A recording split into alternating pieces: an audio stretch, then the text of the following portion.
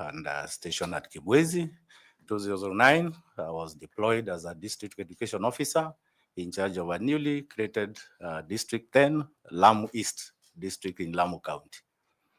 I worked there for 5 years, and then 2014, I left Lamu County and I went to Matate sub-county in the same position. In the same year, in September, I was recruited as a chief officer in the county government of Machakos. I started off as a chief officer in charge of special programs in the office of the governor, later deployed as a chief officer in the Department of Water. Had a short stint as a chief officer in the county secretary's office, in charge of special programs for around 6 months. Then eventually I landed in the Ministry of Education, where I stayed for all the years until I left Machakos County. In Machakos County also in the year 2018, I served as an acting county secretary in charge of the public service and also secretary to the county executive committee members for a period of 6 months. And also, in all those areas, or rather in that assignment as a chief officer, I was an authorized officer and also the accounting officer of the departments where I worked. Then later, I got back to the Ministry of Education because that was on secondment.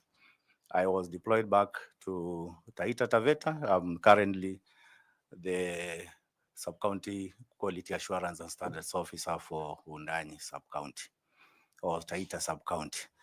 So that is the work experience. I've also taken other courses. I have taken a course in strategic leadership and development program offered. It was a training number 113 of 2017. I took it at the Kabete campus. Generally, it's about strategic management, issues about corporate culture, issues about leadership, etc. I also did a course in senior management course also, course number 10 of 2011 in Matuga campus. Also aspects about management, about governance, leadership. The training prepared me for that. Then in 2018, 2019, I took an international training in gender mainstreaming, which was done by the Swedish International Center for Local Democracy.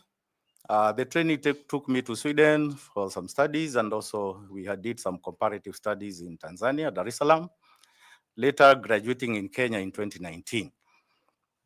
I've also gone to numerous workshops on aspects of procurement and supply chain management, issues about performance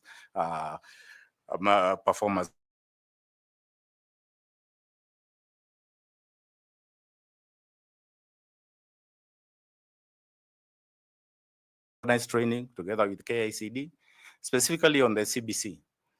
And it's a training that ran for 2 years.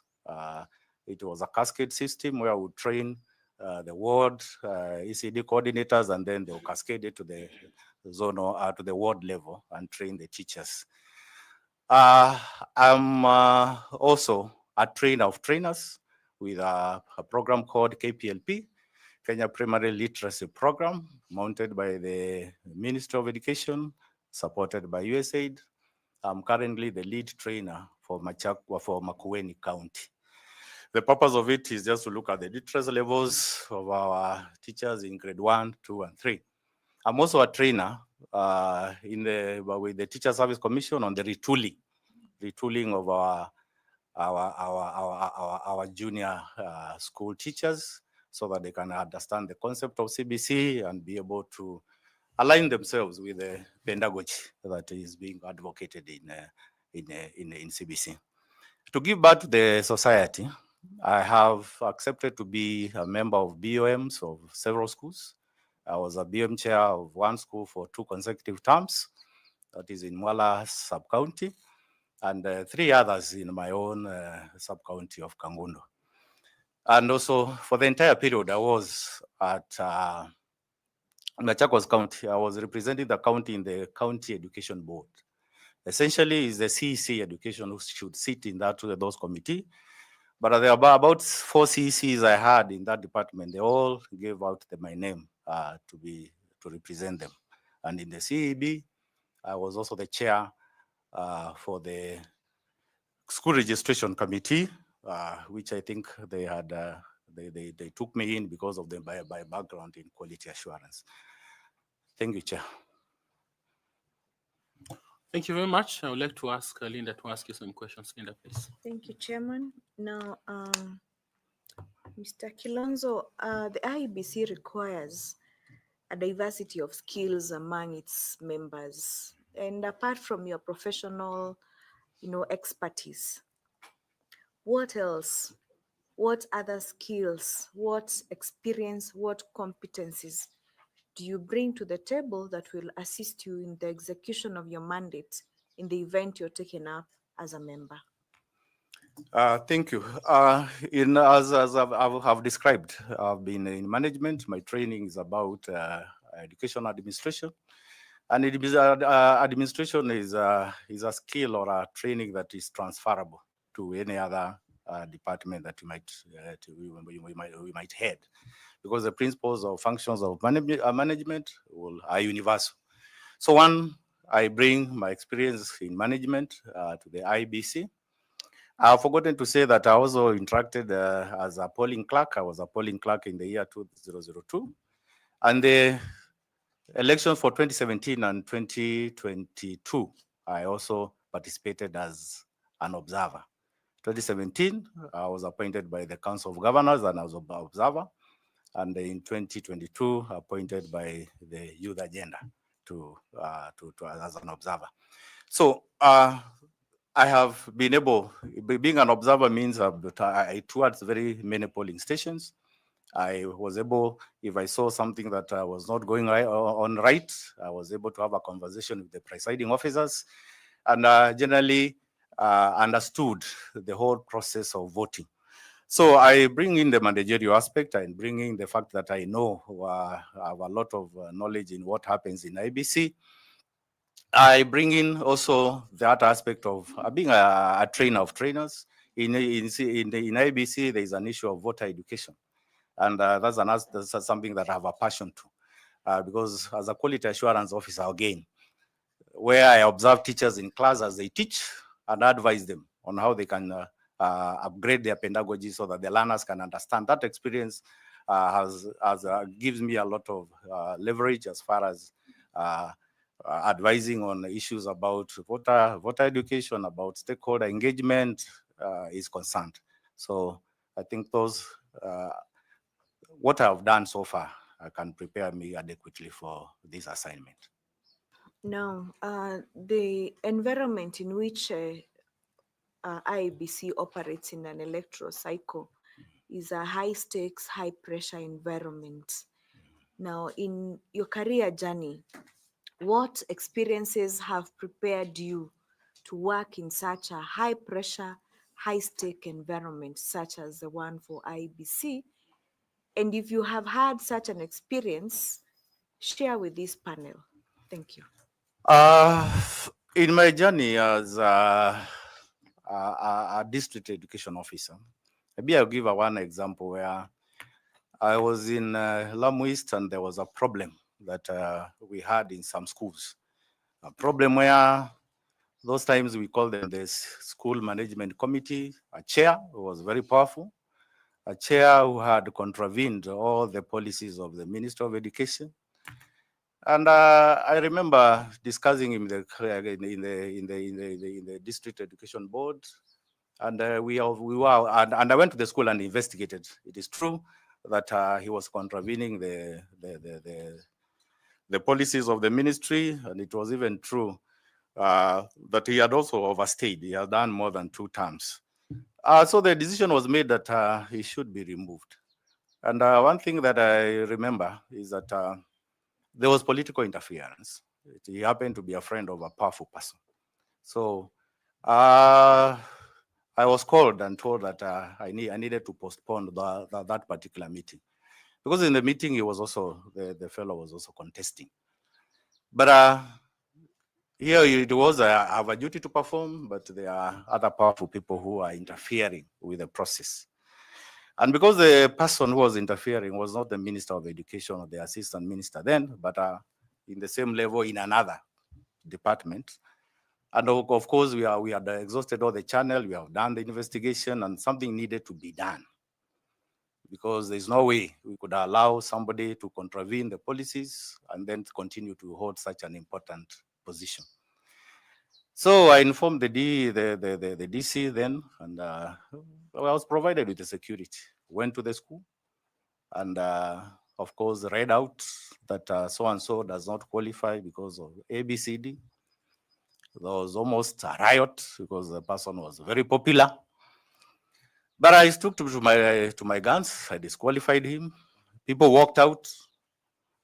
But eventually, when they realized I was serious and I was going to conduct the elections in the absence, they streamed back. And we had a new chair. So those are the issues. And also in education, I've had so many incidences where schools are rioting, and I've been able to contain those situations. If you go to where I work, when there is such tense issues in a school where there is a contestation between the parents, the community, and maybe the principal or the head teachers, in most cases, they'll tell you, send the daktari. They call me so. And things will work out. With time, I've come up with those keys of conflict resolution. And I think I can do well. Whatever the conflict is, I've been able to find a solution, of course, guided by the laws that are there. Thank you very much, Mr. Kilonzo. Thank you, Chairman. Caroline Kituku, please ask some questions to the candidate. Thank you, Chairman. Mr. Muthama, Yes. the IBC is one of those independent commissions under Article 249 of the Constitution.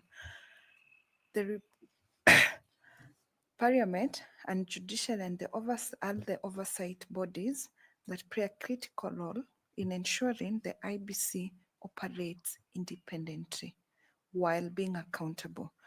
What is the role of Parliament in reinforcing the independence of IBC while ensuring accountability? Good question. Thank you, Madam. IBC is an independent constitution or rather commission. But again, we must understand that independence also needs also to be checked, because if left unchecked, it can also become a rogue commission. And that's why there are those checks and balances where now the parliament and also the parliament comes in. So and when we know that there is even that requirement that the IBC should making a report to the president and also to parliament on its operations on a yearly basis, so that they can be able to scrutinize what the IBC is doing and be able to advise. So I believe those checks and balances are extremely important, because when they are there, then it will mean that the IBC will continue to better its systems, its structures, because there's somebody who is critiquing it. And we know that Parliament will always have an interest in the IBC, because the members of Parliament are put in through a system, or rather a system that is supervised or refereed by the IBC. So it is a critical role that Parliament should take very seriously, so that any weaknesses they have witnessed with the IBC, they should be brought out. And then the IBC, of course, they should take those criticisms of advice and then input in their system, because the idea is to get better, to do better as a commission. Thank you. Thank you very much. I wish you well. Thank you, Chair. Thank you. I invite Madam Koki to ask some questions. Please, Koki. Thank you very much, Chair. Dr. Muthama, Yes, Madam. we have had mostly The question I want to ask you is on political campaigns Yes. and the fact that there is very little regulation.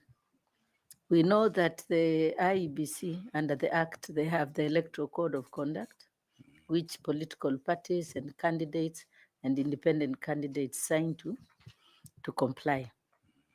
But we have seen since 2002, when the ECK then had actually enhanced the implementation of the Electoral Code of Conduct and was fining candidates. And you recall quite a number of candidates were fined and they were forced to pay the fine. But now it's free for all. And so it's difficult, and it is even worse because of the different types of media platforms that we have. So given the opportunity to go to IEBC, what would you do to regulate the campaigning within the framework that the IEBC's mandate lies? Thank you very much, Madam, for that question. It is true that the political campaigns in Kenya are a bit chaotic. And one of the things that has happened is the enforcement of the different legislations that have been there, the Election Act and also Election Offences Act, all those that have been put in place to check on the political players and how fair the campaigns are. There's a laxity in the implementation, and especially when you look at the political campaigns, the funding, the resources they use. In the last election, still the ABC was unable to declare on how much they should spend. And so it has been a free for all. In most cases, those who are well oiled, who have more money, get the seats, not because they are quite competent. So in my own observation, how we can regulate, one is enforcement of the existing laws, because I believe we have enough laws that can control the political campaigns. Yes. Focus on how? On how to enforce the laws, how to implement the code of conduct. Yeah, one is using the parliamentary the liaison committee with the political parties. We would meet and talk about what needs to be done, and of course all the other agencies that are mandated with enforcing that particular law. I think we'll bring them on board so that the laws start to bite, and when they realize that it is they are biting, of course they will then change the way they are doing. So it's about talking to the political parties on the importance of enforcing these laws and why the laws are important, and not only the political parties, all the players and also the voters, educating them. And then after that, all the bodies that are supposed to enforce is liaising with them, and of course being consistent when you start enforcing, so that you don't get accused of being partisan. If X did A, B, C, D, and this is what was done, then it should apply to B, it should apply to every other player. So enforcement, fair enforcement, and of course, that consistency will help in removing the malpractices that happen during the political campaigns, and also enforcing that issue about the capping on the expenditure so that we can regulate. Thank you very much, Daktari, and all the best. Chair, thank you very much. Right to FCPA to ask you some questions. Tanui, please. Thank you, Chair. Bwana Kilonzo. Yes, sir. The IBC has adopted the committee structure and delegated oversight in the governance of the commission. So there are various committees, and one of them is HR committee. Now, there have been concerns at IBC through the audit report that there are payroll integrity issues at IBC, where staff who have exited the commission are still being paid. They are still on payroll. And there are no reconciliations being done. Using your experience as an authorized officer and accounting officer at Machakos County. How would you help the commission to address those concerns? Thank you. Thank you very much. I think those are issues that are all over. I think also there was also some indication that there are some fellows who had got employment in ABC using fake certificates. So as an authorized officer, you know that I may not have, I don't need to have a degree in HR, so that Please note that you will not be an authorized officer, Yes. neither will you be an accounting officer. I've said, using your experience, yes, how will you help the commission yes, through the committee structure yes. to address those concerns? Yeah, I'm saying, for instance, if I have, I'll have a colleague who will be in charge of that particular committee. And if such concerns come up, I think we have, of course, there's an aspect of engaging professionals first, because that's the bottom line. One is getting the right people for the job. So is a guy in charge of HR at the IEBC having the right qualifications? So I will very much emphasize on qualification, because in the years, or rather in my practice, I've realized that if you get the right person for the job, then you solve a lot of problems. You almost solve almost 90% of the problems when you get the right person. Then again, are the structures working? Because why is somebody still on the payroll past the age when he's supposed to exit? So what is the problem? So we would, I would advise my colleague on what we need to do so that they strengthen the system.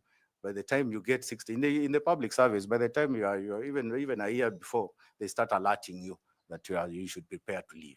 So why is the system not even doing that? So I would very much advise my colleague that we need to strengthen the structures, get the right people, and also not entertain these partisan issues that so and so is my friend, he needs to stay longer. And also have a good program for those who are retiring. Prepare them to exit. Now, exiting the payroll is not only a function of retirement. There are many other reasons through which Yes. people can exit the payroll. So how will you, because I've heard you talk about retirement. Yeah. There are many other reasons on how people can exit the payroll. So Exactly. what mechanism will you put in place? Advice. If somebody is exiting the payroll, maybe he has gotten some green pastures, he wants to leave, then there should be that proper communication it is a HR practice that, of course, you give notice that you are vacating, and how fast is the system should be so fast when that resignation, for instance, has been received. It should be worked very fast so that some person does not earn any extra money after he has already left. Because if somebody gave a notice, but he's still being paid, then there is a problem there. And the rules should be so strict that anybody who allows that, after the audit is done, then that person also takes responsibility for whatever loss that the commission got out of that. I think it would be a deterrent way of making sure that the person with the responsibility to do it does it and does it well. Thank you, and I wish you well. Back to you, Chair. Thank you very much. Evans Misati, please, to ask some questions. Thanks so much, Dr. Mutama. Yes. Now, in trying to understand the current public opinion, how will you rate the trust of IPC with the Kenyans now? The IBC is facing a trust deficit, that is true. What I think the IBC has not done, it has not been very, or rather, it has not been very vibrant in communicating. So one aspect of demystifying these aspects of of IBC is communicating with the electorate, explaining processes through voter education or civic education, and also it can also the IBC chair should be in a position where I've seen commission chairs even being invited in the media where they explain themselves, People ask questions and they respond. So much of it is that aspect that it doesn't communicate aspects that are in IBC, and the aspect of being open, being communicating, also makes people understand you better. If you don't communicate, if you don't stakeholder engagement, then people will have they'll have suspicions on what is happening. What actions do you contribute to that raw public opinion of the IPC? Specific actions by either the Secretariat or the past commissioners? I think as concerns the current the current issues, I think it is because of the fiasco that we witnessed in 2022 between the commissioners not agreeing. Because if the commissioners are not agreeing, and here you are in public, these ones are saying this, these ones are saying that, then of course there's an aspect of mistrust.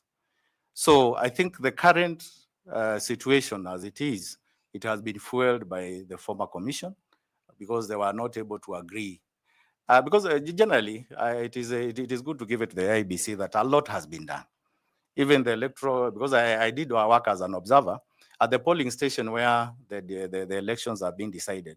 In most of them, it was flawless. Things were working.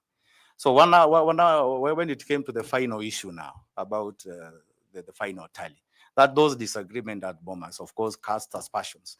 People start doubting whether the process was right. So I think the ABC also, the commission needs to look at how do we build a team so that any decision that is taken, it is a corporate decision, and we communicate. That's what brings confidence in the commission. In your assignments where you are working, you have been in charge of quality assurance. Yes. Now, as we talk now, Kenyans are wondering, what is it that the IPC staff are doing at the constituencies when we are not doing voter education, voter registration, and all that? So what will you do in that aspect, given that our constitution gives the mandate of IPC to be carrying out continuous voter registration? Yeah, I've also realized that the IBC is no longer doing that, and maybe for good reasons, because the work of the commissioners is oversight. So if the IBC Secretariat was carrying out voter registration, the question would be, who will be oversighting that? And voter registration is a very emotive issue because it is from the voter registration where elections sometimes are decided. So I would want to ask, what has delayed the constitution of the IBC? What is it that it is being done late? Whereas when you read the IBC Act, it says appointment or selection of the commissioners should start 6 months prior to their exiting. So what are these bottlenecks that have made that not happen?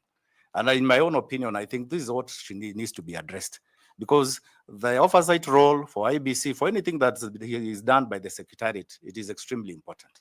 Because again, we may have a rogue Secretariat and it may do things that the commissioners, when they come in, have already been messed. So I think let's address what is it that delays this recruitment of the IBC commission, so that we do away with that, so that the law takes charge, and then we have a functional as a commission. Thanks so much, and I wish you all the best. Thank you. Thank you. I invite Fatuma Saman to ask some questions. Fatuma, please. Thank you, Chairman.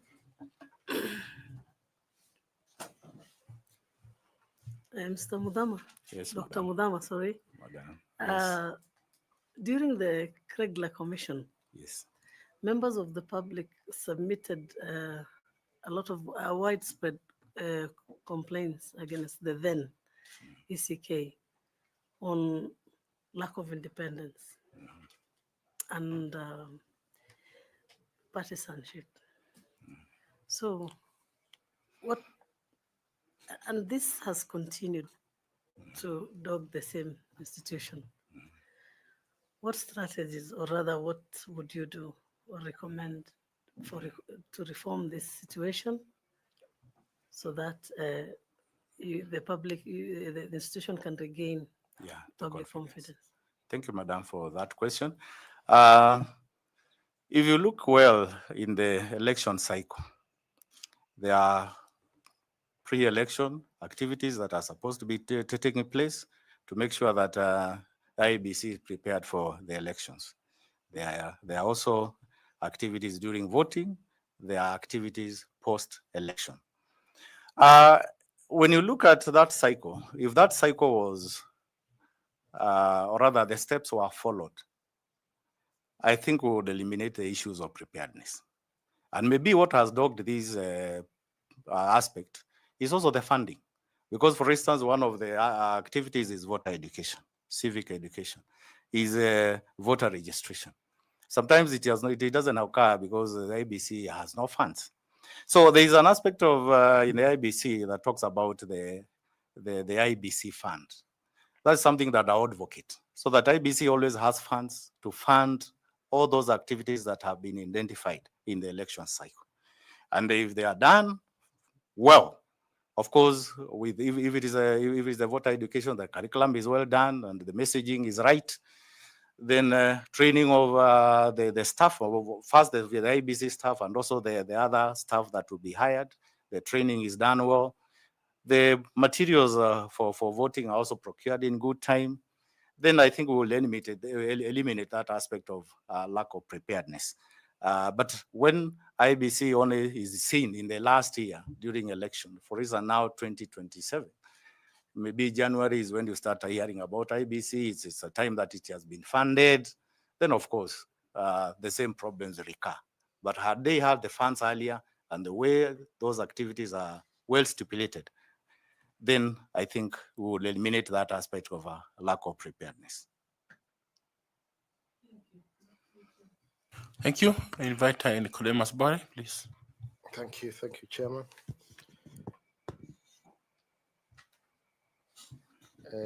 Daktari. Yes, sir. Given the rapid changes in the electoral environment, such as the rise of digital platforms for voter registration and public engagement, how would you guide the IEBC to stay ahead of emerging trends?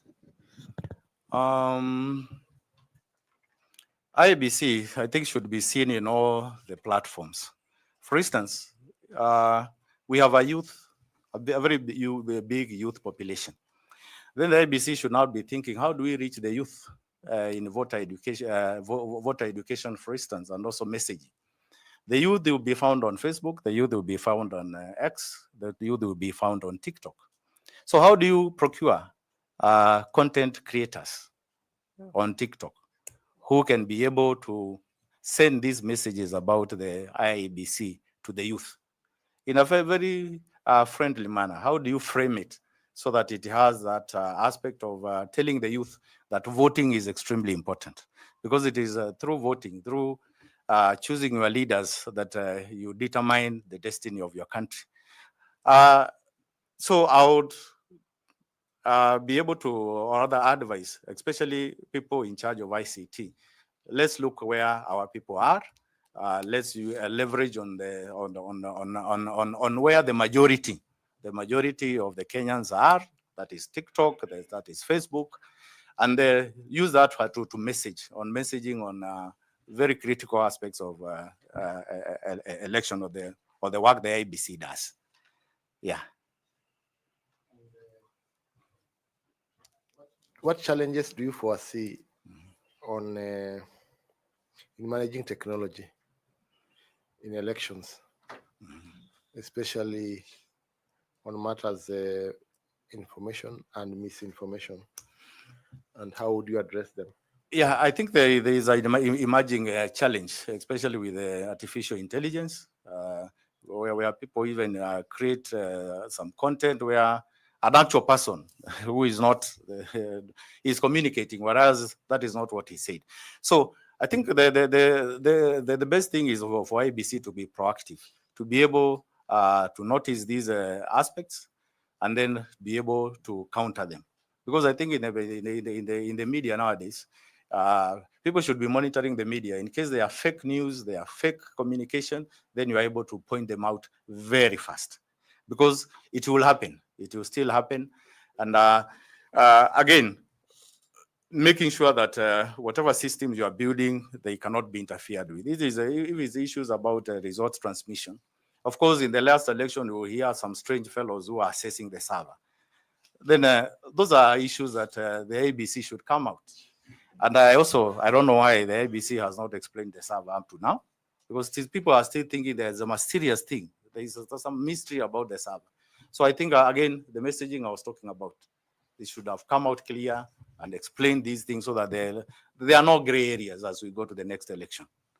So I think on technology is about getting the right people, understanding the risks, and of course, all the team in the IT department being ahead of everybody else in making sure they look for solutions when challenges come up. And most importantly, continuous communicating, because it is that communicating, very clear communication, that then the voters and the entire country is able to know what is happening. We should not leave a chance for guessing or even conjuring some imagination about the process. Yes. How long did you serve at the Machakos County? I served in Machakos County for close to 7.5 years, almost 8 years. The same governor? Yes, same governor. Dr. Different dockets? Different dockets. Which were the dockets? I served in Department of Special Programs in the office of the governor. I served as a chief officer, Department of Water. I served also shortly in the office of the county secretary as in charge of special programs again. Then finally, I settled in the Ministry of Education. Yes. For how long did you serve as a minister of a CC of Education? No, not CC, chief officer. Chief officer. Chief officer of Education is of almost 45 years. So what are the roles of chief officer? Chief officer, like I said, is an authorized and also an accounting officer. I'm in charge of the public servants under me. I had almost close to, I think, 1,500 under me in the department, ECD teachers, managers for the vocational training colleges, and also the office staff. So generally, my role would be to assist also the CEC on policy formulation. Like when I went to that department, we didn't have clear regulations on the administration of bursaries. So I helped the CC in developing the regulations for award of bursaries, which removed so many issues about audit and all that, and we streamlined the system. So it's about advising about issues about policy and also managing the public servants in the department, and of course, issues about performance management, making sure that they are arriving at the targets. Because in every financial year, we would sign targets with the governor. So I also make sure that all the people under me are also able to execute their duties and review their performance as directed. So during your term, were there times when there were cases of misappropriation of funds? There's one incident that happened when I was a chief officer water, where it is during my time is when we had a very ambitious water program. And I think that's the time that that department got a very high budget, around 2.5 billion. I did administer that budget, and part of the issues was drilling of boreholes. The county has acquired 8 drilling rigs. And as a chief officer, I had a dashboard where I knew at any one time where each rig is. And each rig was supposed to take like 1 week. So there is an incident where one rig could not be accounted for like 2 weeks. So I followed up. And I came to realize that the staff under me, some of them had gone out to dig a private borehole, not a public one, because we are doing public boreholes. Yeah, so that was a case that came to me, and of course I reported the DCI for investigation. Investigations were done, everything was done, and then the advice was to take administrative action on those public servants. They were first offenders. So as a department, I made the HR advisory for the county. We decided to surcharge them. So an engineer did the costing, what the county government had lost in that illegal activity. Then the costing, after done, we are subdivided with to the members, the person who are involved. So they were surcharged, they paid, and also the public service, the county public service also gave them a warning for what they did. So were there times when EACC was invited to investigate any of your dockets? When you are a chief officer, you are essentially a customer of the ICC. Sometimes you award tenders and somebody complains, so the EACC come. So what I did as the dockets I served is, of course, constant communication. When a company come, I will go to the EACC, provide all the documents they need, and then they'll carry out the investigation. And so far, nothing was found out. Because in my practice, I've known that you must follow the law. The procurement laws that are there, they are sometimes stringent. People think that you can skip one requirement because of maybe of some pressure. But I'm one person who is a stickler of the processes. As far as they have been established, I make sure they follow. And I think that's why, even despite having done very major projects that cost a lot of money, up to now I have not had any issue because the processes were well followed. So you are not aware of any active case with AACC? Not at all. Thank you very much. Yes. Thank you. Prof, welcome. You have been prompted. Thank you, Chair. Dr. John Kilonzo Mudama. Yes, sir. You are hearing the chair saying that I've been prompted because they know that any candidate who mentions South. Now, yes. Let me start from there. Yes. Since you prompted me. Yeah. You are seeking to be an Iebc commissioner. And you are saying here that the Iebc has never explained this server thing. Any reason why you think Iebc commissioners have never come out to demystify this server, yet it's a constant in every other presidential election? One would think that in their evaluation report, that's one of the things that they should be talking about, yet they never seek to demystify. Any reasons why that come to your mind, why they would not want to demystify it? In looking at the systems of IEBC and the fact that the voting is decided at the polling station, and having been an observer and whose work was to tour the polling stations and see the activities there, I don't understand. If those processes are well done, then why would have an issue with the server? If the server receives the forms that have been sent, the A series that have been sent from the polling stations, then I don't understand why it's a mystery. So I wonder why they have not taken time to explain themselves, to go to the media also, invite themselves to the media and explain. Because people still think there's a mystery about the server. But if the server was receiving what was coming from the polling stations, which also was put in the public portal. So what is this mystery about the server that is not being explained? That's exactly what disturbs me. Yes. So can you look at Kenyans in the eye and say that I, Dr. John Kilonzo Mudama, when I become an IEBC commissioner, the first thing I'll do is convince my fellow commissioners. Yes. To offer exactly.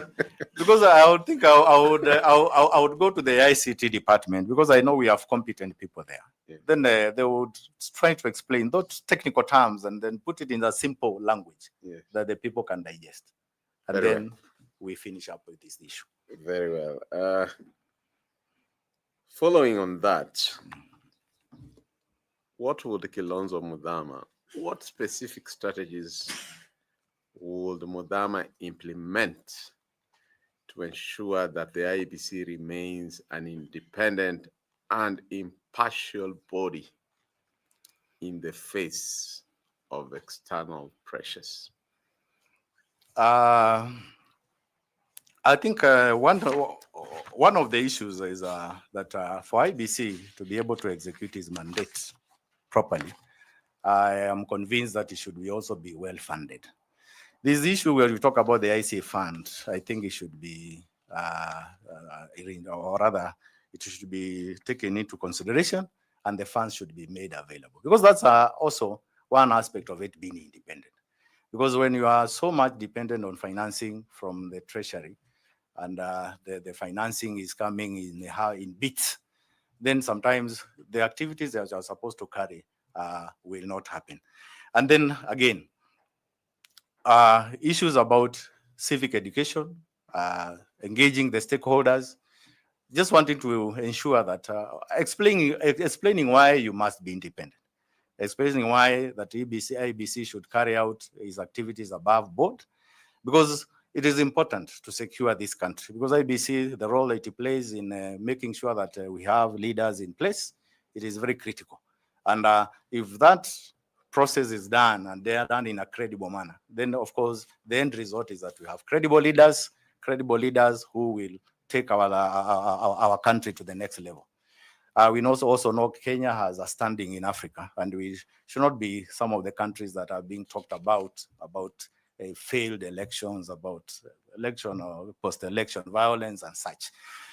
So generally, if you secure the funding, and I also explained to all the members, of course, even we're using the Committee for Parliamentary Liaison Committee, talk to our leaders and understand why we need to do our jobs be above board without any interference.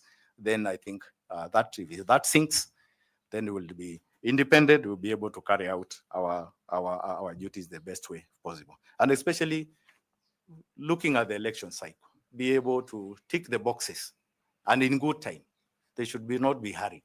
Like now we have boundaries delimitation, which has lagged behind just because of some things that was not done right. Thank you. Very well. My last question. I was listening keenly to you as you answered the questions by my colleague Bore as an accounting officer.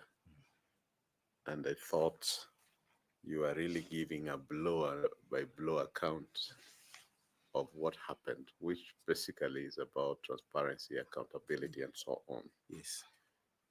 What strategies, were you to become a commissioner, would you implement to foster a culture of integrity, ethical compliance, and internal accountability within the IEBC Secretariat? I say this because there are always questions of chicken gate, of tenders, whether it's to Otimofo or to who. There's always a lot of intrigues around not only tendering, but even when the other day the Secretariat, in the absence of the commissioners, did what they had to do and gave a 62 billion budget, the whole country was like, what would you do? Yeah, I think when it comes to budgeting, I know we have itemized budgeting, where when you talk about 62 billion, it is broken down to items, and all the items are costed. So at least that figure should be accounted for because of the itemizing of, or rather, it is itemized budget. And we have laws in this country. We have the procurement law, that is Procurement Disposal Act. And one thing that I've realized, if the law is well thought out and if well implemented, then I think we'll solve a lot of these problems. They have given you the various methods of procurement. The most transparent, being an open tender. If you have to procure anything, people apply. And in most cases of the technical evaluation, you look at the lowest bidder. If he has the ability, then he's given. So if we were to follow the procedures of procurement and do it well, then we'll get the right person to deliver this without any interference. Kenyans are known to want those schemes of get rich fast. So I think also to look at the integrity of the person. Are you having a rush to get public money and get rich because of the position you hold? The best thing would be let's administer these laws, and also those who have some questionable character, then they should be dealt with in according to the law. Because again, we must have that integrity, that we get the right people, value for money for Kenyans, because it is said that elections in Kenya is extremely expensive. Why is it so? Then those are the issues that we look at so that we can bring the cost down. Because, when you factor in corruption, that's when now the cost also skyrockets, because other issues have been considered, we should not have been considered. And that's why I'm insisting on itemized by budget, where you're able to argue so that the right items are captured. And of course, the issue will be, how do we make our elections less expensive? What do you say now they're talking of itemized budgets? What do you say to a phenomenon that is now common in Kenya, known as budgeted corruption?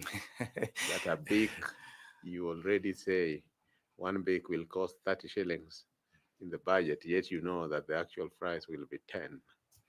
Yeah, now that is exactly what we need to do. We need to be honest with ourselves and look at we call it market survey, because when you are planning about issues like in Machakos, when maybe we were procuring, there was the vocational training centers were being given a conditional grant, and sometimes when you are floating the tenders, you have to go to the market and get the market price, so that whatever the quotations are, they don't exceed the market price. So I think that's need to be done. There should be that integrity there, that you have done market surveys and you itemize according to the market prices, so that you don't budget for corruption. Thank you, Chair. Thank you, Prof. Yes. Dr. Kilonso. Yes, sir. Are you aware of something called Maruba Dam? Yes. Is there any matter around Maruba Dam that you know? Yeah, Maruba Dam. It happened when I was a chief officer of water. I say is a scandal that never was.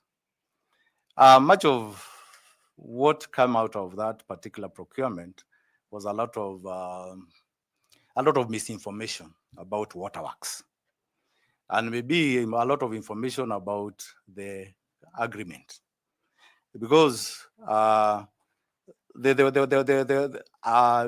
many complaints came about that particular contract. The EACC invited me to go and provide documents.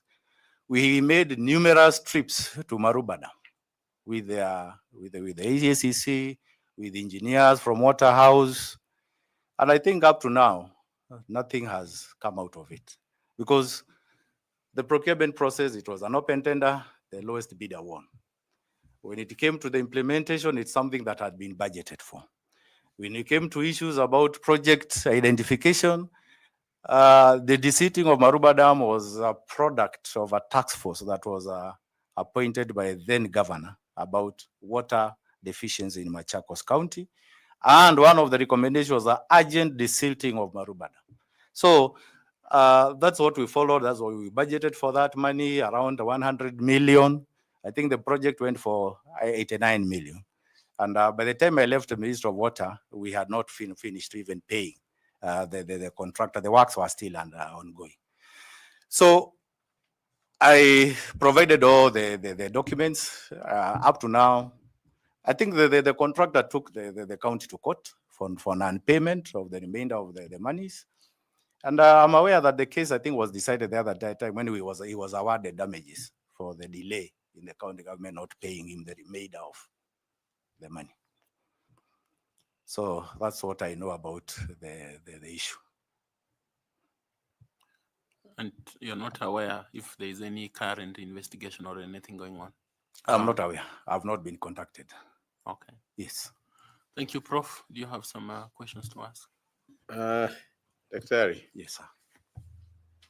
you've studied Yes. education administration right from your BA, Yes. MA to PhD. Yes. You have been an education administrator. Yes. So on matters education administration, you are an expert and is aware.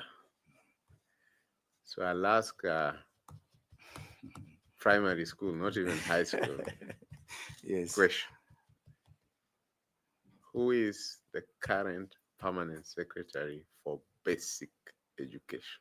I think it'd be Professor Bitok. Thank you. Yes. My second question.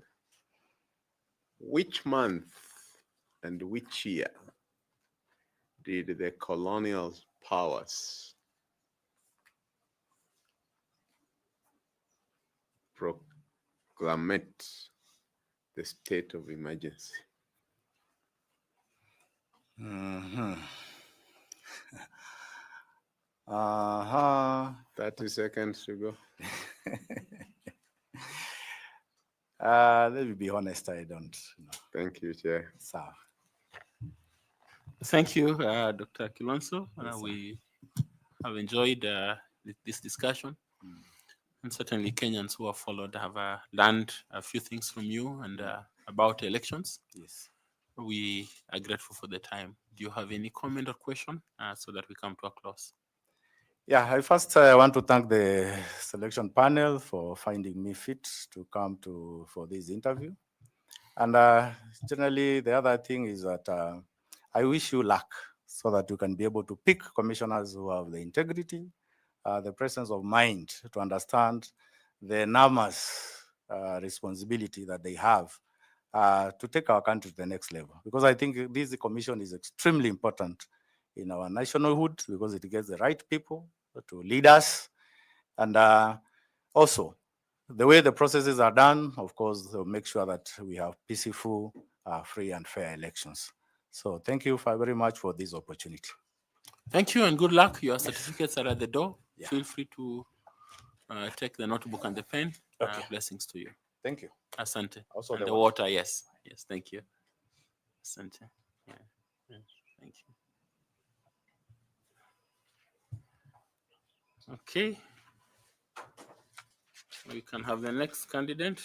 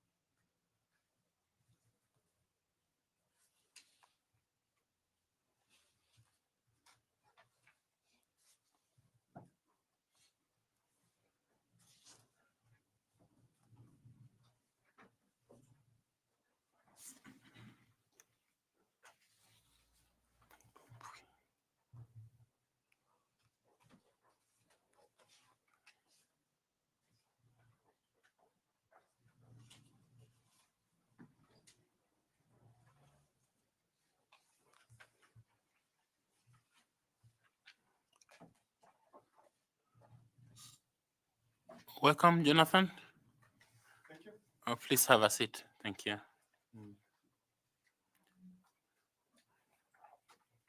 Feel free to adjust the seat, or you can help to adjust it so that please assist him so that it's raised a bit to his height. Yeah. Okay.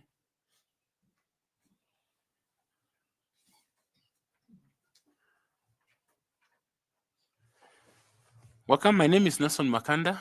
I am the chair of this selection panel, and it's a great pleasure to have you. Thank you for applying, and congratulations for being shortlisted.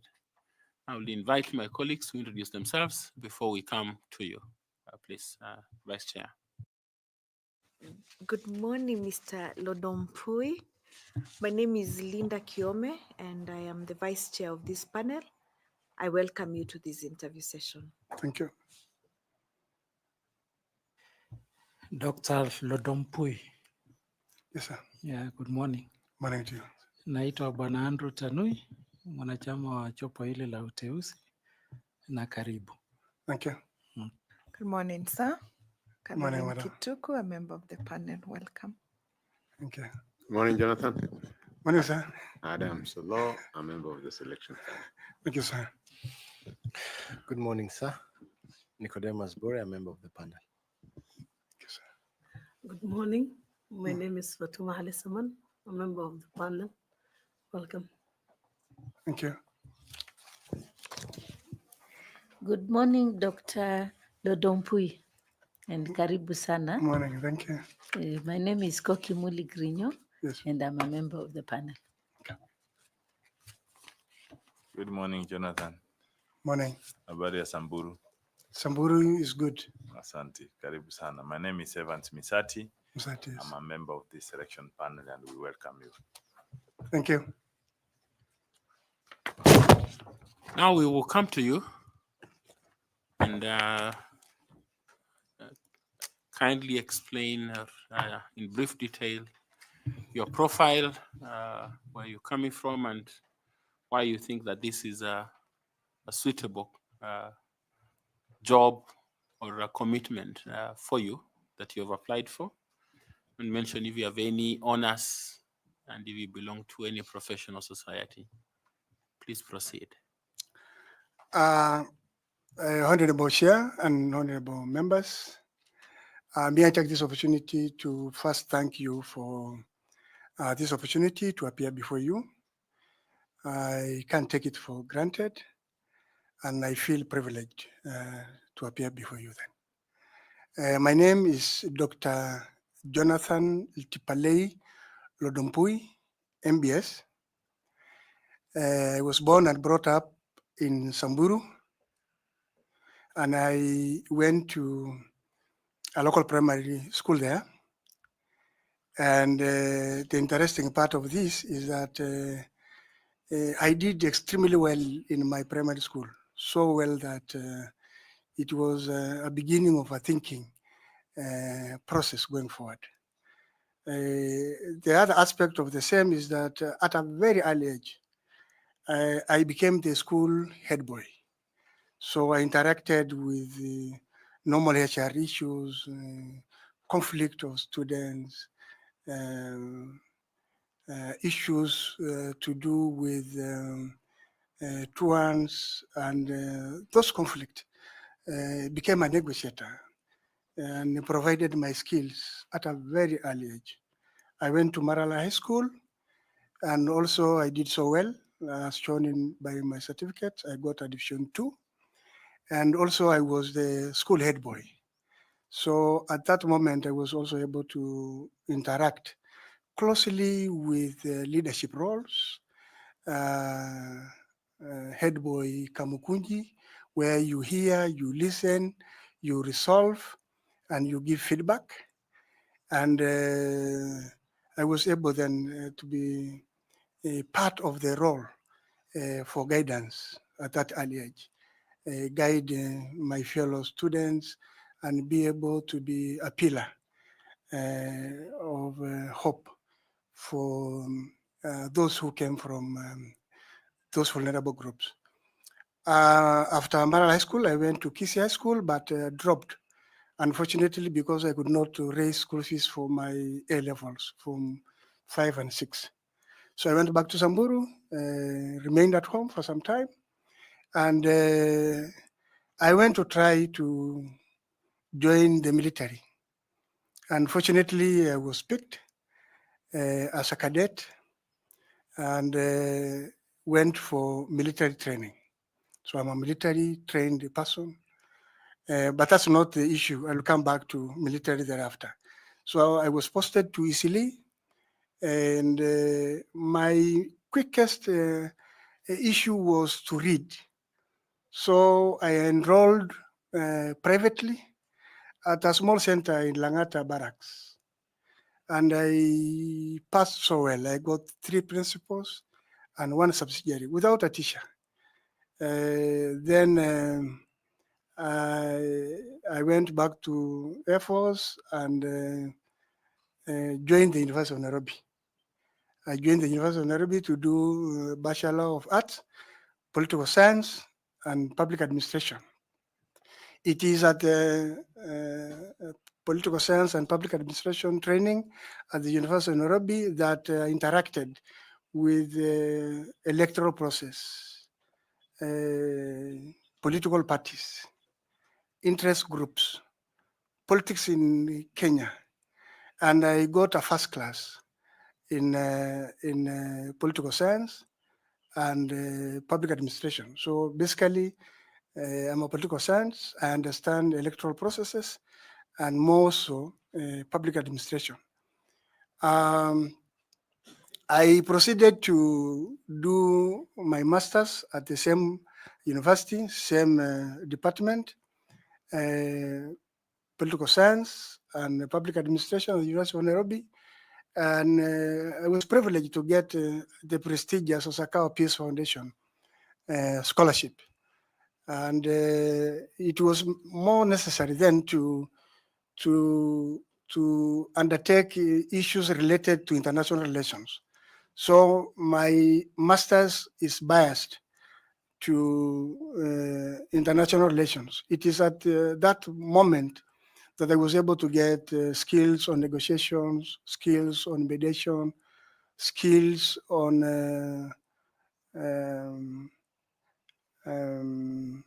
human conflict, how to resolve conflict, how to understand, skills to listen, and I graduated with a master's degree and proceeded to do my PhD at the University of Nairobi, the same department, for political science and public administration still.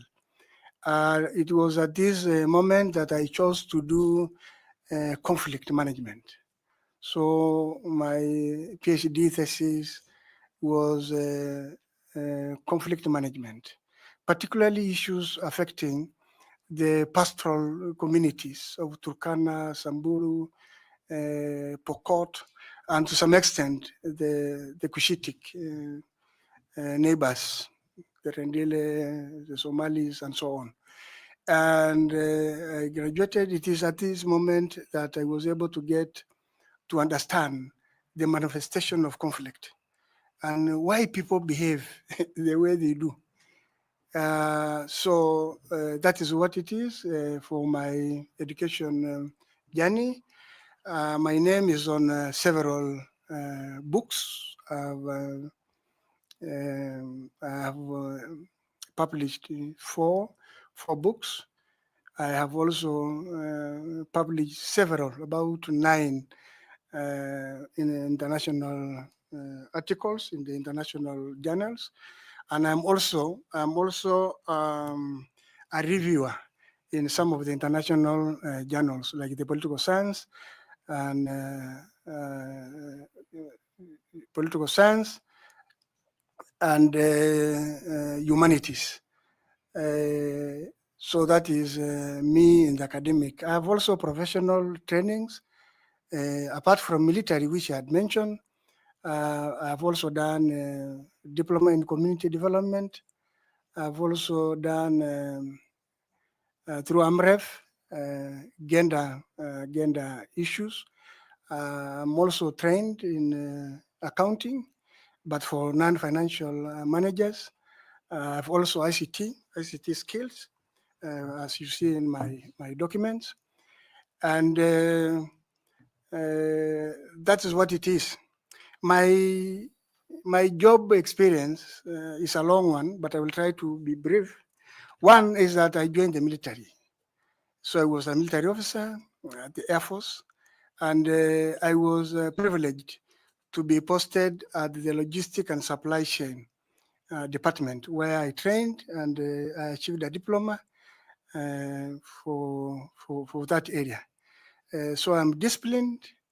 I'm a team player, because in the military, you can only have an assignment paired. Minimum 2 officers, maximum 9. It can also extend to 36. So all along, it is about teamwork, team assignment, and there was no way you could do it alone in any assignment given. So I'm a team player.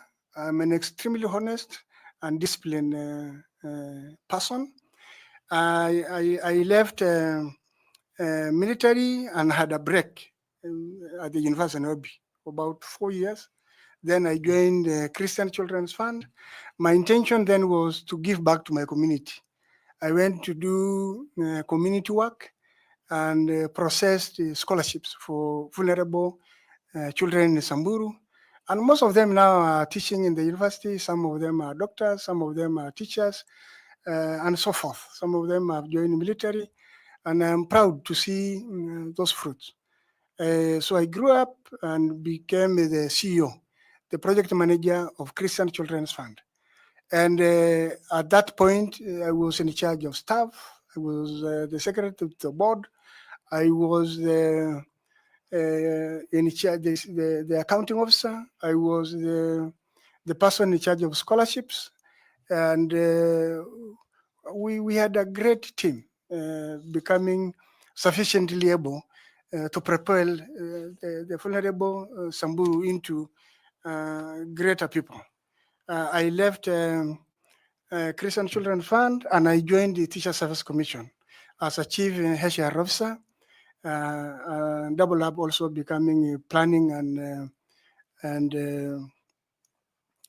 planning officer. In HR, I was in the first time able to interact with the commissioners. So I was serving in a secretariat, so I can understand what it means to be with commissioners and how policies are executed. And I was responsible for promotions, deployment, discipline cases, guidance and counseling, staffing in general, and was able also in planning to bring down specific units from 24 to 8. I left Teacher Service Commission and I joined Vision 2030 Secretariat. This is the place that I got the privilege of serving this country. I was the director in charge of enablers, but more so, I was able to interact with all the pillars, economic pillar, social pillar, and political pillar. Political pillar spells much of what IBC does.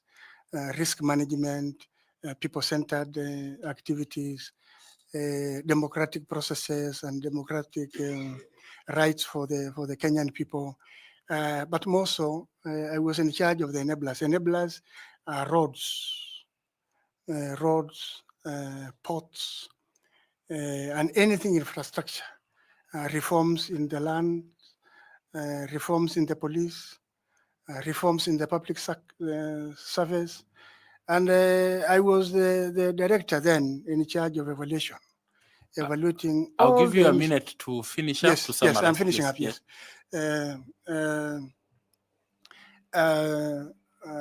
Evaluating all the MCDS, including counties, development of CIDPs, development of medium-term plan, I was the lead person in the medium-term plan 2, medium plan MTP3, and so forth, and reporting also to Parliament and the Ministry of Economic Planning. From Vision 2030, I joined IPOA as a commissioner, and I've been the vice chair until late last year when the term came to an end. So as a vice chair, I was the link between the commissioners and the secretariat because of that portfolio. I was also chairing meetings in the absence of the chair. I was able to do oversight of the police and the work of the execution of the secretariat. I was also able to lead the development of the 5-year strategic plan for IPOA. And I've been a person who gives guidance, particularly in issues of governance. I'm trained governance in Iebc for non-financial managers. For that purpose, sir and panel members, thank you. Thank you very much, Madam Linda. Thank you, Chair. Dr. Jonathan, you have a wide experience in corporate governance, and in your entire career journey, you have done so much. In appreciating that, is there a period during your career where your leadership skills have been tried, tested, and you overcame? And if there was such a period of time, could you please inform this panel about that particular experience? Thank you so much, Madam. In public service, trials are normal, and particularly at a management level. And it is true, during the scholarship programs, people who are not very poor as such, could not meet the threshold, would come to me, you see, we want our child to be part of this scholarship program. You belong to our clan. You see, we are looking upon you to, but usually it's about law. There are specific laws and guidelines and ethical standards that have been set. And therefore, there is no way I would go outside what is given in law. And I have told them in black and white that this route is not the best to go. It is good to go this route because that is what it is as provided for in the law. And people just, became comfortable. Sometimes those trials are just a check to see whether you are an easier person to accept those trials. Thank you. So, and then now that if you're picked to be a member of the commission, you're going to work as a team with different skills and different competencies.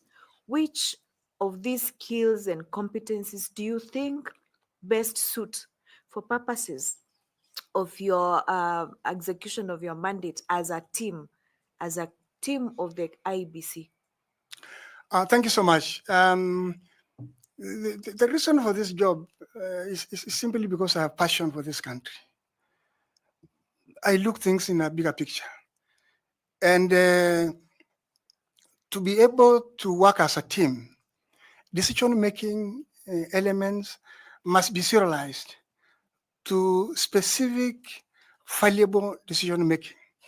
And the team must be brought to a level where everybody appreciates and thinks positively about what needs to be done. So I bring skills of negotiation. I will bring skills of resilience. I will bring listening skills. I will bring also my ability to understand that it is true. It is not always south. It can also be north, or it can also be a compromise situation where we all see that this is better than the way it was initially. Thank you. Thank you so much, Daktari. Thank you, Chairman. Invite Carol to ask you some questions. Carol, please. Thank you, Chair. Hello, Daktari. Yes. Today we are speaking about the independence of the IBC. What are those things that establish or make IBC be deemed to be independent? IBC, as we know now, has many issues that people talk about. Some are true, some are not. Independence will therefore mean that the ability of IBC to resist external influence and external interference. There are certain things that need to be done and certain parameters that must be looked at. One is funding. Funding is the normal, most likely area where IBC is caught, because you look at the proposal they are making now, with about 61 billion and going through the parliament. So one is funding. Two is transparency. The apathy in IBC has been a question of apathy. People do not trust. People do not trust. And sometimes it's not because they don't want to trust. It is because IBC has not come out clearly to give direction. Yes, to some extent, yeah, but it's a question of trust. Number three is about transparency. No, we are speaking about the independence of the IBC. Yes. There are those things that the law has given to IBC that indeed demonstrate that IBC ought to operate independently. You have mentioned about funding. Which other one speaks to the independence of the IBC as a commission under Article 249 of the Constitution? IBC, as we know, is independent. It does not report to any organ apart from Parliament, and sometimes reporting to the President. It is imperative to understand that IBC takes the role of further education.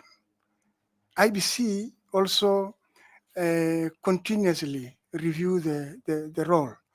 It gives that independence. It also handles electoral disputes. IBC also receives party lists. It also clears candidates for election, which nobody else has that mandate. And those elements, among others, are the spell out of the independence of IBC. Okay, thank you. I just want to follow up a quick one. Yes. In which ways you spoke about IBC reporting to Parliament and the President? In which ways particularly does the IBC report to the President? If you look at the recent 2024 report given, they actually analyzed the post 2022 elections and give the issues that were emanating by the same, and also spell out the conditions and challenges that were being faced by IBC. And they have also tried to give solutions on the direction in which IBC would take to better either technology or to better the process of handling the 2027 general elections.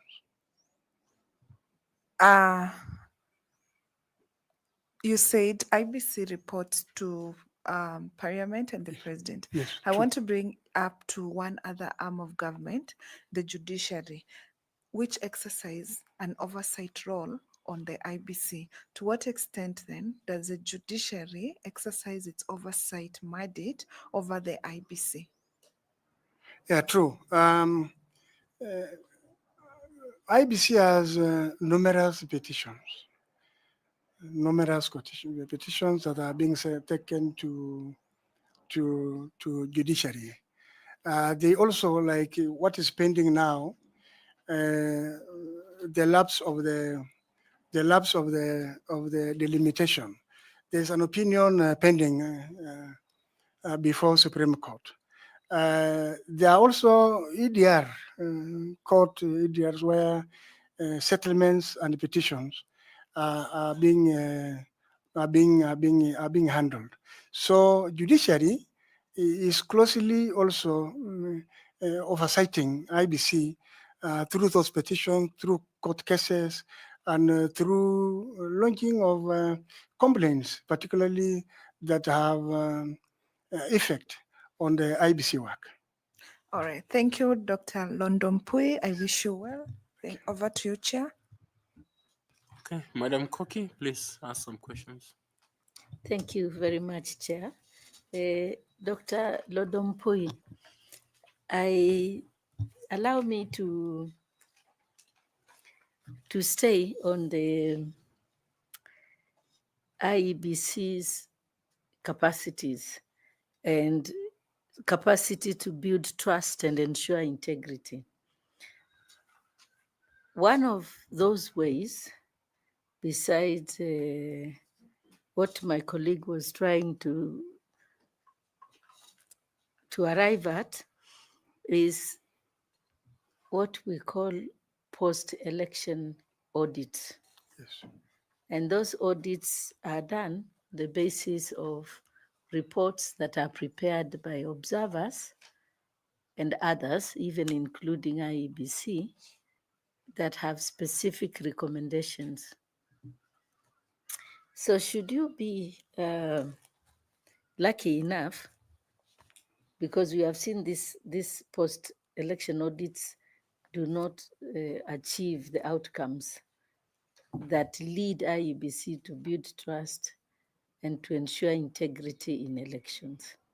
So if you are lucky enough to go to IEBC, what will you do differently, and how will you do it to ensure that you are strengthening trust and you are enhancing the integrity of elections? Thank you so much. It is true. Pre-elections, during elections, and post-elections have reports. But let's look at the posts.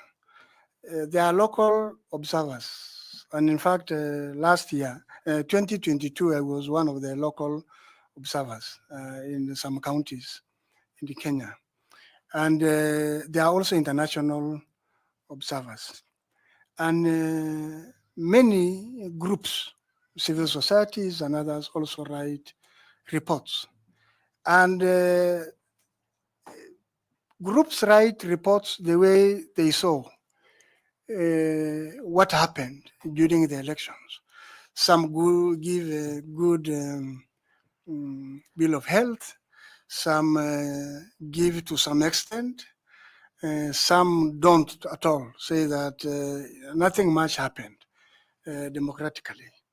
The problem here is that people sit in a boardroom like this in their own way. Some write reports in Geneva, in London, in South Africa, in boardrooms in Nairobi, and give to IBC or give to the public or the media.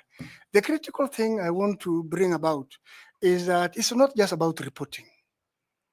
This is not a question of just reporting. It is important that an in-depth and maybe a program is rolled out for IBC to have sufficient time and a sufficient period after the elections to receive these reports and have an engagement with each and every observer or every report writer. Say that, you see, the engagement, it's not just about going to Serena and EU presents a report and go back to wherever they came from. It is critical for IBC to take that responsibility, that feedback is critical, and it is imperative that a space of this week or whatever will be open for each one to bring, say that you can interrogate, you can feel the discussion, and you can now receive the report after a presentation has been made. And therefore, you know, it's a friendly let thing. me interrupt Sorry, you a sorry. little bit. Yes. Forgive me for interrupting You know, it's okay. When you observed your elections during the last general election, Yes. did you write a report? Did you make any recommendations to the IEBC? Did Yes. you write a report? Yes. And yeah. when they got that report, are you aware whether or not they did a post-election audit, IEBC? From the indication and the literature available, and the report, a very long report of 126 pages, looks like there was an attempt. It was an attempt to do the audit. But after my observation, we had a lengthy 1 week to bring back. And you see, much of what we were looking at ourselves as IPOA was the question of the oversight of the police, the security, measures that were deployed during the elections. And that is what we zeroed in. And we gave back to IBC that particular report. We never got the feedback, and I've been trying to scan through. Of course, in the report, if you check their report, the audit report, they have just mentioned IPOA as one of the institutions that observed and gave report, but nothing much as you are putting across. Thank you very much, Dr. Lodompui, and all the best. Thank you, Chair. Thank you. FCPA, Tanui, please ask some questions. Thank you, Chair. And I want to pick up from where my colleague Carol left it on the issue of independence. You've come from independent policing authority. Yes. Now you're moving to independent electoral commission. I want to inquire from you whether, despite the two having the word independent, is IBC the same as IPOA in as far as independence is concerned?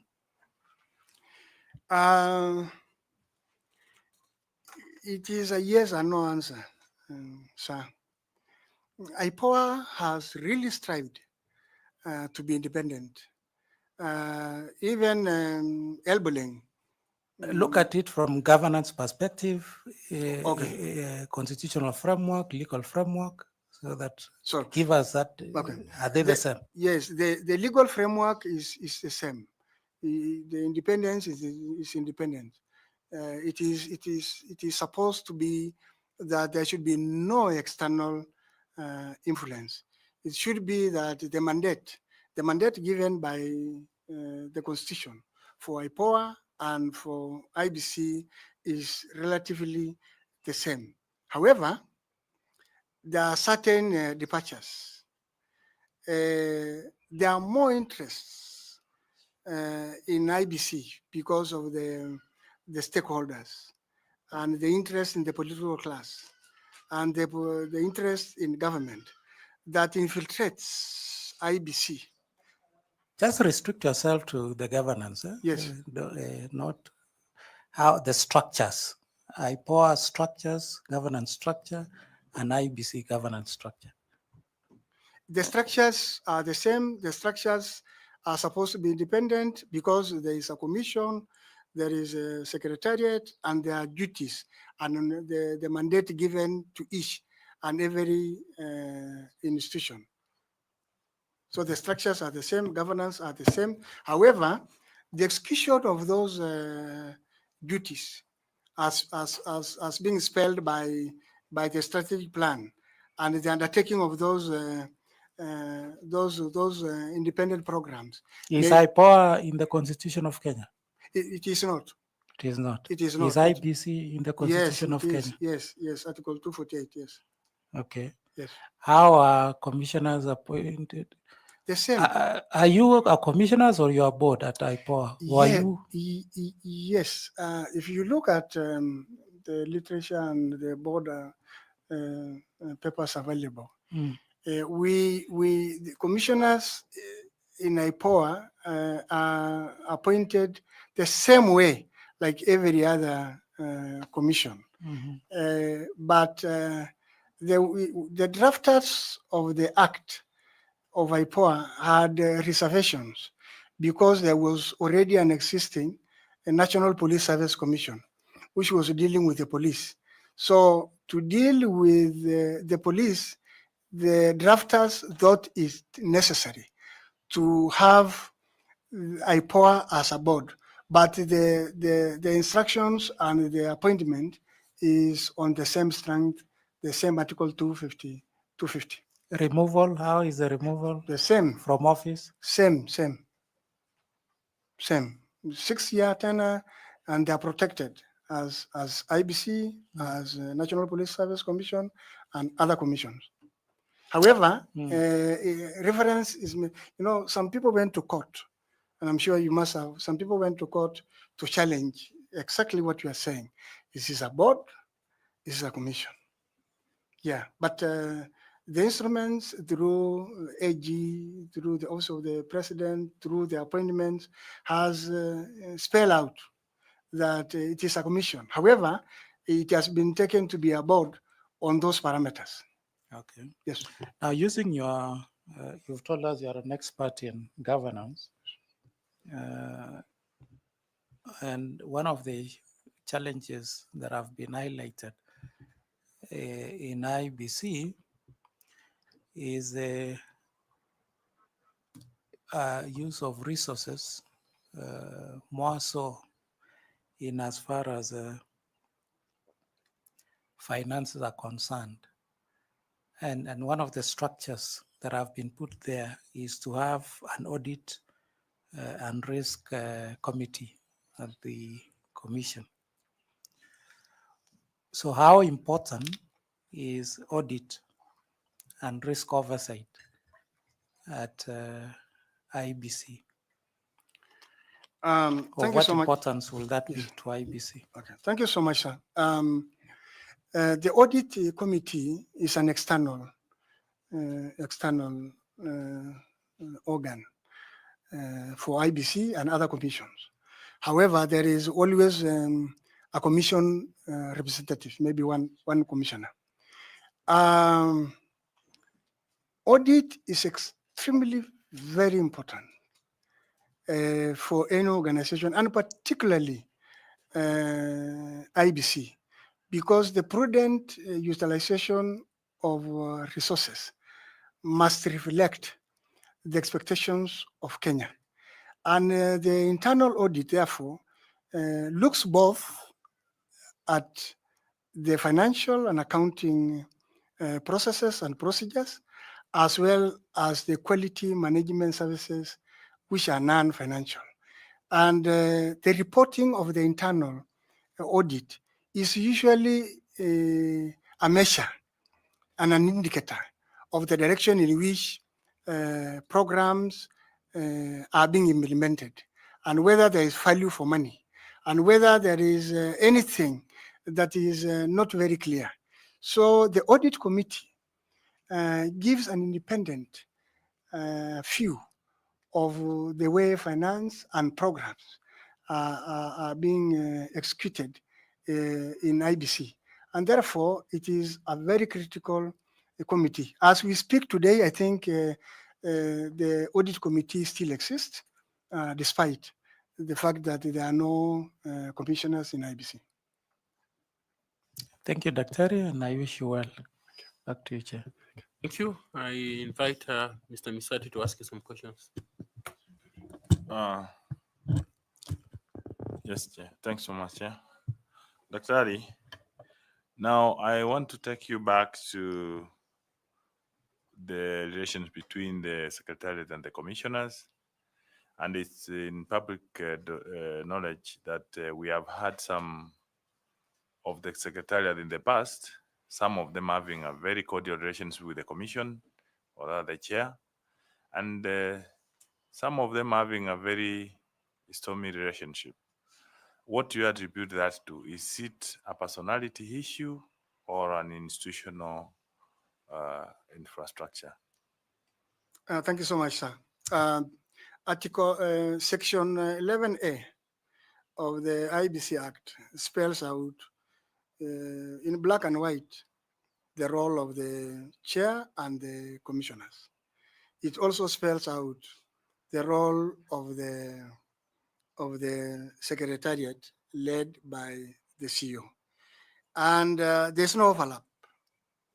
Formulation of policies, oversight, ethical standards, and resolutions of the commission is executed by the secretariat in day-to-day activities.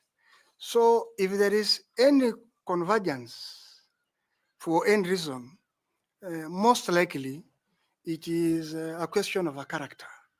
It is more individualized as opposed to the law, because the law is very clear and there are distinct roles.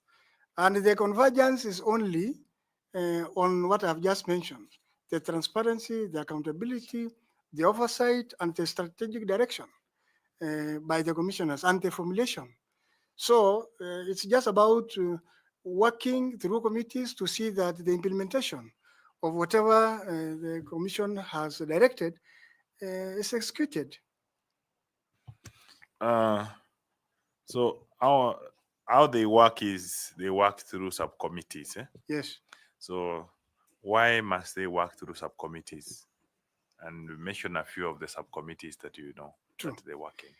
They work, all commissions, not necessarily IBC, work through committees. Why? Is because there are specific specialized areas. We have ICT, we have communication and outreach, we have HR, we have finance and audit, and several. So they caucus as committees to receive specific specialized issues from specific programs for the purposes of presentation. And the committees are very necessary because they sift issues that are emanating from specific programs. ICT has these issues. The ICT committee will look at it, panel beat it, and make a presentation in the full commission for adoption. So it becomes easier and it can run simultaneously. 7 or 6 committees can be working the same day in different locations and be able to report. The chairs of all these committees will report. So it will report to the commission. So it becomes easier and it becomes also more closer to see how the senior management through their cascaded programs in their area are able to handle specific resolutions made by the commission. So that is what it means, and that's how important it is for those committees that I've just mentioned. So. Thanks so much. All said and done. You have all those structures now. Now, from where you stand, if you are given an opportunity and you are one of the commissioners of IPC, what do you foresee as the cause of any conflict, and how will you address it between the commission and the secretariat? Thank you so much, sir. I mentioned that my area of specialization in my PhD is conflict. Interestingly, conflict emanates all the time. It's either silent or intermittent, or disappears for a moment, then resurfaces. We would want to put this clear that the law of IBC has spelled out what needs to be done by the commissioners. what need to be done by the secretariat. And there should be no conflict in the event, because it has happened before. In the event conflict arise, it is good to revert to the code of conduct, code of ethics, and the structural HR management procedures and manuals, particularly for the secretariat. It is also important that the commissioners develop what is called commission charter on specific guidelines on what need to be done. It is also important to revert to the regulations, because the regulations are able to detail specific issues that probably the Act does not spell out explicitly. Dr. I actually asked, in which areas do you foresee a conflict specifically? The explanation you have done, but Yes. cite any one specific example where you can see in which areas you can see a conflict. There are various areas where conflict can arise. One among many is a question of transparency. You see, there is a question of transparency.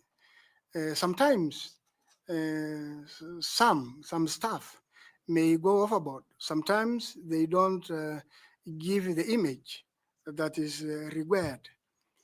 Sometimes they may have a loop on issues that probably are not strategically spelled by the Commission. Thanks so The much. other is communication. You know, communication is very critical, and the information must be safeguarded to have only one channel. And when commissioners, because you have seen, some commissioners issue press statements here, some issue press statements there. It is lack of issues, and it is a prone area for conflict. Thanks so much, Dr. And I wish you all the best. Thank you. Over to you, Chair. Thank you. Ms. Fatuma, please. Well, thank you, Chairman. Dr. Lodompoy. Yes, madam. And I wish to follow up on the question by FCPA Tanui. I served at the inaugural IPOA board, Yes. and we established that institution from a scratch. Yes. By the time we were leaving, it had over 200 218. staff, Yes. yes, 218. Yes.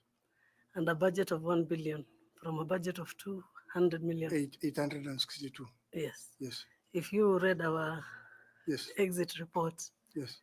you would know what we were able to achieve. Yes. And that we achieved as part-timers with only 8 meetings every month. What was so difficult when you came in to change that into full-time, to change yourselves into commissioners? I'm interested in knowing what happened. Thank you so much, Madam Saman. Truly, we really appreciated the work done by the Inaugural Commission. Starting from a scratch in 2012 was a major challenge.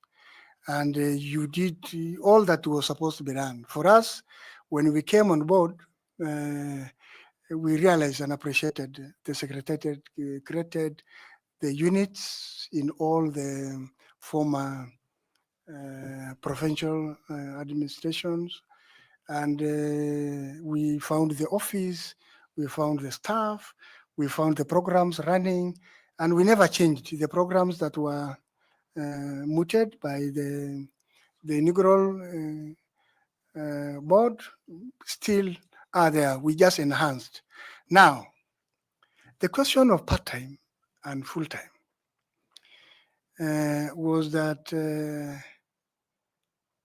interestingly, when we came on board, it was 2018, just immediately after the elections. And there were many issues touching the work of the police. Police have done this in Kisumu, Kondele, police have done this in Karsen, police have done this in Wajir, police have done. So the tray was extremely full. And at the same time, there were continuing killings. And we requested the office of the president and the appointing authority that I come from Samburu. Somebody comes from Garissa. Someone comes from Homa Bay. The other person comes from Mombasa. The other comes from Isiolo. To converge every time to look at what is happening on day-to-day problems that are emanating on the oversight of the police became extremely cumbersome. And it was necessary, therefore, then to keep tabs, right? Be available and be able to convene in the simplest way possible. And the police, as you know, because you do, were taking much of their time, particularly on the summons, because you know, summons, you summon somebody who is at the border, Liboy, or Nakodok, or Busia, or anywhere, Lunga Lunga, and it takes 1 month, or even more, or sometimes even don't come. So we just wanted to have a closer execution of these programs. However, it becomes easier for us to have caucuses with the IG of the police, with the minister, with the PS, with other sister commissions, and be able to respond. If a problem happens in Embu, we are able to dispatch one of the commissioners leading the investigators as quickly as that. So that is the reason that brought about part-time and full-time basis. Yes, madam. Thank you, that's enough.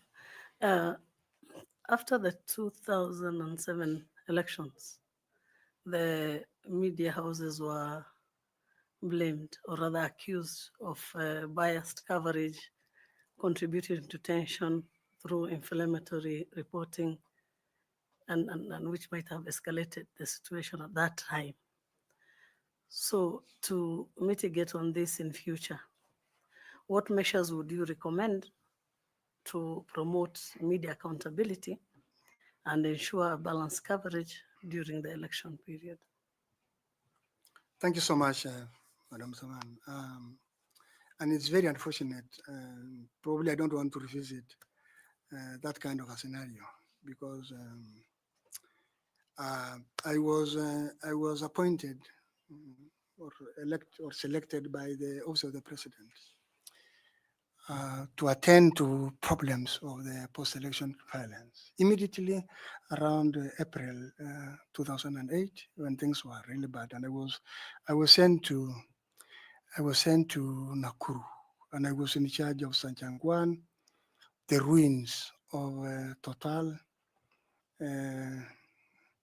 Londiani, Krosoi, Molo, Njoro, parts of Nakuru, Ndeya Farm, and Makutano, to all the way. And Madam, it is one thing that we do not want it happen. In fact, one of my motivating reasons to apply for this job is that I wish I can become a change agent. People died. People are, for those who come from that end, you saw what was in the total ruins. Everybody and everything was destroyed. Churches and everything was burned. It is me who went to there and stayed for 1.5 months to bring about this. So what do I want to bring about to change that scenario? One is that we must bring media more closer. You know, this vernacular radio stations and TV stations propel things for their audience. And I don't know why Kenyans usually think that it's only by talking bad that people will listen to you. IBC has a role to suppress those vernacular radio stations and any other media house that has interest. The problem is that people have interests, and sometimes they show these interests openly. And it is important that a framework of engagement for the media, particularly, is mooted by IBC and have periodic and where possible even a permanent platform where elements from these media houses are brought to fore, say that a continuous discussion can be there and probably even spell out a template of what need to be said and what need to be communicated. The loophole here is that IBC was not, as you have seen in the 2022 again, it was not very strong in communication. So communication and outreach must be at the top of the agenda for people to understand and for people to engage and for people also to ask questions. Thank you. The media have a right to inform the public, and keeping the public informed during the election period is equivalently very critical. Much as maybe some vernacular radio station could have contributed to that problem at that time. But again, the word suppress would it not be a very extreme word to use? Okay, I can withdraw. Suppress. Yes. So what is it that what formula, how would you engage to ensure that the public are informed the right thing at the right time? And there's some kind of engagement. It doesn't necessarily have to be control, but engagement that is healthy. What are some of the things, hands-on things that you can recommend? Thank you so much, Madam Samal. It's true. Suppress will therefore democratically mean something else. And therefore, I think it's an open dialogue. It's an open dialogue where each and every person has a space, and that space is prudently utilized by all. However, it is important to just have a wash. You know, I become my brother's keeper as much as you are my sister's keeper, and so on and so forth. Thank you very much, and I wish you well, Daktari. Yeah. I invite Nicodemus now to ask you some questions. Nicodemus, please. Daktari, electoral processes are often unpredictable, and challenges such as voter turnout issues, delay, or technology failures can arise. Can you provide an example of a time you adapted quickly to unforeseen challenges? And how did you manage the situation? Thank you so much, Bode. I've participated in electoral processes several times, being a presiding officer, being a coordinator during the referendum, being a deputy presiding officer. And there are various challenges, particularly in the northern part of this country. Voting is not as spelled in Article 38, political rights. People prefer going to look after their cows and camel and goats than going to vote. And therefore, IBC has a role to bring education specifically and also the turnout, voter turnout. You look at the last election, it was 64.77%. The other was 78, and so on and so forth. It is the responsibility of IBC to put a thorough education and sensitization program for the voter turnout. And particularly, in the urban it's easier because the reach to the polling station is not as far as is in some parts of this country. And walking all along, people think it's just a walk. They do not have the feeling that by walking will mean electing leaders who will change the narrative of this question of leadership. So it is important that we pool resources, we pool our collective mind and intention, and also educate people, and mainly Kenyans and mainly pastoralists, on the need to turn out for elections. Thank you, and all the best, sir. Thank you. Prof, please ask some questions. Thank you. Thank you, Chair. Let me state here that I know Dr. Lodompoi. He was our student. He enrolled for PhD during my tenure as chairman of the department and finished after I had finished my term. But I won't be influenced by that knowledge and relationship, professional relationship that I know him. I just want that we record it straight, because it's in your CV, that your master's was not from the Department of Political Science. Your master's was from the Institute of Diplomacy and International Studies. Is that correct, even from your CV? It's not correct, sir. Because No, let me just Yes. go on again. Okay. The Sasakawa Scholarship. Yes. Where was it domiciled between the Department of Political Science and the Institute? Prof, you know this. I'm a student of political science. My classmates. My classmate. I'm just saying, because the No, CV, it is at the University of Nairobi, Department of Political Science. It was only that. But your CV that the Secretariat Yes.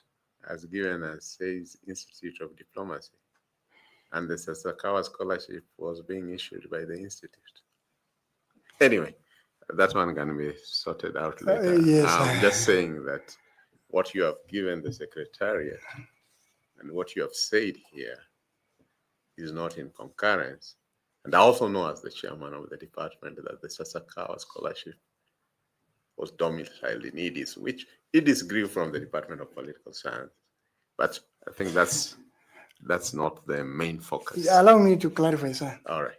Allow me to clarify. It is true. I was admitted by the Department of Political Science.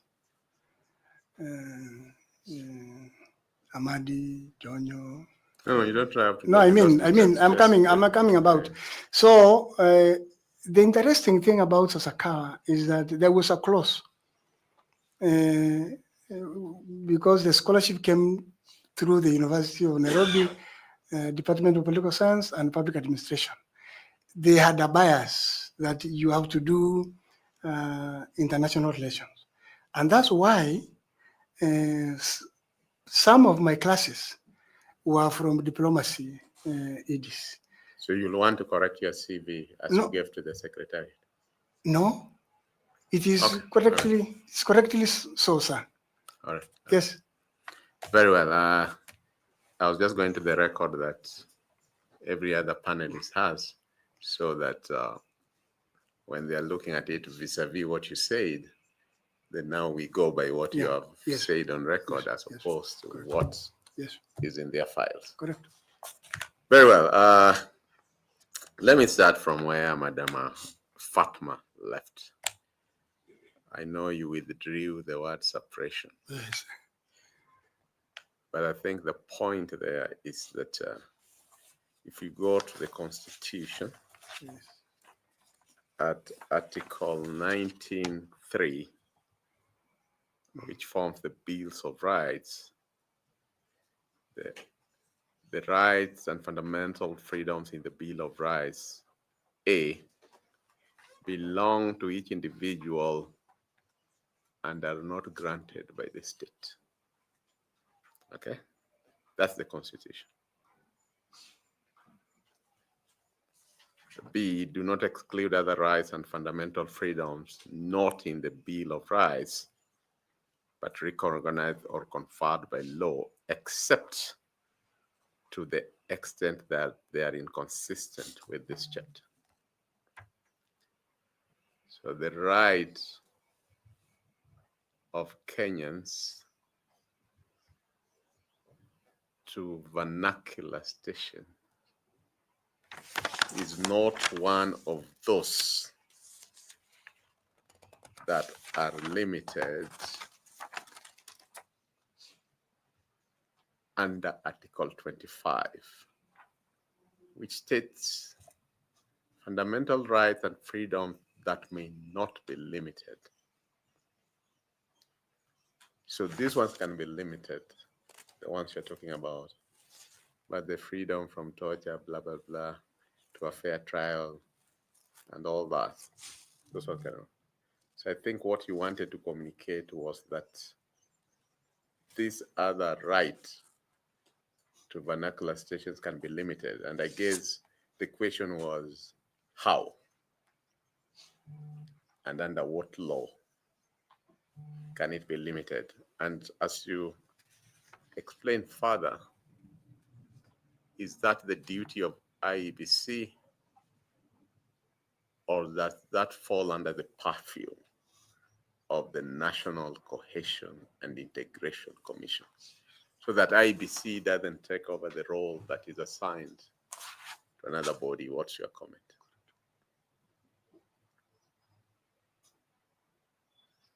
I'm asking that because Kenyans are listening. You withdrew the word suppression, but you seem to be saying that Iebc can regulate the media. And I just want us to be sure that what are you communicating that you would do together with the commissioners insofar as the question that Fatma asked is concerned. Okay. Yeah. Thank you so much.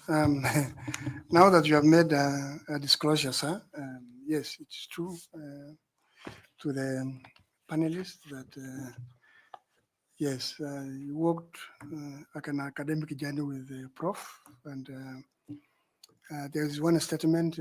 I was so frustrated many times. You know what happens, and he called me to his office and told me, "Lodompu, you will graduate."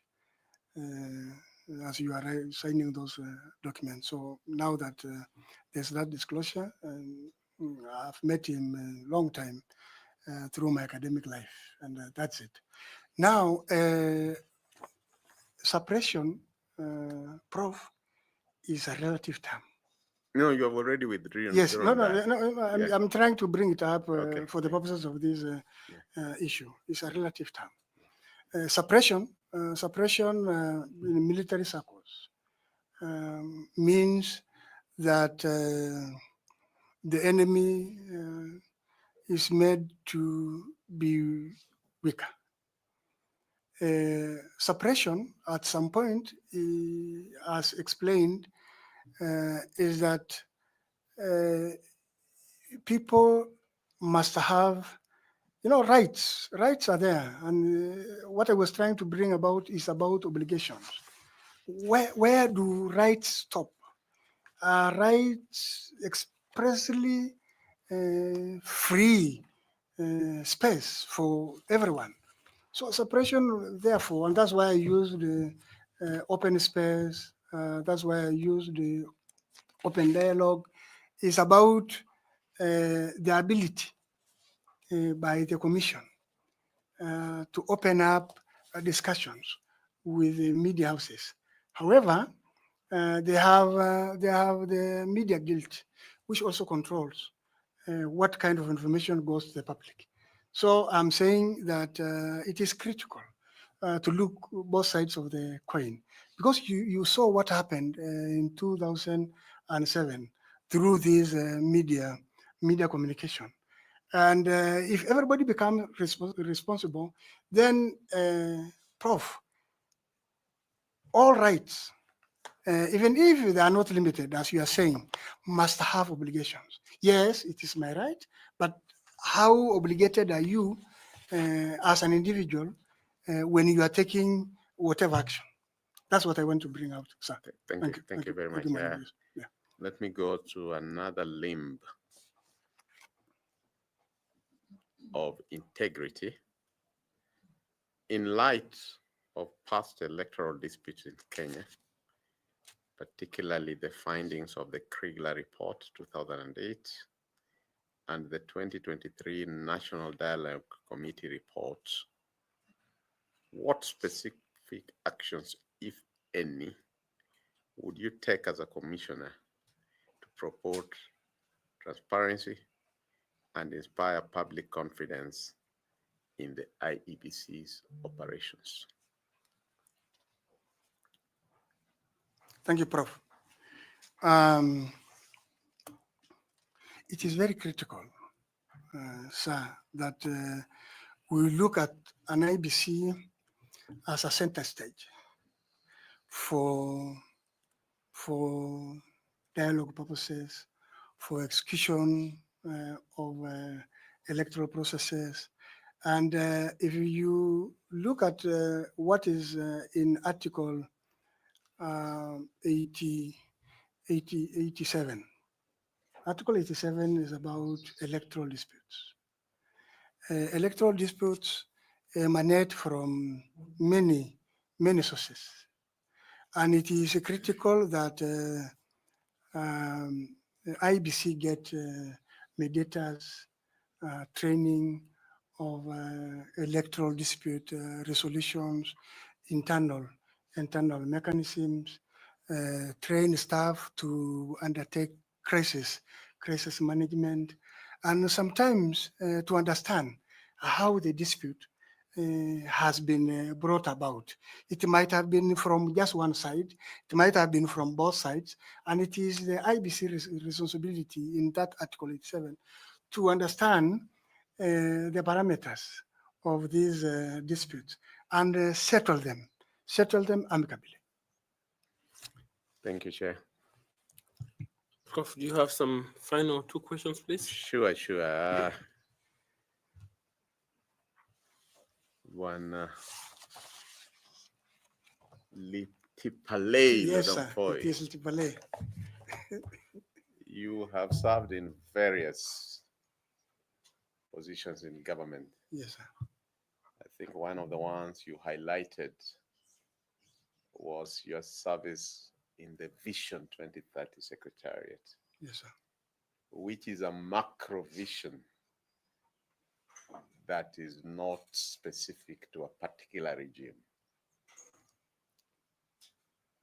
Which is the other macro policy that was unveiled in Kenya in the immediate post-independence period that has informed every other policy in Kenya? What was its title and which year? Yes. Thank you, sir. You know, the question of development had really questions. So sessional number 10 of 1965 was mooted to bring about development and how zones. Title? its title. Sessional number 10.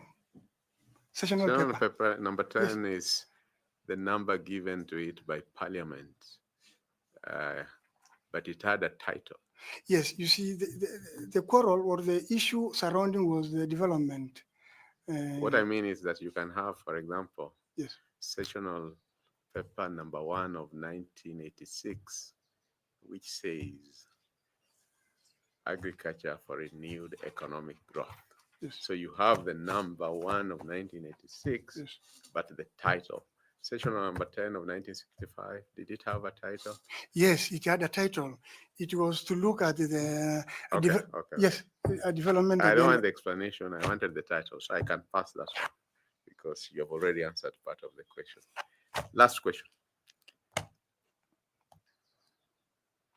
Which African country has the largest population? At the moment, it is Nigeria. Thank you, Chair. Thank you very much, Doc, for the time we have spent together, learning both from your experience and from the questions that we have asked you today.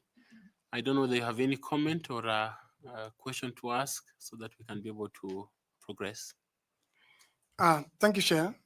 Mine is to thank again the panelists for having me and listening to me all this long. And I appreciate the long hours you are here and wish you well. Thank you so much. Thank you very much. Your certificates will be somewhere at the door as you walk out. The notebook is yours, the pen, and the water. We are grateful for the time we have spent, and we wish you well also. Thank you very much. Thank you. Bless you. Thank you.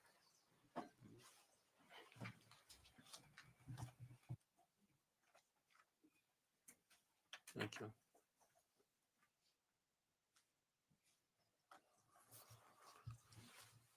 Okay, thank you. Media, you'll allow us to have a brief break, and we will resume at 11:20. Thank you.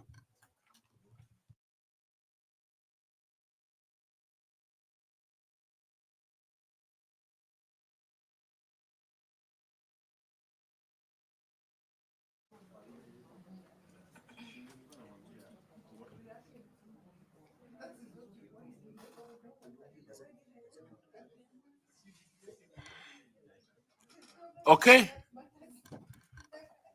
Our next candidate is Joseph Kibngetich Magut, or Ambassador. Ambassador.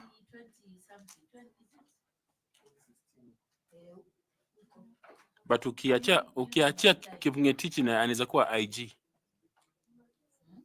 Ukiachia tu kwa Kibngetich atakuwa IG. Boynet.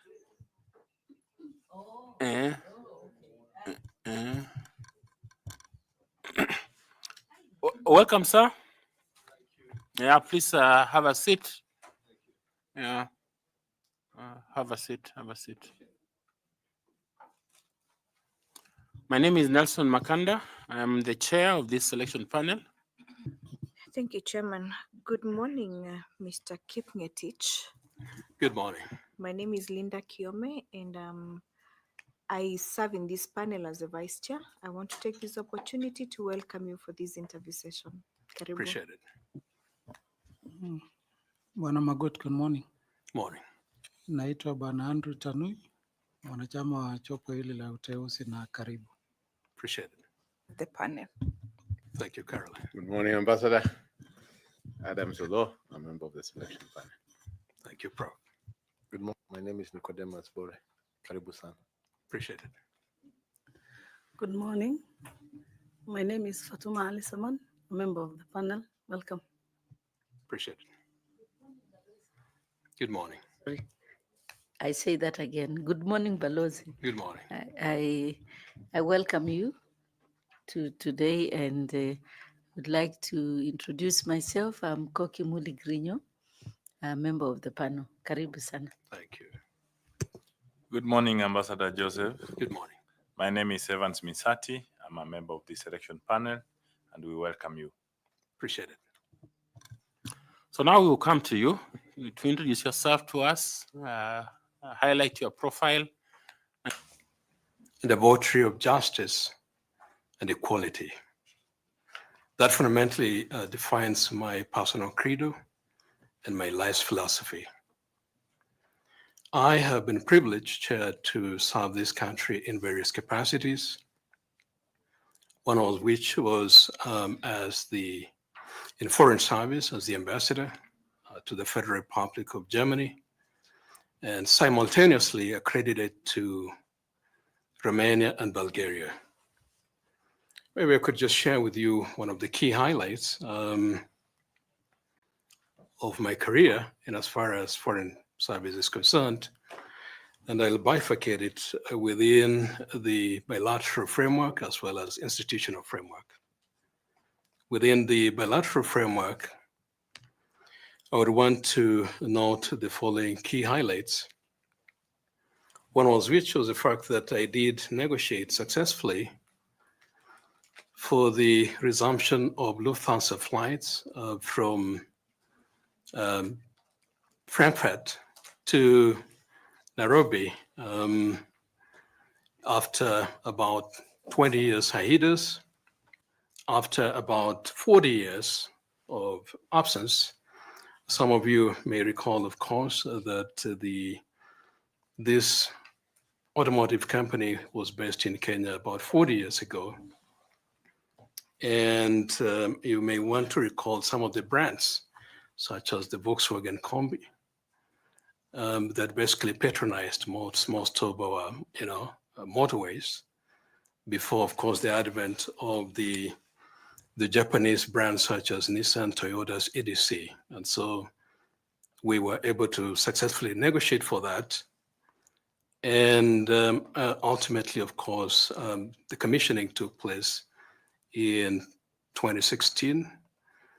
So as we talk, we have the Volkswagen car assembly in Thika after 40 years. So that's one of the key highlights I would want to share with you. Also to note, Chair, is the fact that I successfully negotiated for the first ever German Africa Business Summit, trenchantly negotiated for it. And of course, there were other bidders, but I was able to pitch through. And eventually, of course, we did have, this conference summit take place in 2017, which of course brought together, key actors in the industry, many of the captains of the industry, about 250 from the German business community were in attendance, as well as the political leadership, as well as, and of course, this as well, we did have quite a good number of, African players from the business community. And so the strategic of the, importance of that is that we were able, to measure, some, were able to quantify the results of this summit. And we quickly noted that there were, many of the investor community were interested in Kenya, and there were so many inquiries thereafter. Some MOUs were signed, and since then we've had companies that have since established their business here in Kenya. And so, and I'm going to cut it down to Chair. I don't really want to push on that. Let me come to the institutional framework, and I would wish to know the following, that as a mission, I was able to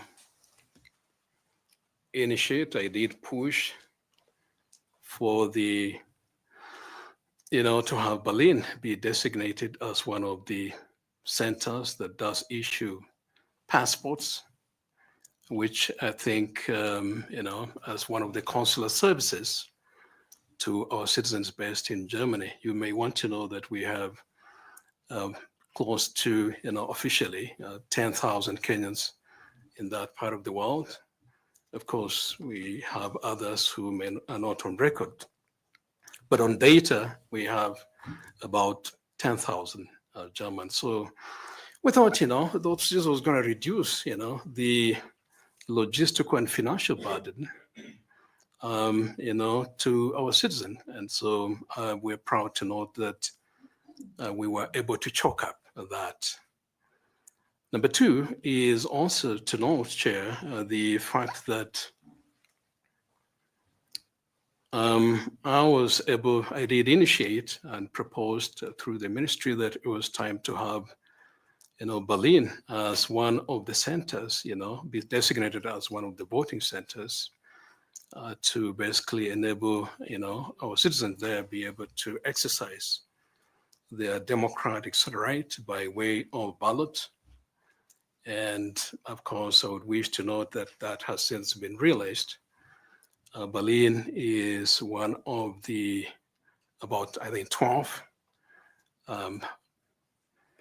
voting centers now globally. So that is, one of my initial ideas. I think I left when it was in the process, and I would wish to note that I'm proud that this is happening because Kenyans are being served and exercising their democratic rights. Also to note, Chair, is the fact that while there, I did lobby successfully for the naming of one of the educational institutions in Berlin after the drawn Nobel laureate, that's Professor Wangari Maathai, for the institution to be named, after her. Initially, of course, the authorities were reluctant because, they did point out that we already have big names, in Germany as well as Europe, so we could as well name this institution after, these individuals. But I did pitch through, and as we speak, the education institution is now named after Professor Wangari Maathai. And so for those who, of course, understand the business of branding and public diplomacy, that really counts a lot. I would also wish to note that I was able to initiate, Chair, as one of the reforms, particularly in the housing, as regards housing, at their embassy, the one thing I did realize upon, assuming office, I realized that we're expanding a lot, as far as rent is concerned. And so we did have, staff that, occupied, almost half an acre, standalone houses. Some of the houses were decrepit, brown down, old. And so the utility, basically, of these houses did not really match what we're paying as rent. So I did, of course, initiate, a move towards having a policy shift. And in this regard, we're able to, as a cost-cutting measure, as far as rent is concerned, we're able to move staff to spacious and decent accommodation, housing as part of the, reforms to in keeping with the spirit, of course, of fiscal discipline. And so we're able to achieve that. And I could read the fact that even my staff were really impressed by the steps that we took from brown down, decrepit houses that they paid a lot of money, costing us a lot in terms of rent and exacting on our budget. We're able to achieve that. I think, Chair, let me, as at the end of my tour of duty, I, of course, resumed. I came back to my former address that is at Kenyatta University, and of course resumed my faculty responsibilities at the university. And of course, as you may want to know, we contribute towards the national human capital, and of course engage in mentoring most of these young folks, so that as we pass the baton, they should be responsible individuals. And so I have said, of course, I have served the university in various capacities, as well in various committees, and of course other administrative duties within the university. And so I have both, the administrative management and faculty experience, as well as the foreign service experience. To that point, Chair, let me slam a quietus. Thank you very much. I would like to ask Linda to ask you some questions. Linda, please. Thank you, Chairman. Mr. Magut, between 2014 to 2019, you worked as an ambassador and also previously before as a lecturer. What relevant experience do you bring from your career journey into the IEBC? Let me note the following, Linda, that first of all, I bring leadership, to the commission. I would want to note in this accord that I, out of my experience in serving, one of the biggest missions in the Western world, and leaving that mission with my head high, no audit queries or audit flags, and no reputational questioning as far as the mission is concerned, or no scandal. And I was able to steer and steady the ship in this context, the mission. That speaks a lot of my leadership quality, and I intend to translocate some of these qualities to, through the graces of this panel, to the commission. Number two, Linda, to answer that is, integrity. I would want to, note the fact that I've been a good citizen, ladies and gentlemen. I have been a good citizen, lived within the strictures of the law, of the land, and in political lingo, one would say, I have not eaten anybody's goat. So I have lived within as a good citizen of the country, and I intend to do that. I believe I have had, integrity as one of the key and guiding principles of my life, both professionally and at a personal level. So I bring in the question of integrity, and that basically constitutes my North Star on my day-to-day life. I would also want to mention the fact that I come in with diplomatic credentials, and this touches on the question, they say in diplomacy, is about engaging and telling somebody to go to hell without this individual getting to know that actually is headed to hell. And so qualities such as persuasion,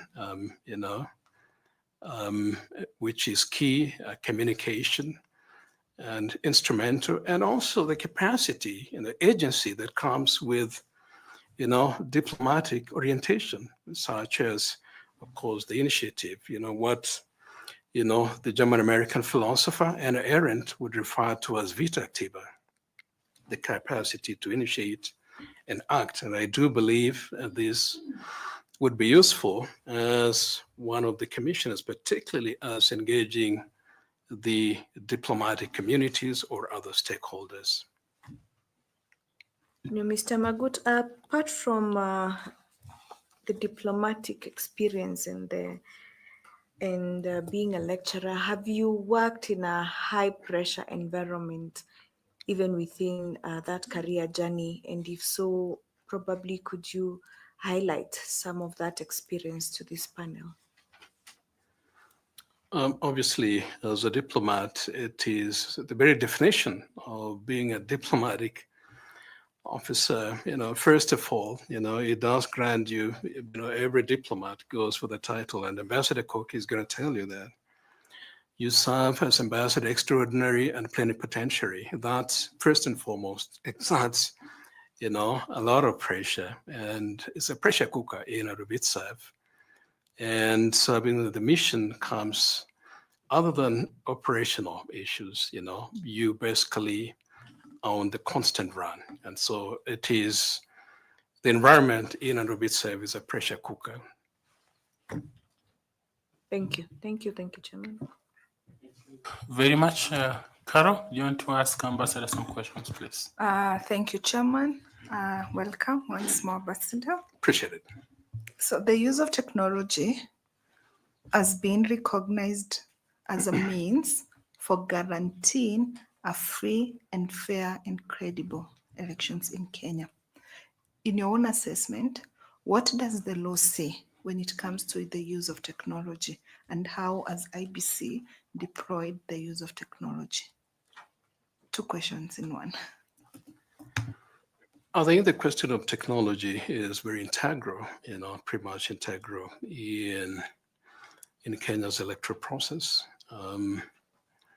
And if you were to use the recommendation by Johan Kriegler, for example, who did, indicate that it was time for Kenya to welcome deployment of technology to safeguard and protect the rights of Kenya, and the rights of Kenya in this regard is to safeguard the vote.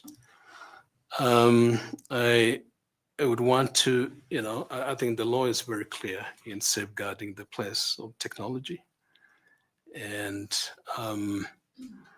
also the fact, because by way first of making sure that there's integrity in transmission of tallied votes, so that to limit or minimize any corruption, in the manner in which we transmit the data or the results. So I think the place of technology is protected in law, and this goes to enhance, the image of the commission and the trustability, the believability of the mission, because then it creates the trust within the voter. And so I think the place of technology is safeguarded. Ms. Kitoko. Thank you so much, Ambassador. I have a follow-up question. You speak about the use of technology in the transmission of results. Any other area that the IEBC has used technology? Maybe you can discuss 3 areas with the panel that you know that IEBC has deployed technology. I think technology is a versatile tool, literally, in every other aspect of life. We deploy technology, and as far as registration of voters is concerned, I think that cannot be gainsaid. The role of technology is central. The centrality of it cannot be overstated when we have individuals registering, as voters. Of course, including, of course, the data, even within the mission, the commission rather, is within, of course, the environment, operates within the environment of technology. And so the registration of voters, of course, the counting after tallying of the votes and the transmission that entails technology. Thank you, Ambassador. I wish you well. Over to you, Chair. Thank you. Thank you. Ambassador Koki, do you want to ask Ambassador Magut some questions? Thank you very much, Chair. Balozi. Yes.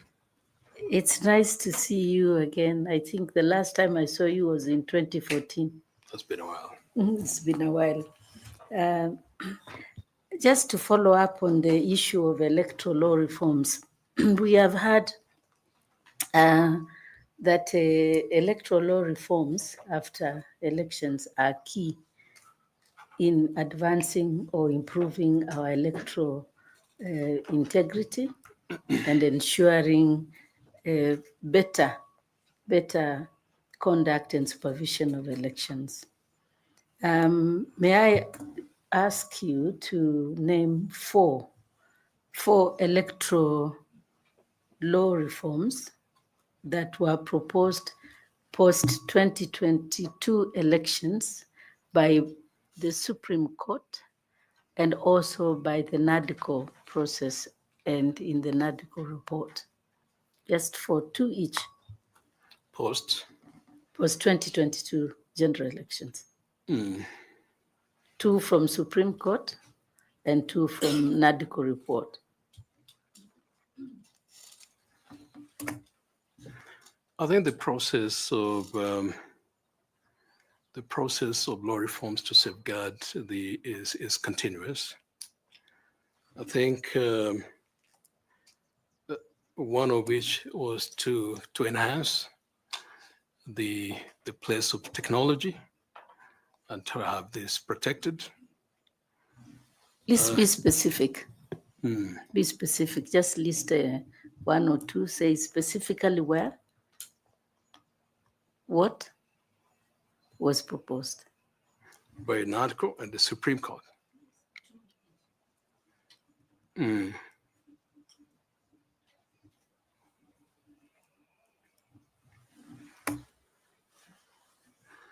I think I may not really be in a position to specifically pinpoint the specific areas, but to know the fact that, of course, the Supreme Court has set a precedent,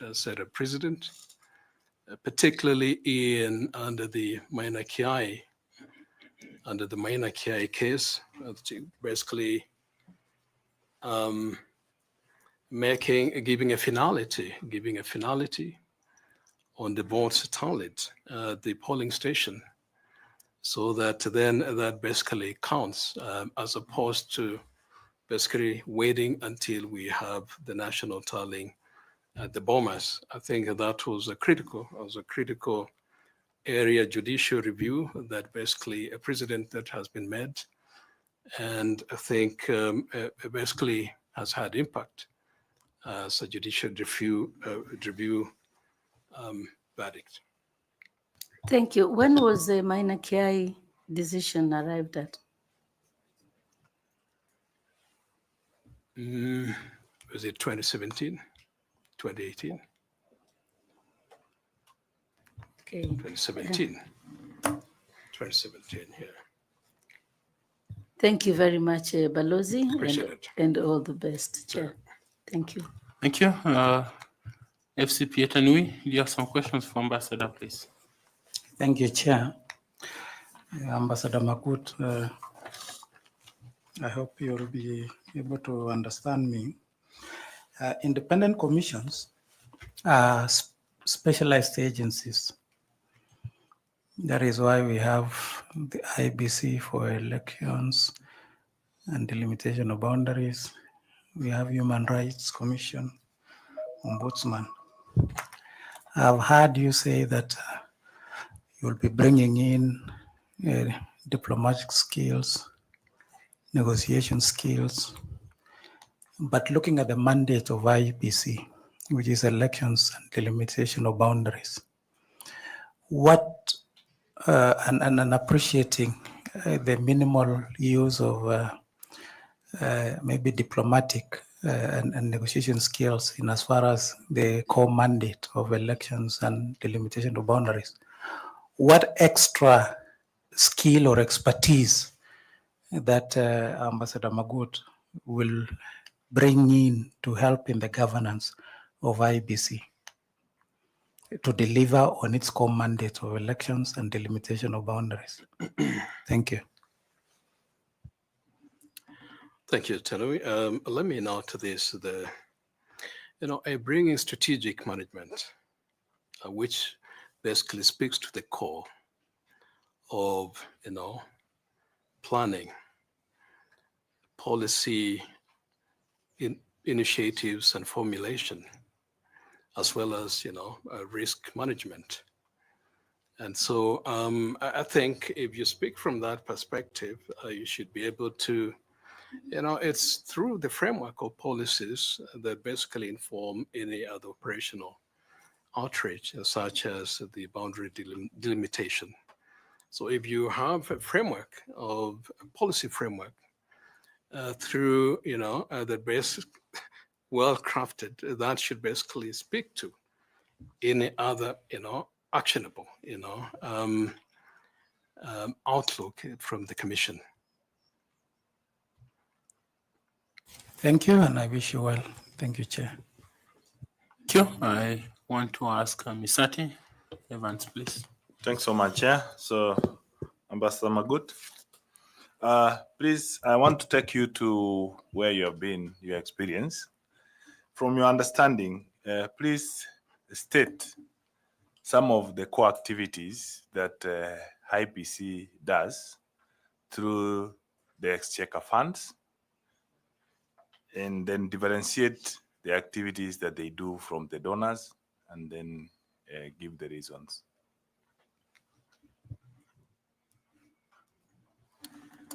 Well, first of all, I think it's good to note the fact that the mandate of the IEBC, as defined by Article 88, clearly spells out, enunciates, the place of the IEBC, and one of which, of course, is to conduct, elections, registration of voters, dispute resolution as a key mandate. Of course, conduct the elections. I suppose I've mentioned that. And so, and of course, civic education. And so the funding, of course, is informed by these vote heads, actually. So every budgets are basically structured within what the activities undertaken by the IEBC. I see a situation where many a times, particularly as regards civic education, we tend to have a lot of foreign funding, particularly on activities such as, in civic education, through the civil society groups, etc. Many a times this has a component of foreign donations. That is very good. Now, please tell this panel and the Kenyans who are watching your understanding of the difference between civic education and voter education, and which one of them impacts to the rejected parrot. Well, I think civic education is more broader. Basically, is more broader, and basically bringing the public or individuals up to speed, and conscientizing, the public as to the importance of their rights as voters and as well as citizens. On the other hand, the civic education of the voter is best circumscribed to, or targeted towards, individuals who are going to participate in the electoral exercise. And so civic education is more broader in this context. I want to repeat my question. Yes. You want to distinguish between civic education and voter education, and which one of them embarks on the rejected parrot? How each? Which one of them as an impact on the rejected ballots or spoiled ballots. I think what you intend to say, Ms. Hardy, is as to the impact of the voter education and how this would impact on the accuracy of the voter, when he goes to the polling station, and as to whether these individuals who have undergone this process are able to, to make use of the knowledge impacted on them in order to make the right decisions. Ambassador, which one of the two has an impact on the rejected ballot between civic and voter education? It's voter education. Thanks so much, Chair. Thank you. Thanks so much, Professor. I wish you well. Appreciate it. I welcome Fatuma Saman to ask some questions. Please, Fatuma. Thank you. Thank you, Chairman. Ambassador Magut,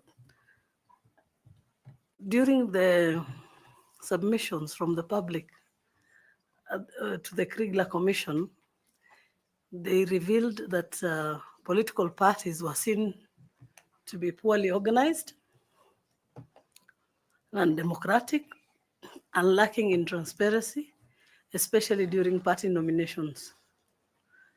So if you become a member of the Iebc, how do you think Iebc can strengthen the internal democracies of political parties and ensure they contribute positively to the integrity of the election process?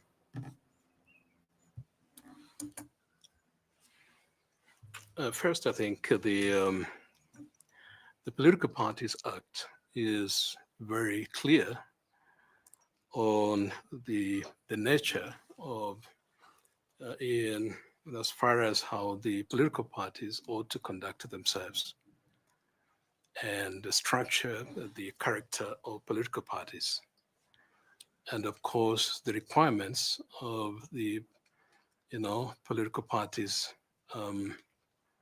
in as far as electoral process is concerned. But you're right. I think we have had situations where political parties have been questioned first. We have seen situations where individuals own political parties in this country, literally, so that then upon the exits of individuals, the political parties tend to collapse therein. And so I think that is one area that we really need personalization of political parties, which basically impinges on the growth of democracy in the country. And that is why we've had, political shades of political parties coming up every other day. But when individuals, the so-called bigwigs, exit these entities, they literally tend to collapse. So I think the starting point is to have robust, intra-party democracy, robust internal democracy within the parties themselves. And I think, and the funding basically that goes to operationalize the activities of the political parties. The role of the Iebc is to have continuous engagement with these entities, and of course in a bid to, to build up, so that they basically maintain and operate within the frameworks of the law. I think stakeholder engagement in this regard, the management of the Iebc should constantly engage with the political parties and point out areas, gaps that needs to be addressed at any other time, if it's about a dispute resolution, nomination of candidates, etc., and how they can be brought up to speed so as to to have robust internal democracy. The Iebc has an engagement structure and strategy, and the political parties act has always existed. So what is it that as a member you'll bring on board to now help improve this?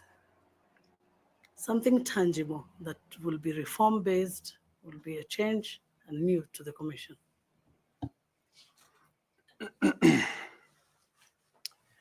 Well, I think without really waxing the highlights of a donkey, I think it's key to know the fact that the law is very clear. You know, if the political parties operate within the strictures of the law, well, you don't really have to fuss about it, so to speak. I mean, but I think there's a need for, for internal democracy for the commissioners to push for internal democracy within the political parties by, constantly engaging these entities. I think basically I should have answered. The place of the law, I think, is very clear. And I think that should be the overriding force, that if all of us are strict and punctilious of law, then you don't really have to, If all of us operate within the strictures of the law, including political entities such as political parties, then I think, the electoral process should be guaranteed and safeguarded as such within the check rights of the law and the Constitution. Thank you very much. I want to ask Nicodemus also to ask some questions. Balozi, Yes. I'm sure you have voted several times before. How many times have you voted? I think 3-4 times. And you were here in 2007.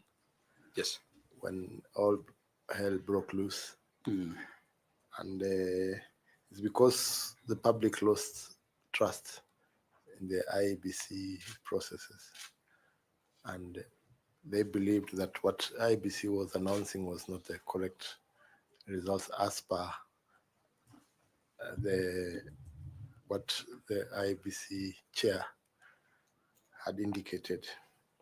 So in light of past electoral disputes in Kenya, particularly the findings of the Krieger report, 2008, and the 2023 NADCO report, as a member of Iebc Commission, what specific actions would you take as a commissioner to promote transparency and inspire public confidence in the Iebc's operation? Thank you, Boris, for that. I think, I think it cannot be against, ladies and gentlemen, that the Electoral Commission has been buffeted, by credibility meltdown. And so I think we all have to basically take measures as far as that is concerned. I think to answer your question, I think the place of restoring credibility is to upgrade the technology so that then the technology is safeguarded. And I think that would basically, and I think alongside that is, transmission of, election results in real life where, the public is basically a part of it and they own the process, so to speak. And basically, in a sense, removing the fears, assuaging the fears of the public. And so if we work on the technology, safeguard the technology, I think for me, that would be one of the entry points. One other thing to do is stringent and vigorous process of, civic education, so that then you basically conscientize and bring people on board, in as far as electoral matters are concerned. A knowledgeable society is always a safe society. And so I think for me, constant education by the Iebc is critical in creating, trustability and restoring, the so-called deficit of trust. I think also to note is, the fact that we have to have, a staff that basically such us through this process, that basically enjoy the trust of the public, that the process is done in a very transparent manner, so as to, forestall any suspicion, as it were, the process should be above reproach, like Caesar's wife, as it were. So I think the process, starting from recruitment of the personnel, upgrading the technology, for example, protecting the technology, continuous and robust civic education, and integrity, maintaining integrity, and transient stakeholder engagement. I think that is going to make a difference in restoring, public trust. Thank you, Ambassador, and all Appreciate the best. Thank you. I invite Professor to ask you some questions, Prof. Thank you, Chair. Ambassador, I want to ask you a question on leadership, because IEBC needs leadership. Can you describe a time in your career when you had to make a decision that required putting national interests ahead of personal or organizational preferences? And if there is such a time, what factors influenced your decision? Would you repeat that again, Prof? I said I want to ask you a question on leadership, because you have applied for a commission that has trust deficit, and therefore, together with the chair and the commission, there'll be need for leadership to bring back trust to this institution. And therefore, my question is, if there is a case within your career that you can describe when you had to make a decision that required putting national interests ahead of personal or organizational preferences, and if the same exists, what factors influence your decision? If it doesn't exist, I'll go to the next question. It doesn't exist. Doesn't exist. Okay, thank you. Let me now ask a question on adaptability, because you are coming from teaching, coming from an ambassadorial career, and seeking to transit into an independent commission. So the panel would like to see your adaptability. If at all, again, there is a case within your career, can you give an example of a time when you faced a situation where multiple stakeholders had conflicting interests? If such a case exists, how did you navigate those competing interests, and what was the result? If again there's none, I can pass. Well,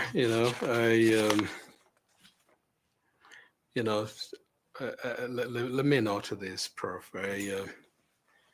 I may have been lucky in my career not to, except for a case, where really I had to make a decision.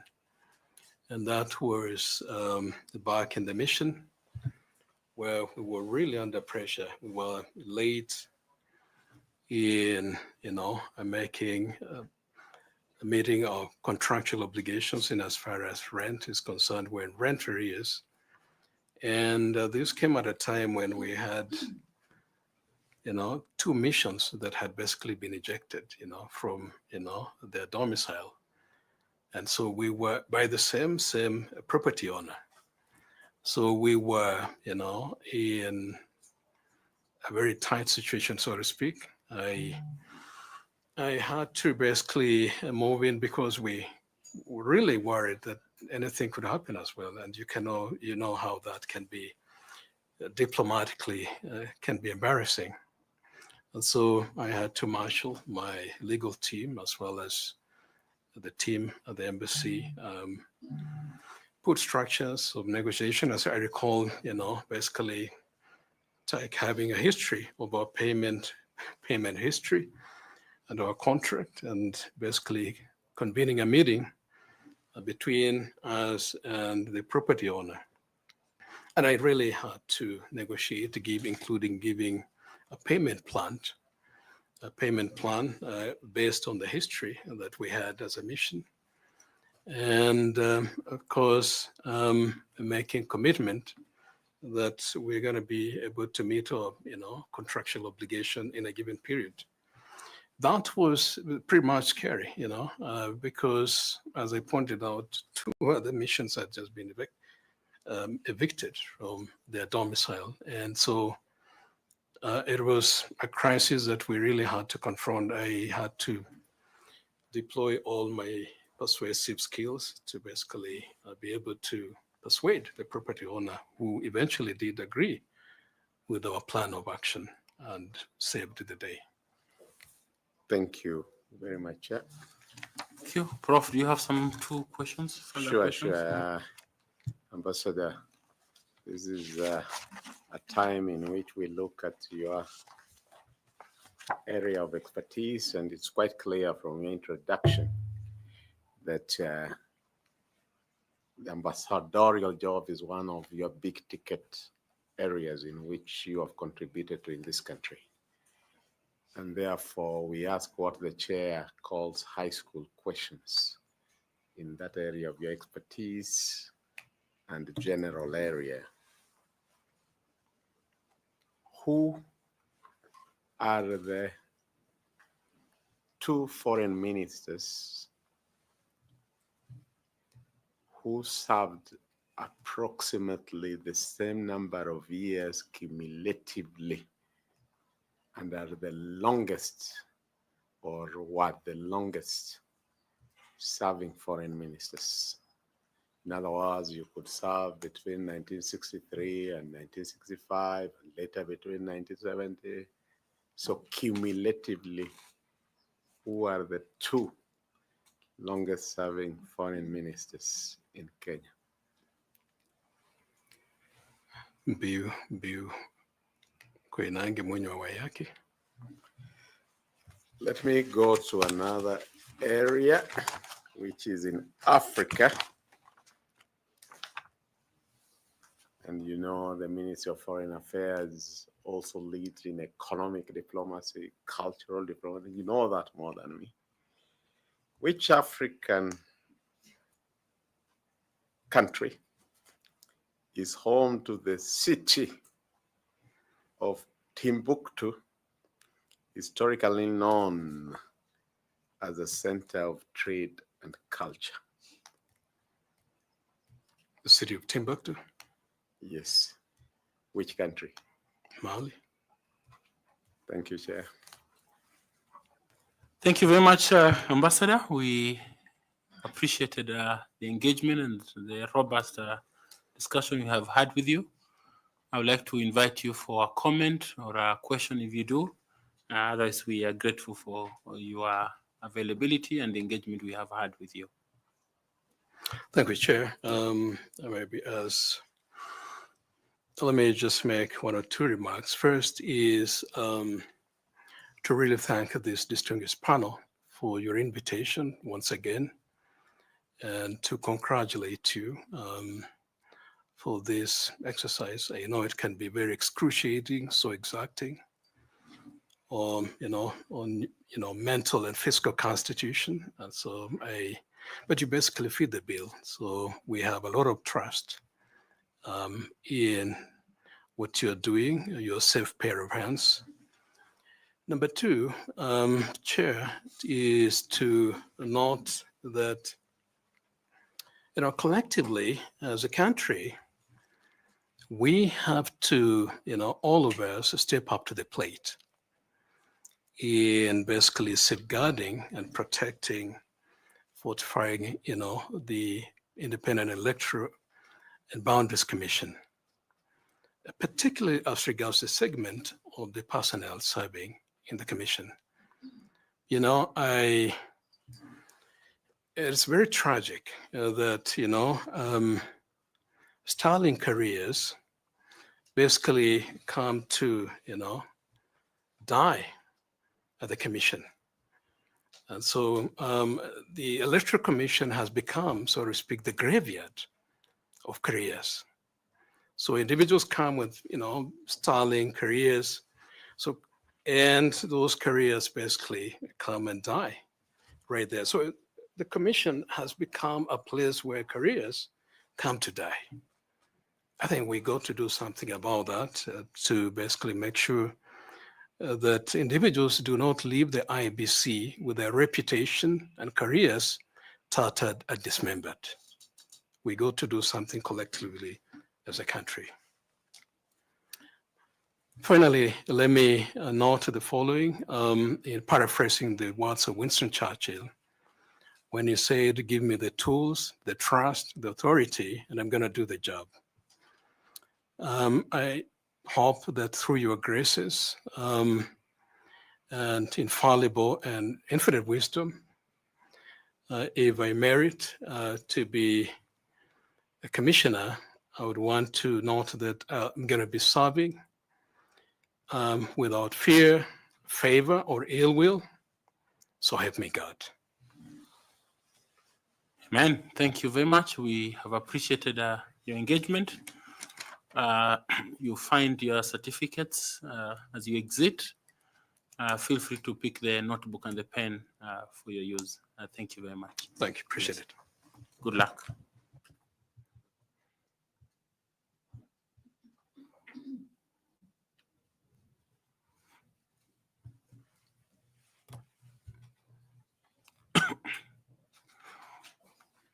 We can get the next candidate. Joseph Chavoa. Chavoa? Okay, Chavoa. Misadi.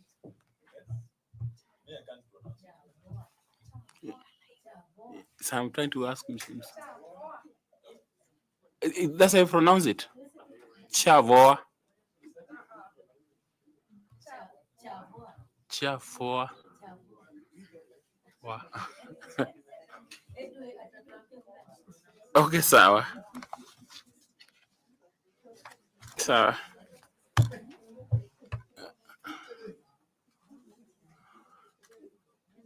Chavoa. Joseph.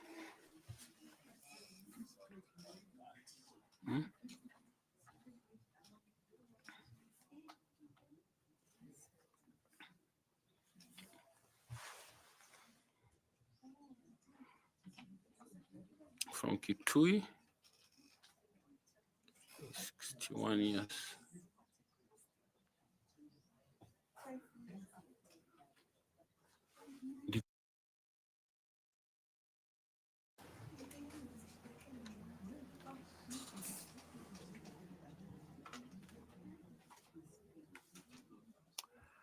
Welcome, Mr. Joseph. I think from Mukambani it must be Chavoa. Welcome. Karibu. Karibu. Where I come from, it will have been Kiavoa. Chavoa. Thank you. Thank you. We will keep learning how to pronounce the name as we go along. My name is Nelson Makanda. I am the chair of this selection panel, and it's a great pleasure to have you come, but much more to thank you for applying and congratulate you for being shortlisted for the same position. I will invite my colleagues here to introduce themselves to you. You do have a pen and a notebook so that should you need to record something, you have a capacity to do so. Linda, please. Good afternoon, Mr. Joseph. Good afternoon. My name is Linda Kiome, and I'm the Vice Chair. I take this opportunity to welcome you for this interview. Thank you. Askofu Mstaafu. mstaafu Yes. Joseph Kafua. Chavoa. Chafoa. Yes. Habari ya leo? Leo niko salama. Okay. Mi Nashukuru Mungu. naitwa, asante. Mi naitwa Bwana Andrew Tanui, mwanachama wa jopo hili la uteuzi, na karibu. Asante. Okay. Mr. Chavwa. Yes. Caroline Kituku is my name. Karibu. Thank you. Bishop Emeritus. My name is Adam Solo, a member of the selection panel. Thank you. Good afternoon, sir. Good afternoon. My name is Nicodemus Bore. Karibu sana. Thank you. Good afternoon. Good afternoon. My name is Fatuma Ali Saman, a member of the panel. Welcome. Thank you. Good afternoon, Mr. Chavwa. Good afternoon, And Daktari. karibu sana. My name is Koki Muli Grinyo, and I'm a member of this panel. Thank you. Good afternoon, Joseph. Good afternoon, I sir. take the easy route. My name is Evans Misati. I'm a member of this selection panel, and we welcome you to this Thank you. session. Asante. Now we would like you to introduce yourself, briefly giving a highlight of your profile and why you think that that profile is suitable for the position of a member of the commission. Indicate to us if you belong to any professional group and if you also have won any certificate or award or honor that is in your name. Thank you. Welcome. Thank you, Chair, Dr. Evans Makanda.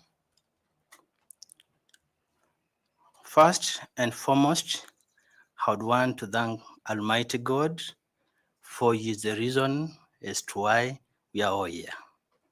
Secondly, I would want to thank this panel to have invited me to come today to engage or to appear before yourselves. And mostly, I want to thank you for having shortlisted me in this position. I am Bishop Emeritus Joseph Chavoa. I am a Kenyan by birth. I come from a place known as Zombe in Kitui East Sub-County, Kitui County. I am an holder of a master's degree in management and leadership. I also have a bachelor's degree in the same discipline. Right now, I have finished classwork for a doctoral level of management and leadership. My progression career began in 1984, January, when I joined the defunct Kenya Ports and Telecommunication Corporation, where I worked for 10.5 years straight and left in June 1994 to go and become a full-time church minister in the capacity of bishop in the New Apostolic Church.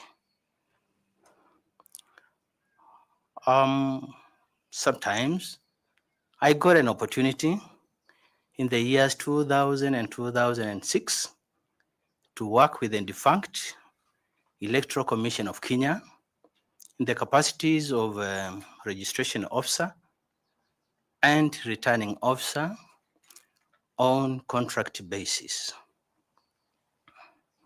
From there, I got an opportunity also to work in the National Assembly in the office of the Minority Whip, then as a liaison officer. Throughout my career, I also got an opportunity to work in the private sector, GN and company, to be specific, from the year 2018 to 2021. While 2021, also I got an opportunity to be appointed in task forces and committees in the Kitui County government. One task force where I was the vice chair was in the Ministry of Health and Sanitation, where we were to look and evaluate the health facilities in Kitui County. In the same county, I was appointed in a task force that was to look the water distribution in all learning institutions in Kitui County. That one, I was the chair. Again, I got an opportunity to head a committee in the Ministry of Treasury or Finance, County Ministry of Finance, for verification and monitoring of projects. I think that one I did not put there in my CV. I only put the first one, which is a semblance of the rest two. While in the year 2021, the Kitui County government advertised for positions of board members in the County Public Service Board, where I submitted my application. And when the panel, the selected panel, checked on the credentials, they shortlisted me. They invited me for interview. And I went to attend the interview.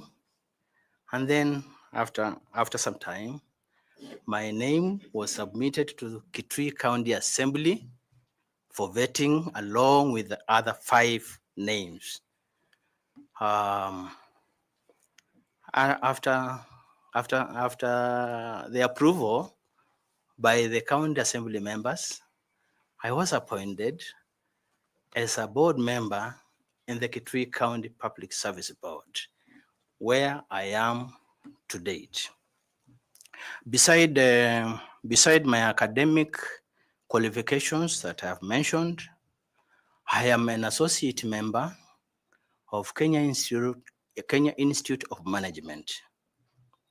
Therefore, I come along with strong skills of management and leadership, which I have acquired through the academic journey and the experiences that I've acquired in various organizations that I have worked in. And when I looked at the advert that was placed by this Noble Selection Panel, I went through it and I feel that I qualify to be a member of Iebc or Independent Electoral and Boundaries Commission, so that I can bring in my expertise in management and leadership. Thank you, Chair. Thank you, panel members. Thank you very much, Linda. You want to take off from there, please? Thank you, Chairman. Bishop, apart from your professional expertise, what other competencies, skills, experiences, and exposure do you bring to the IEBC Commission?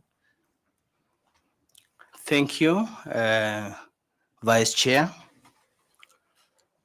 I begin with where I am today as a board member.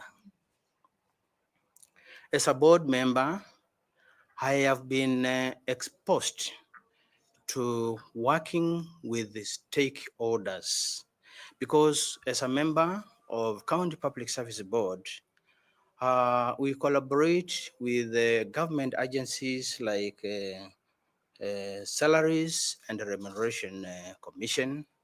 We have our mother commission, that is Public Service Commission. We also work with the Directorate of Personnel Service Management, that is DPSM.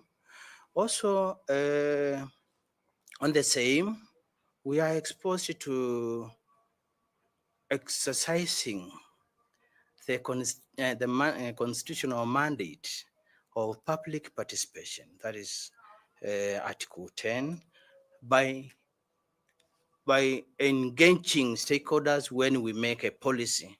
Before we take it to the cabinet for it to be adopted, we take it to, first we take to the assembly, county assembly of Kitui, and then we take to other stakeholders. So I'm exposed to that. As well, in the church. In the church, I have acquired personal attributes that has enabled me to engage with the people, do communication with the people effectively, and also listen to them more, because as a church, you need to listen to your members. What is eating them up? How can you help them? How can you engage them and uplift their spirit? So those personal attributes I have acquired from the church. Also, I have an experience. I got an experience to the electoral law when I was appointed as a returning officer. By the way, I was appointed as a returning officer 3 times. One, I went to preside over elections at a constituency called Ntonyiri in Maua. And again, I went to preside over the referendum, the 2005 referendum. I was the returning officer in charge of Kitui Central Constituency. I also got an opportunity to go to Makema by-election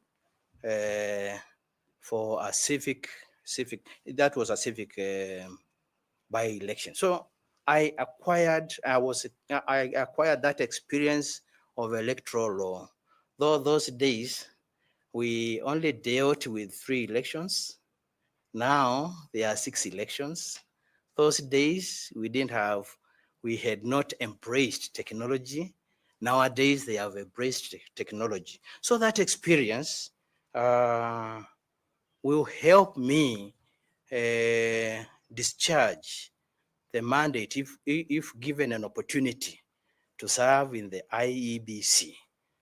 I want to say also, from where I'm working today, I've acquired some competencies in compliance of law, because we engage the executive on matters of the public service staff.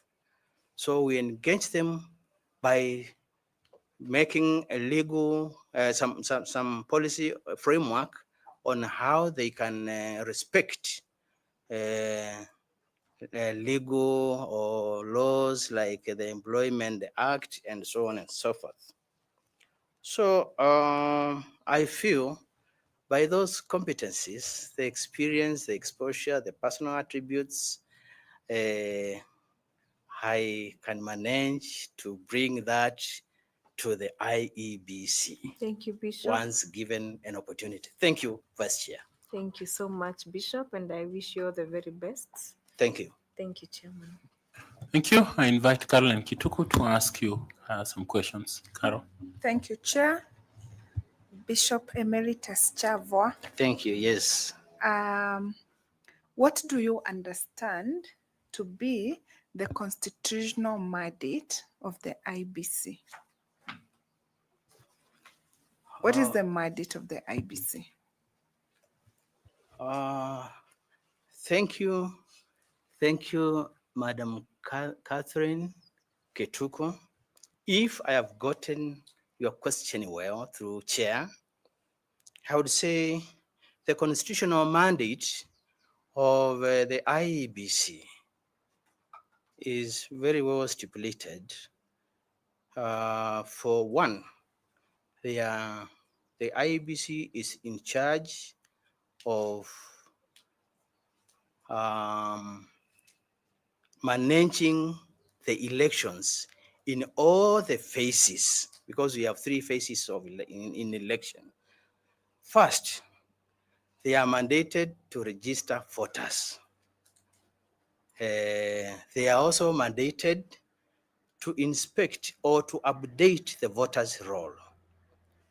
It is also their mandate to delineate and to delimit electoral boundaries, whether in the ward or constituency.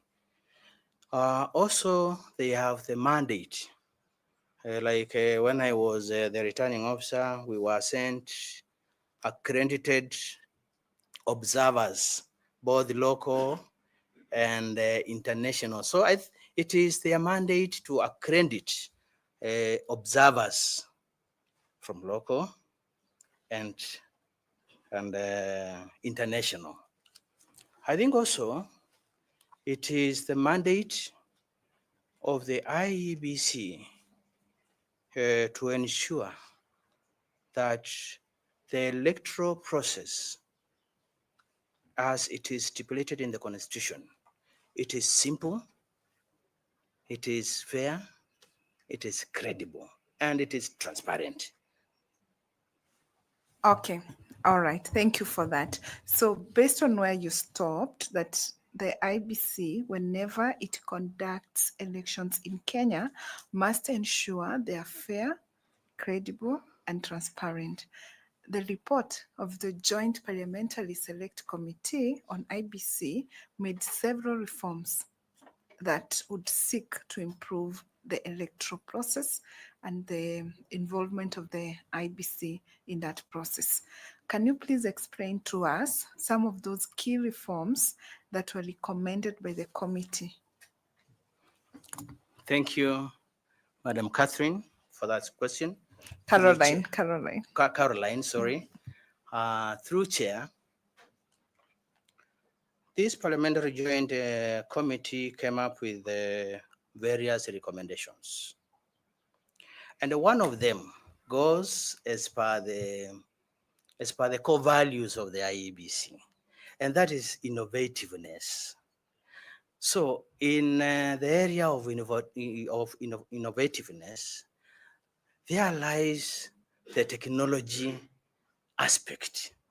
And therefore, as per the recommendations, the IEBC has to embrace technology in the process of elections so that it can be free and fair. For example, in the technology, we have the voter registration through the BVR, biometrical voter registration. In our time, we used it. We used to register voters manually, and thereby having something that is handled by human being, is prone for errors, and therefore to reduce the errors, technology on registration through the BVR, I think that is very proper.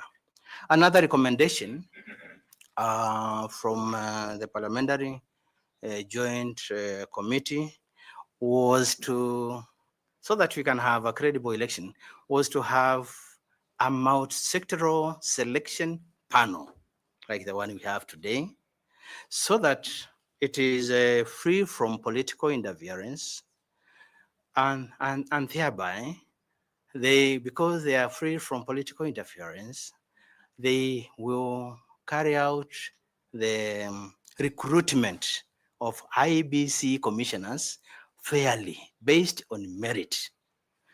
Also, and I think on the same note, Chair and members, that is where we find independence of the IEBC, the Independent Electoral Commission of Kenya. You know, I won't say in our country, but human beings sometimes they are more on speaking words than actualizing them. So when you look at the name of this commission, Independent, an Electoral Commission of Kenya, the independence must be felt. So what makes the IBC independent? Is it the Um, use of the name independent or the word independent? Yeah. What are those things that the law has clothed IBC with that it speaks to its independence? The IEBC to be independent, first and foremost, there are set out laws and regulations that guides the operation of IEBC Commission in their operationalization. And therefore, if they are stickler to the laws and the regulations as enshrined in the Constitution, in the IEBC Act, in the Election Act, I think they will. Okay, what Yes. else apart from being established and founded in the law? Anything else that speaks to the independence of the IBC? Oh, yes. The independence of IEBC also is anchored on beside those regulations that govern it, the collaboration of IEBC with other actors like the parliament, the judiciary, and others. That makes the IEBC to be. But by the way, in the where I work today, we say County Public Service Board is independent, but actually it is not independent. It is quasi-independent, and I think the lawyers know the quasi-independent. I don't know about it so much, but I know the quasi-independent is that you claim that you are independent, but you are not independent because you depend on finances from the executive. So they can say, we are not going to give you sufficient funds. And then so for this body to be independent, they also need to be independent financially. Yes. Okay, thank you so much, and I wish you well. Thank you. Thank you, Chair. Thank you. I now ask Madam Koki to ask you some questions, please. Thank you, Chair. Bishop Emeritus Chavoa. Yes, Madam Daktari. You have said that you worked with IEBC, ECK. Yes, the defunct ECK. Defunct ECK as a registration officer and as a returning officer. I would like to ask you a question on registration, the registration systems we have now. I'm sure you have been keeping in touch with what happened since the defunct ECK. So getting people onto the register is a critical first step in ensuring that there is a participation and inclusivity. The current methods that are being used for registration of voters in Kenya, how accessible and how secure are these methods for registration? Thank you, Madam Daktari. Through Chair, as said, registration of voters is a key aspect of electoral process. And that is where one step that the Commission should be very careful on it as it undertakes registration of voters. Now, the methods used now, for example, registration through technology. This has its own challenges, because you find that it does not go far to the, we call them mashinani, to the grassroots to do the registration. But I have on that, you know, as a management and leadership expert, we have to give a problem and the solution. I was exposed to outreach, gospel outreach, because we have the minority from those grassroots areas where they cannot access the registration models used now. We have to come up with a strategy of how we can reach them out there.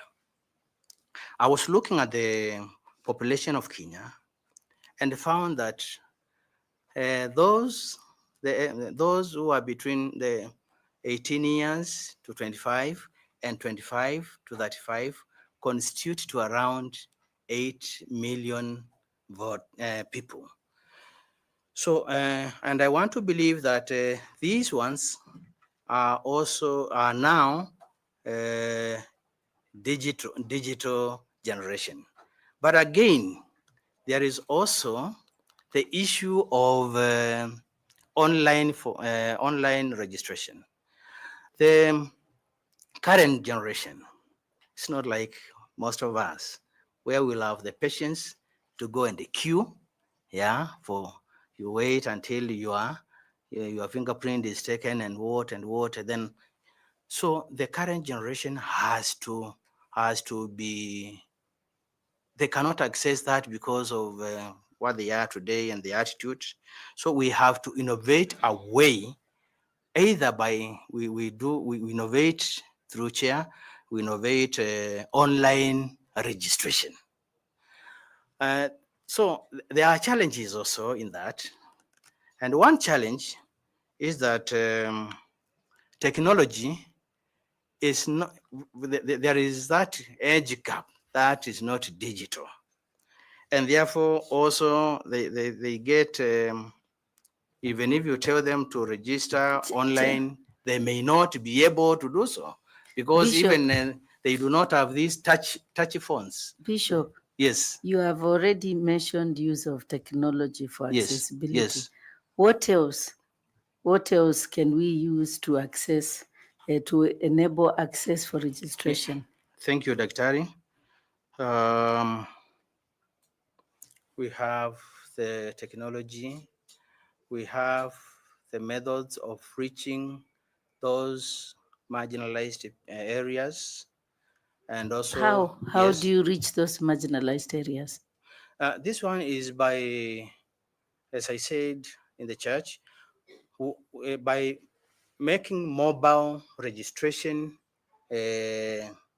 centers, those which are near to those people who are on the grassroots. I think that is one way of reaching them. Thank you. Thank you. That's right. Thank you, Daktari. Thank you very much, and all the best. Chair, thank you very much. Thank you. I want to invite FCPA Tanui to ask you some questions. Askofu. Yes, sir. Kwanza mimi ni kupongeze kwa ile safari umepitia kwa masomo yako. I want to congratulate you for the efforts you've made in your academic journey. Thank you very much, Employer. Yeah, and now that you are pursuing a doctorate in management and leadership, pongezi. Asante. Having seen where you come from. Now, County Public Service Board, do you have a budget of your own? Yeah, we do not have. Okay. Actually, what happens is that the executive appropriates through the County Ministry of Treasury. They appropriate funds to departments. And therefore, at that aspect of finance, we are counted as a department of Wi- the within executive. within the So we are executive. allocated. Oh, so you are allocated. Yeah, we are allocated some funds. So you don't prepare your own accounts. You don't. Actually, we don't. Okay, that's Where okay. we don't, Mm. maybe as SPA, if you give me time, Mm. where we don't actually do is when they are preparing the budget. At the County Public Service Board, we have the board secretary, who is the IE order, Okay. the accountant, the accounts officer. So he is invited to go and submit estimates. Yes. That's okay. Now, one of the challenges IBC have been going through is that they have not been following up on the issues that are raised by the Auditor General.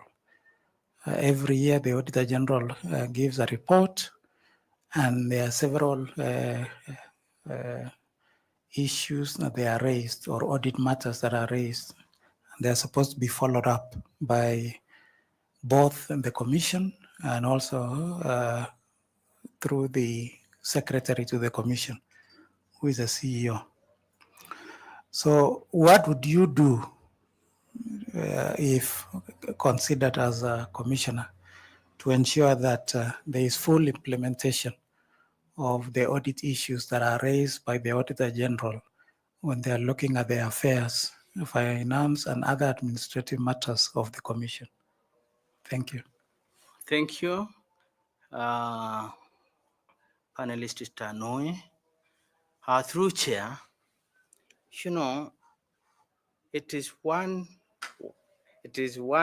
area to say it will be given money, and the audit does its own work, that is auditing. It concludes its report and then gives the recommendations. And there's another area of implementation. I think if I can be successful, if I can be given a chance to be an IBC commissioner, one important aspect is to go and create an implementation office. This implementation office will go through the recommendations pointed out by the Auditor General and ensure that they correct or up their game.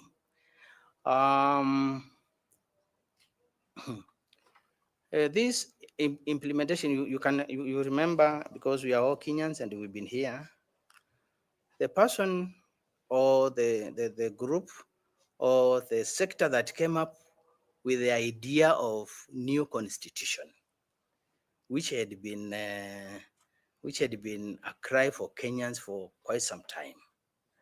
He did it very well because he segmented the processes.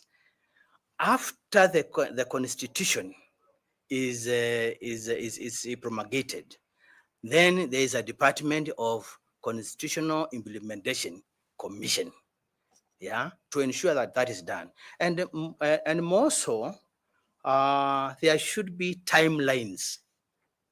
By the way, timelines is very important on the implementation part of it, so that if you were to take like 60 days to correct this and you don't correct, there is a penalty on the same.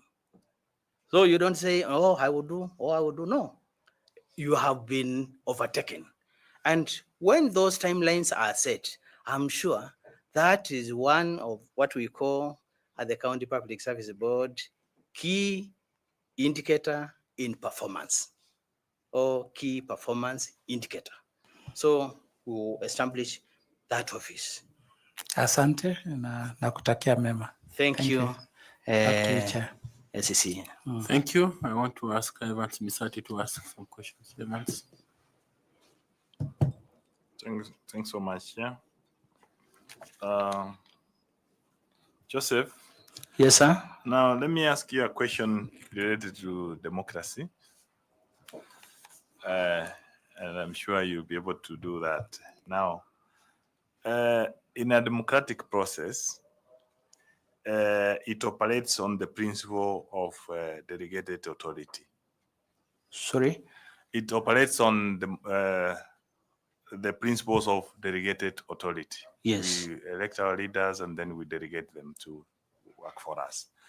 Now, please name for us any two features of democracy.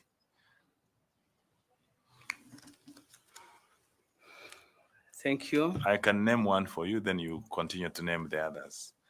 In a democratic process, we get leaders through elections, not selection. So which are other features? Oh, yes. Thank you. Thank you for that question.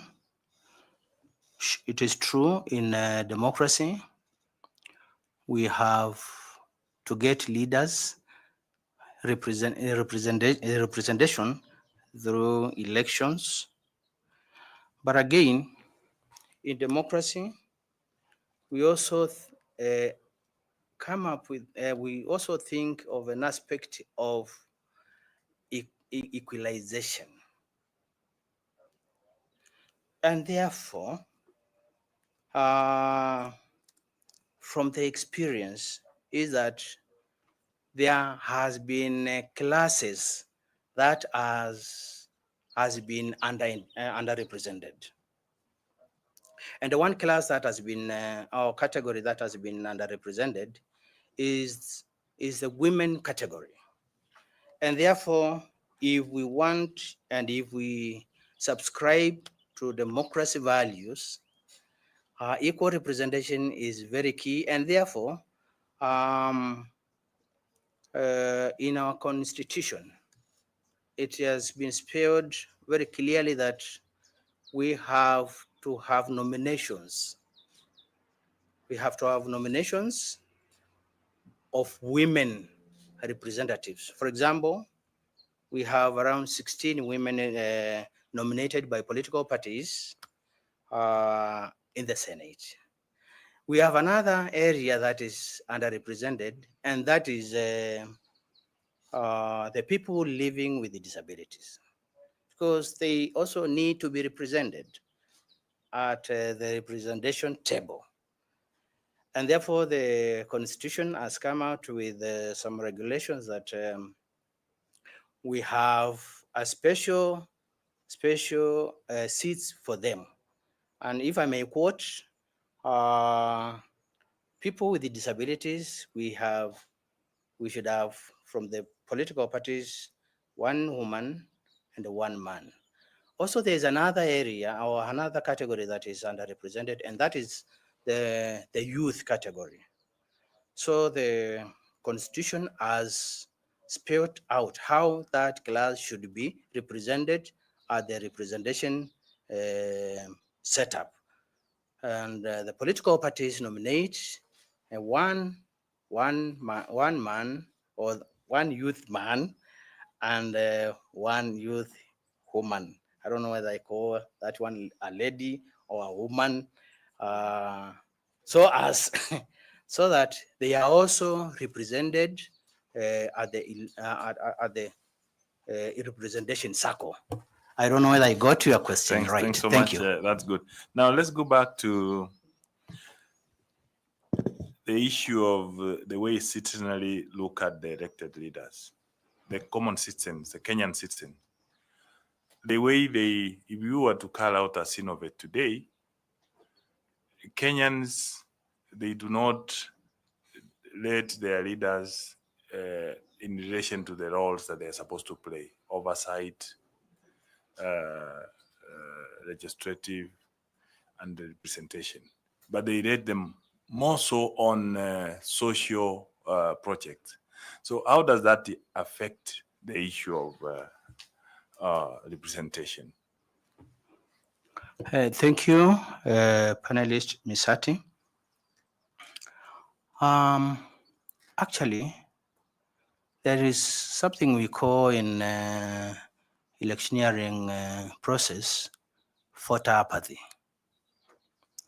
Voter apathy is where voters, they go, some of them go to the election or they go to the polling station and they don't know what is the exact aspect of electing a leader. And that is why they go after some persuasions. And therefore, as a commission, maybe, sorry, I'll go back there, we have to increase voter education so that they can know what is required during the election, electing their representatives, so that they don't just go there. Yes. Do you think IBC has got any business telling the citizenry the role of the elected leaders? What bearing does it have on IBC?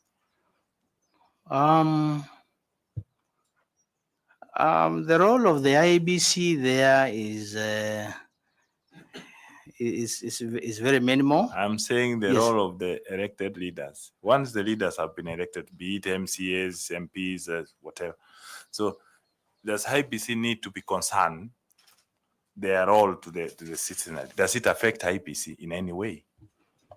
How they conduct their roles once they have been elected? Thank you for that question, but I would think that the role of assigning these leaders squarely is on the electorate. Where the IEBC comes in is where the electorate feels that we are underrepresented, and therefore in our constitution there's a clause of recall. So if they feel that their representatives are underperforming, there is a way. Although when I was trying to research on the modalities of recalling, I saw some ambiguities, so that it is not very clear on how electorate should recall their representatives. But those who get, including myself, if I get that opportunity, we have to make it very clear and also talk to the same representatives at parliament and see whether we can have a clear way of recalling process. Thanks so much, Bishop. The last question. You have now said the issue of the recall. What do you have to say about the way they use their devolved funds units, particularly CDF, if it's an MP or county government? Now that you are working in the county governments, does the way the governor uses money at the local level affect any work of the IPC by any standard? That's what I wanted to come out from you. I think I am not very clear on what role should IBC play on that, but you see now, we have reports every now and then from the Auditor General, the Controller of Budget, on the misuse of these funds. This was not done. This was not done the right way. But again, that is as pertains the CDF and the money that is appropriated to the county governments. But even before we go there, we also have money appropriated for the IEBC. So how do you deal with that first? Yes. so much, Rizal. I wish you well. All the best. Thank you. Over to you, Chair. Thank you. I invite you, Fatuma, to ask some questions, please. Thank you very much, Chair. Mr. Chavo. Yes, ma'am. Would you kindly tell the panel what systems and safeguards you would propose to ensure transparency and verifiability of vote counting and result transmission. Remember, this has been affecting public perception. The electoral rigging and malpractice has been affecting the public perception. So if you are to change that perception, what systems and safeguards would you propose to ensure that there is transparency and verifiability of the vote counting and the result transmission? Thank you, panelist Saman. Through chair, we have various methods or approaches to ensure that the election is fairly processed. And one of them, when I talked about technology. At the polling station, I remember when I was trying to do some research through chair, I remember I came across the minor KI case, which pointed out that the tallying at the polling station is final and it should not be interfered with.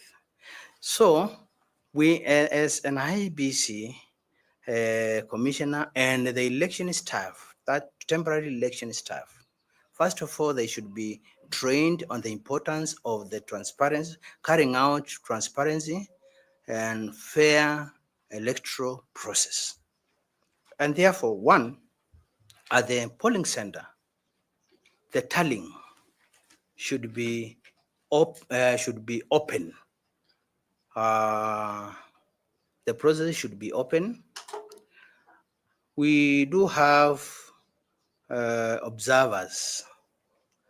This tallying should be open to the observers to see. Again, we also have candidate agents and the party agents. They should access that process of tallying. And in the same technology, the transmission, I think those days we were using forms of 27A, 27B, but nowadays they are using the form 34A.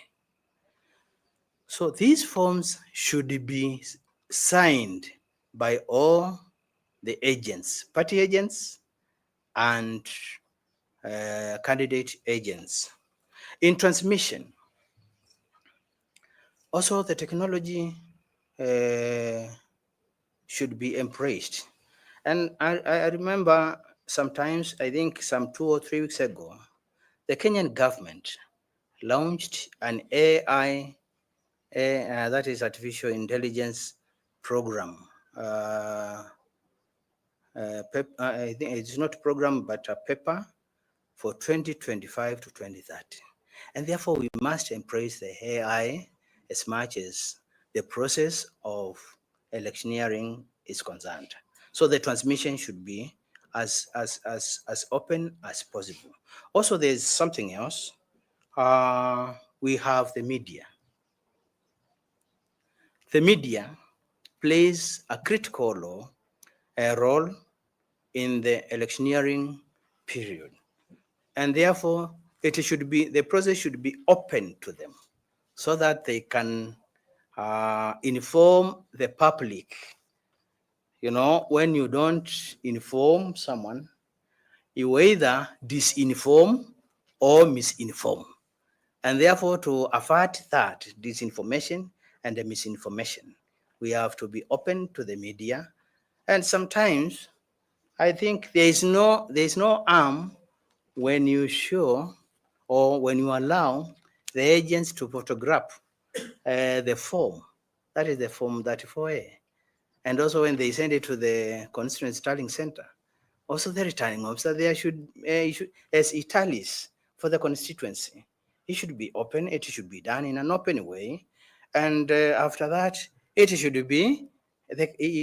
allow those agents to photograph that. So that amounts to accountability. That amounts to transparency. That amounts to openness. Yeah. And therefore, in one sentence, as a management and leadership expert, I would say we should have and we should embrace and we should encourage corporate governance within the IEBC process.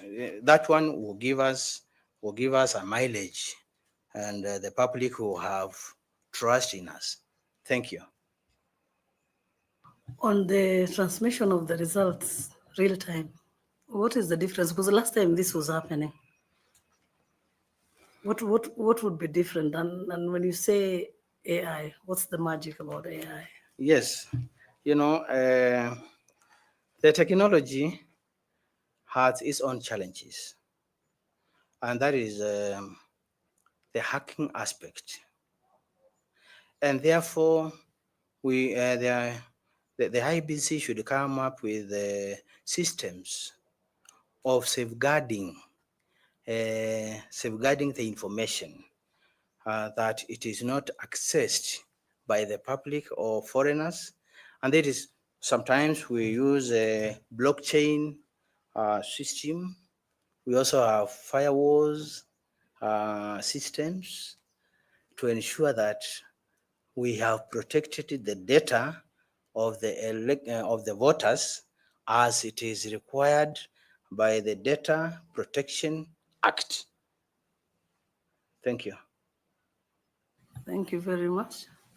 Thank you. I invite Bore to ask some questions. Bore, please. Thank you very much, Chair and Bishop. I also want to join my friend and panelists to congratulate you on the achievement.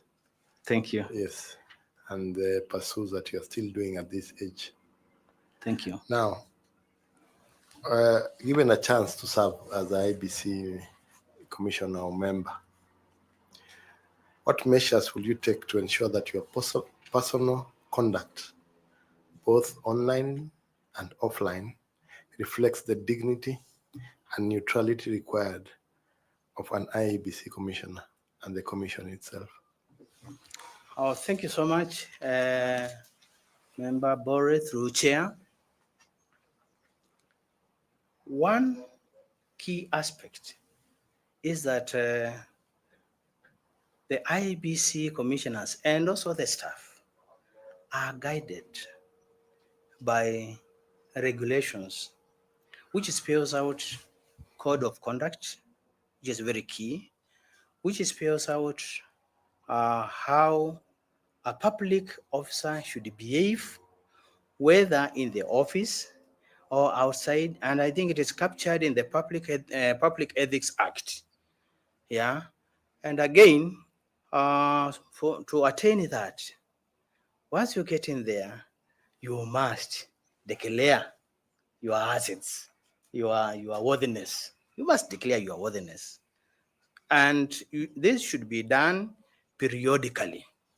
And through Chair, I would say, while there, we have to establish an ethical committee or ethical board to keep on monitoring the behaviors of the commissioners, and also the senior staff or the staff or the election staff. So another aspect is that one should not behave in a way that will damage the reputation of the commission, because we are supposed to be non-partisans. And therefore, whether offline, there are these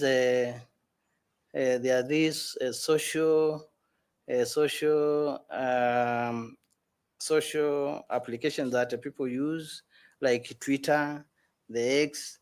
There should be no comment that will put the commission to a bad shape. And then therefore, we should be guided by the regulations, by the laws, and always we should be at that.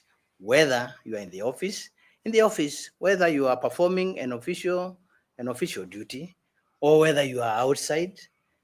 And there's something else, sorry, through Chair Bonabore, that is very also key, and that is the association. Who do you associate with? Because peers have some influence. So you should be very careful when you become a commissioner, when you are a senior IEBC staff or other election officials, on who you associate yourself with. Through Chair, I will say one thing, which is normally said. Just show me your friends, and I will know the kind of person you are. And that is very important, Bonabore. So, and I will say that is not curtailing the freedom of association. But being there, you must adhere to the etiquette of that status. Yeah. Thank you, Bishop, and all the best. Thank you, Bonabore. Thank you, Chair. Thank you very much. Professor Adams, please.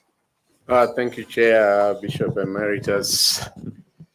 First, I want to thank you from a different perspective, that many a time selection panels have interreligious council members as a key stakeholder. Yet in terms of that stakeholder offering themselves to be at the commission has been a little bit thin.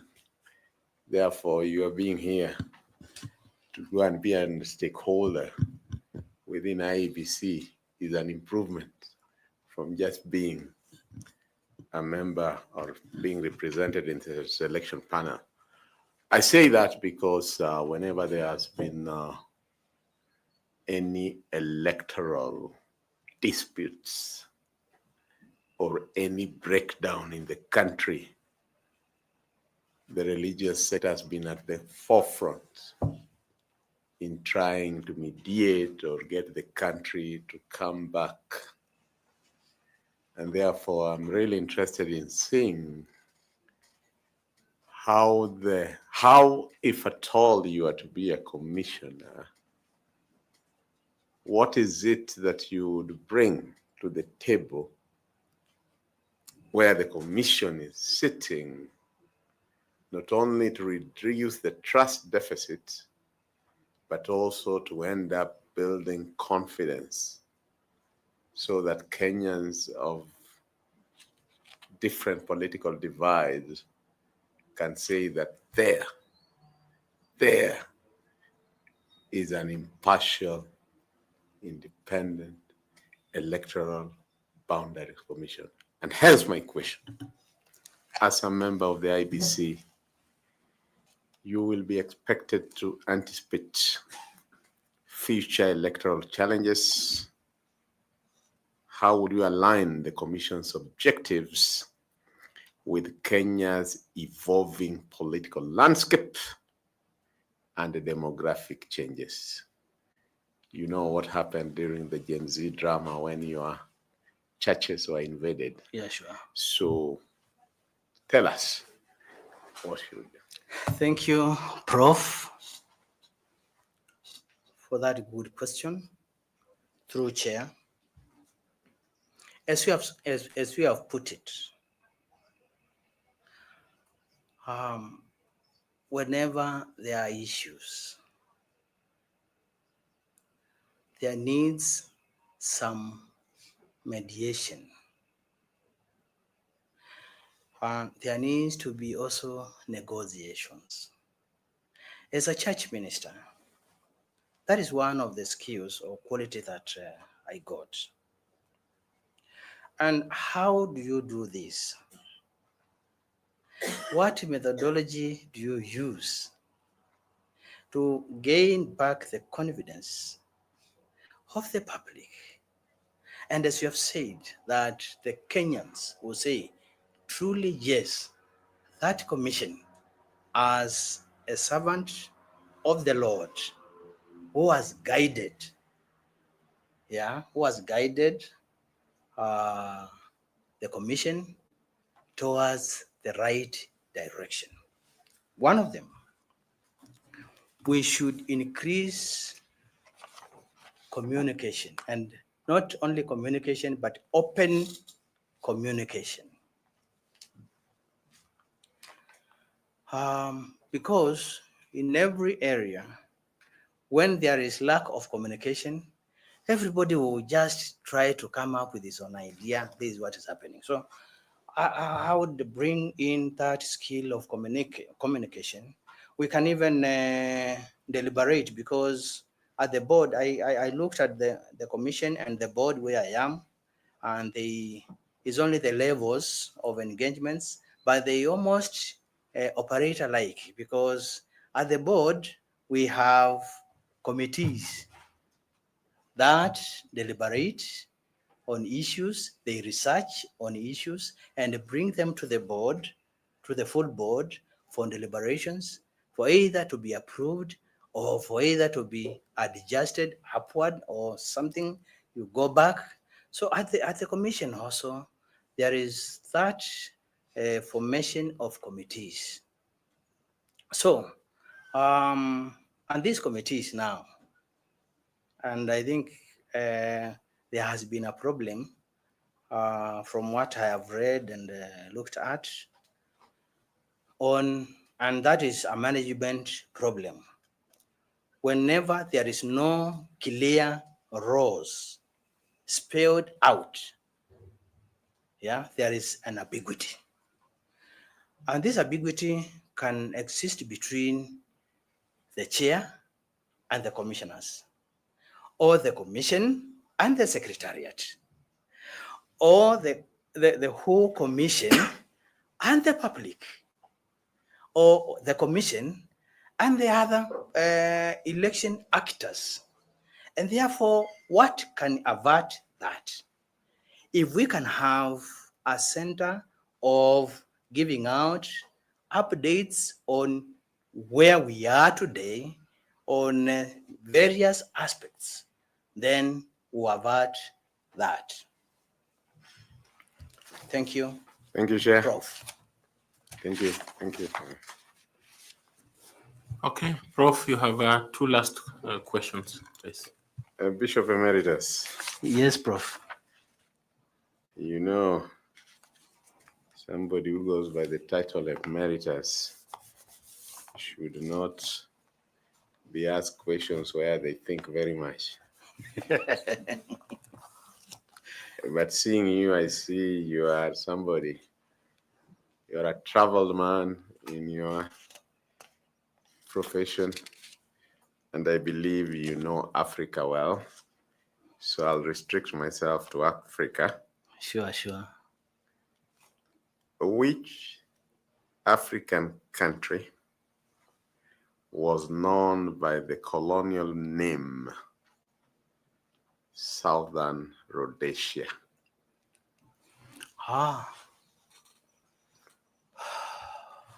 That is an history of many years ago, but it went through what Kenya I went. would think, my prof, also in the academy, we respect the prof, the title of prof, because we are anticipating to be doctors. Yes. As our chair there and others. And therefore, I would say, I would say Rhodesia was Zimbabwe. Who? This is my last, so that Bishop Emeritus is not put on the dock for too long. Who was the first president of post-apartheid South Africa? Wow. Thank you, Prof. That one I learned when I was doing my bachelor's on international relationship unit. Yes. And this was none other than Nelson Mandela. Emeritus, you are indeed. Thank you, Chair. Thank you. Thank you, sir. We have appreciated our discussion. I don't know whether you have any comment or question to make as we draw towards the end. Thank you, Chair. As we conclude this session,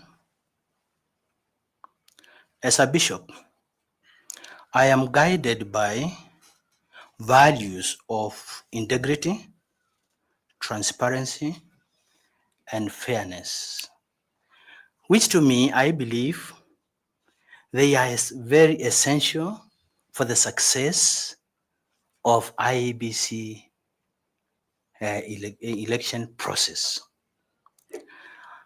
I commit to uphold these principles to ensure or on ensuring free, fair, and credible elections. I want to justify why my name is a bishop. We look at there is a verse in the Bible, that is Proverbs 11 verse 3, that states the integrity of the upright guides them, but unfaithful are destroyed by their deception.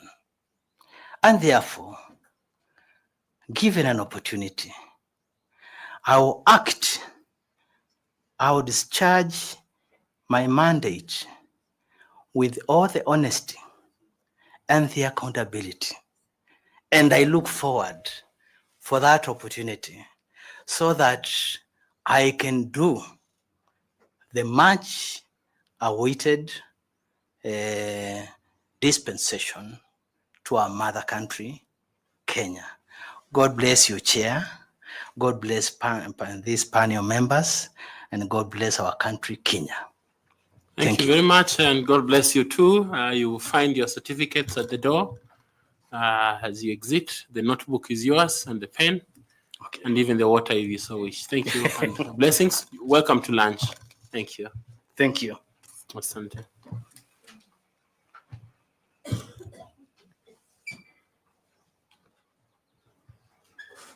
Okay. Media, you want to give us a few minutes as you exit for lunch, kindly?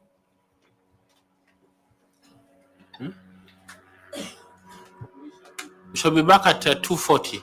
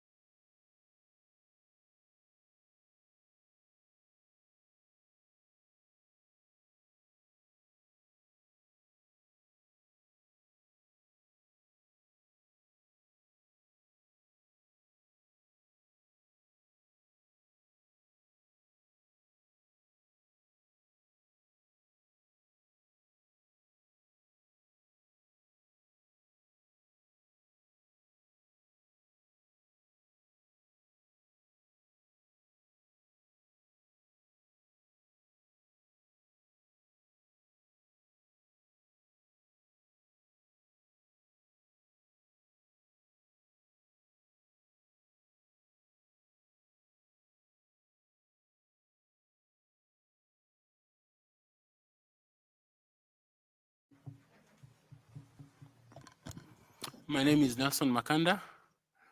I am the chair of this selection panel. And let me say that we are grateful for your demonstration of interest in the position that was advertised for member of the IBC Commission. And congratulations for being shortlisted. I want to invite my colleagues here to introduce themselves to you before we come to you. Thank you. Vice Chair. Good afternoon, Madam.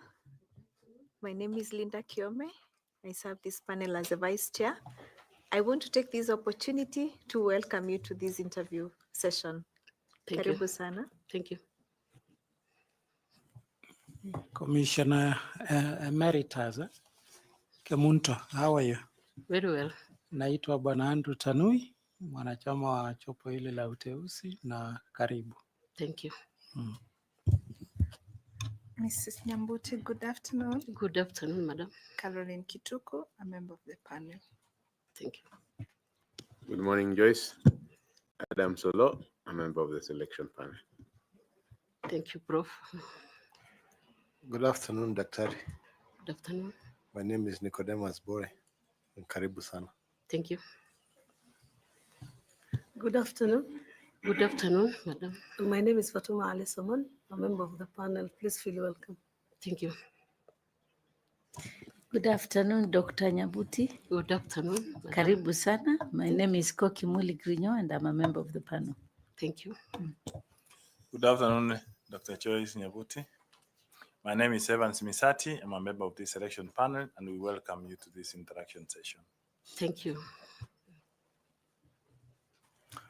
Now we will come to you and ask that you briefly, within 5 minutes or so, introduce yourself, highlight your career profile and those significant milestones that are important for us to note.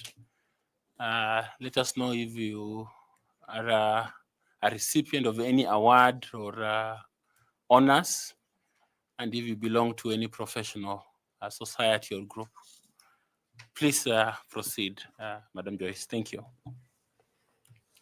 Thank you, Chair. Good afternoon, Chair and honorable members. My name is Joyce Kemunto Nyabuti from Nyamira County. I am a human resource management and development expert of over 34 years of professional experience in human resource management matters, transformative leadership, and governance. Chair, I have my academic background.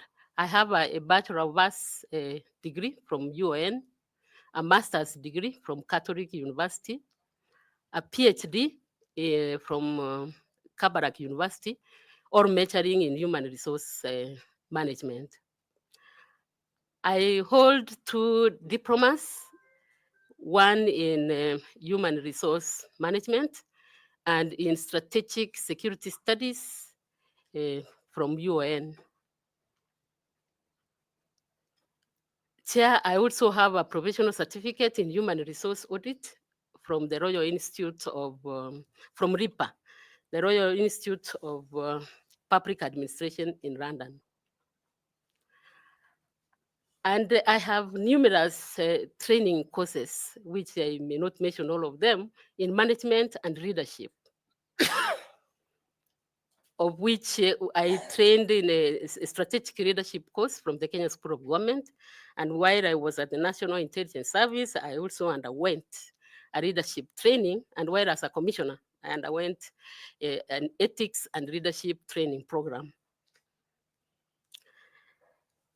I am a career public servant. I would say that I've worked in several MDS, but my last assignment, I was a commissioner at the Public Service Commission from the year 2019 to January this year, 2025. At the commission, particularly assigned to me, we used to work in committees, and I belonged to 3 different committees where I provided with the HR policies and advisory and oversight. I was the chair of the Terms and Conditions of Service of the Public Service Commission, where I oversaw and actually did the development of various HR policies. To mention a few, the Human Resource Management Manual, the disciplinary control, and also provided various advisory to the MDAs. And in particular, I handled over 26,000 officers in various MDAs in terms of competitive promotion, and over 36,000 for what are MDS? ministries, departments, and agencies. Okay, please. Over 36,000 under succession management. It was realized that in the public service there is a gap, and we had to carry out that. I also had an assignment. I was a member of the Public Service Transformation Committee. And that's why I'm saying that I've been involved in transformation leadership, where we oversee the performance management in the MDS and also worked towards having an efficient and effective service in terms of service delivery and ensuring that our clients, who are the citizens, are happy with the services. So what I did in particular is that we came up with the performance management frameworks to enable guide how the public servants can perform. Among them, it involves the performance management framework, including performance contracting, setting performance targets, and the KPA, key performance indicators, and having M&E and how we should follow on that. I was also a member of the CQA, we call it Compliance and Quality Assurance, in which we developed, the 6 years I was there, each year we improved the report, which we were giving annually, which we were giving it to the president and parliament. It was a report on the status of compliance of the values and principles of public service. So we were following and monitoring whether the MDAs, the ministries, departments, and agencies are doing what is expected of them according to Article 10 and 232 of the Constitution. Chair. The other assignments, Chair, that I handled as a commissioner, I chaired. Do you want to go to another commission you have been or another place you've been? We have heard about PSC. Okay. I'll quickly go to another I one. will go to another one, Yeah. but briefly, Chair, if you allow me, that I chaired many panels while at the commission. That one, when we recruited the principal secretaries, and we also handled various assignments of vice chancellors, deputy vice chancellors from various universities, even listening to chancellors of universities. We're not calling it an interview, it was an interactive session. And Chair, sorry, allow me also to say that I'd been nominated to several selection panels. Prior to being a commissioner at the Public Service Commission Chair, I worked as a deputy director, human resource management at the National Intelligence Service, where I also oversaw the development of strategic HR policy framework, like the performance management system, which enabled them to be able to meet their targets, and the human resource information management system. I was also a trainer, an instructor at the National Intelligence Academy. So I'm a trainer also, even by training. I was also the editor-in-chief of a journal. Actually, I was the pioneer editor-in-chief of a journal at the National Intelligence Academy. And Chair, to finish, I also worked in various now MDS. I worked at the Public Service Commission Secretariat. Actually, before I went to National Intelligence Service, the Ministry of Health, the Ministry of Agriculture and Development then, and the Ministry of Cooperative Development. And so, as I finish, I am a member of the Institute of Human Resource Management, and I've been awarded the Moran of the Pan Spear. Thank you.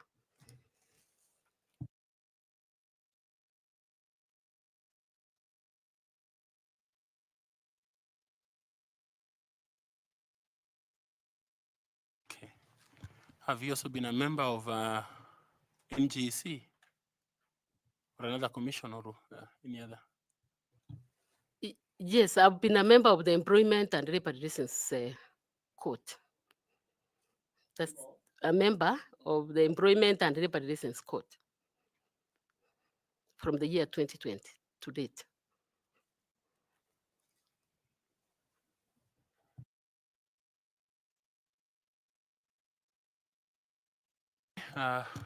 Linda, please. Thank you, Chairman. Dr. Joyce Kemunto Nyabuti, you have a wealth of experience. It's exemplary. I'm excited. At the same time, I would want you to tell this panel what's different, what skills, what competencies, what exposure and experience are you bringing to the table as an IEBC commissioner, looking at the environment at which IEBC conducts its business? Skills, competencies, exposure, experience. Thank you, madam.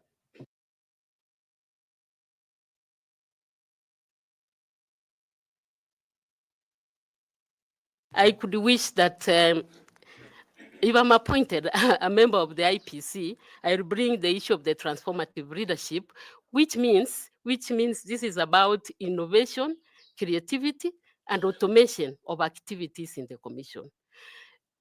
Thinking out of the box, bringing out new things. I know there is automation at the IPC, but we could take it to another level. Come up with a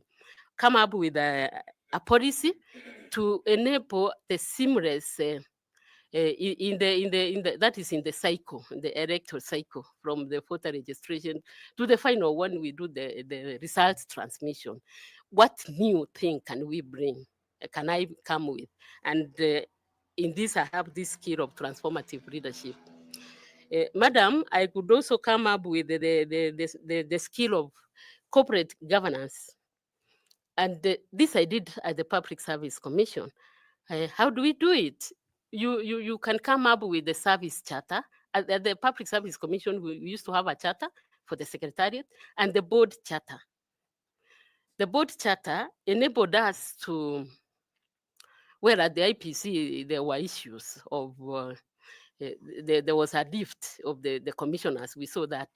So if we have a board charter, it enables members of the board to have consultation, consensus, when we are handling decisions.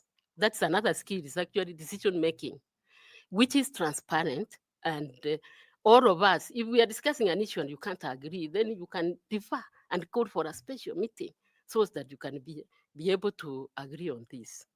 Another skill is interpersonal skills and teamwork. This by training, even this is what I facilitate when I have an opportunity to give topical issues to students.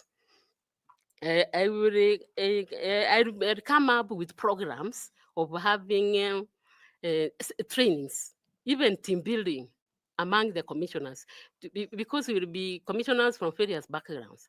If you have team building sessions, maybe even out of the office, you understand somebody you didn't know, and then you are able to tell or have the cohesion. That's another skill I can come with. Another skill, or I don't know whether it can fall under competencies. I'm very good in organization structure.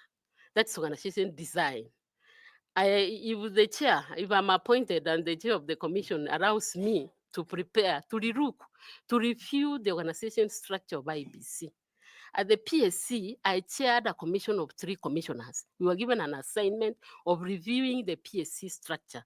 We reviewed it, and it's currently on force. That is what I could say a legacy I left from there. It is a very progressive and motivating structure.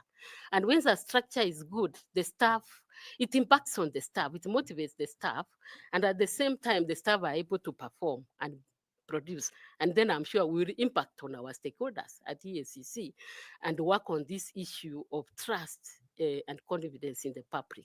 And while on that, then another skill is communication, communication skills and information sharing. And we used to do this at the commission. If there is an issue you see you counter it before gets to the by having timely communication of sharing information to the public. How do we do it? You can do it in the media, print media. It can be in the website. If you go to the PSC website now, I can assume at the IEPC, you are able to see some information, and by so doing, we are improving our public trust and or public image, I will call it, and through the confidence from the public. I see there are many. Thank you, thank you, thank you. Those are enough. Thank you. Thank you so much. Thank you, Chairman. Thank you. I invite Caroline to ask some questions. Ms. Kituko, please. Thank you, Chairman. Ms. Nyambuti, I need clarity. You said you're a member of the Employment and Labor Relations Court. The committee. There's a committee where I am a member, and I was appointed by virtue of being a commissioner at the Public Service Commission, so that we could look at employment matters. And in particular, what we did, we were able to do. I just need clarity because I had court, and court is for judges. So I got a bit confused. The committee, where is it? Under which organ of the state is it under? The committee under the Labor Relations Court. Yes. Okay. Yes. All right. Thank you for that. I just needed clarity. So, it is the mandate of the IBC to undertake boundaries delimitation. What are some of the key principles that, should you become successful to be a member of the IBC, that you should follow through to ensure and to meet the legal requirement that promotes fair representation in the exercise of boundaries delimitation? Thank you, Madam. Boundary delimitation is one of the functions of the IEPC, and if I become a commissioner, we will get out fast because there is no more time left, and come up with what I could call an implementation matrix. That is a plan of action on what needs to be done fast with the time frame. If it's a matrix, we'll have the strategy we'll have in place, the activities involved, who is responsible, the resources in terms of human resource, finance also, and then what are the expected outputs and the expected output. In a boundary delimitation, Madam, we need to carry out the data from the ground. Are there some of the constituencies where we need to have change of name, change of the numbers, so that we have already the data to be able to. Okay. So the law, particularly the Constitution, has put in place certain legal requirements that must be applied by IBC whenever it is carrying out boundaries delimitation. So this is to ensure that there is fair representation and they adhere to the constitutional provisions. What are some of these mechanisms or these things that the law has put in place that IBC ought to take into account when doing boundaries delimitation exercise?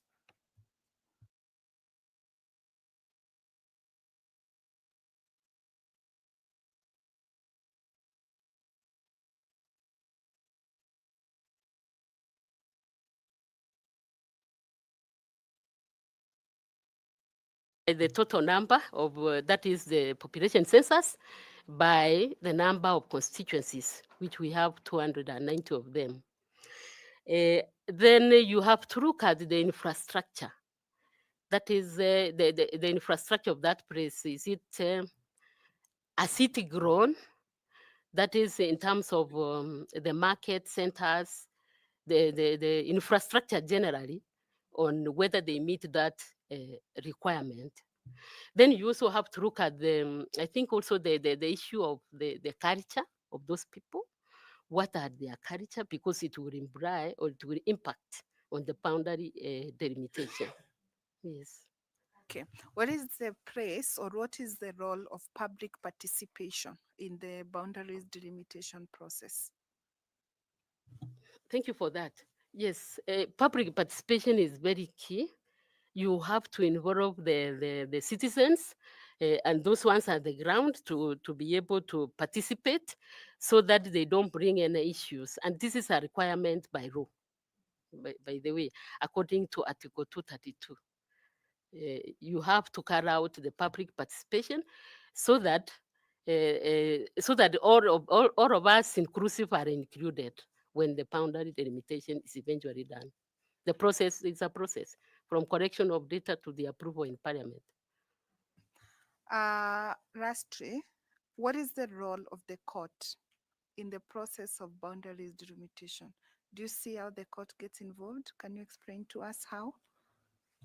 Yes, we have what there will be disputes.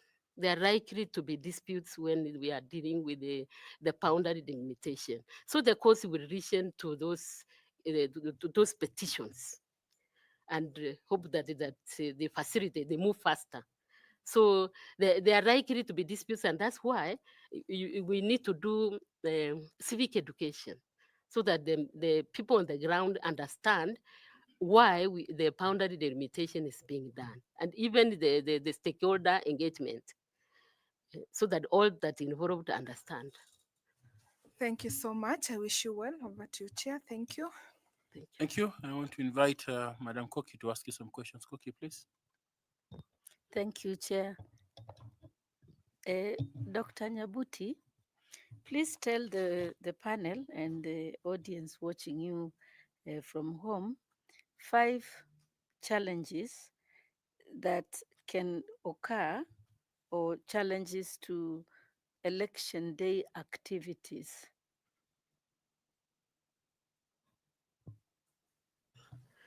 Thank you, Madam. Yeah, there are likely to be actually very many challenges to occur during there is a election violence. There will be groups out to come out with that.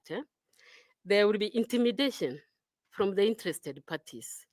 There could be from the political class, from the political parties. It could be intimidation of the voters to influence them to vote in a certain pattern. There will be a problem of double registration on that particular day. Another challenge which is likely to occur during the voting is that a voter can go to the location to vote. Then maybe he realizes that he or she, the name is not there. Then this will bring up an issue. It will actually bring up an issue on the same. Then it more or less related to the double. There will be some will be double registration. Some will go there and find their names are not there for various reasons. Maybe they were not eligible. They were not eligible to be registered, but they have come to the center to vote. I'm asking not for challenges to registration.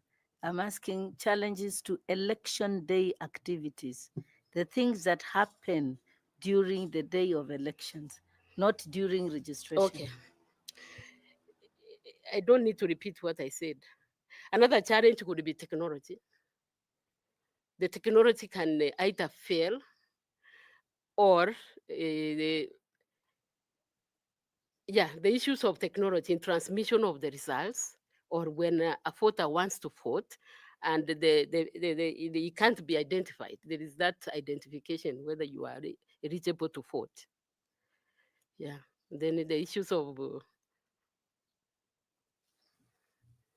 Thank you, Daktari. If you are successful, how will you handle this? How will you prevent these challenges from occurring on the election day? Yes, one, I mentioned like the issues of intimidation, bribery. As a commissioner, what I'll do, training. We need to do a lot of training just before the election day. Also, the issues of civic education.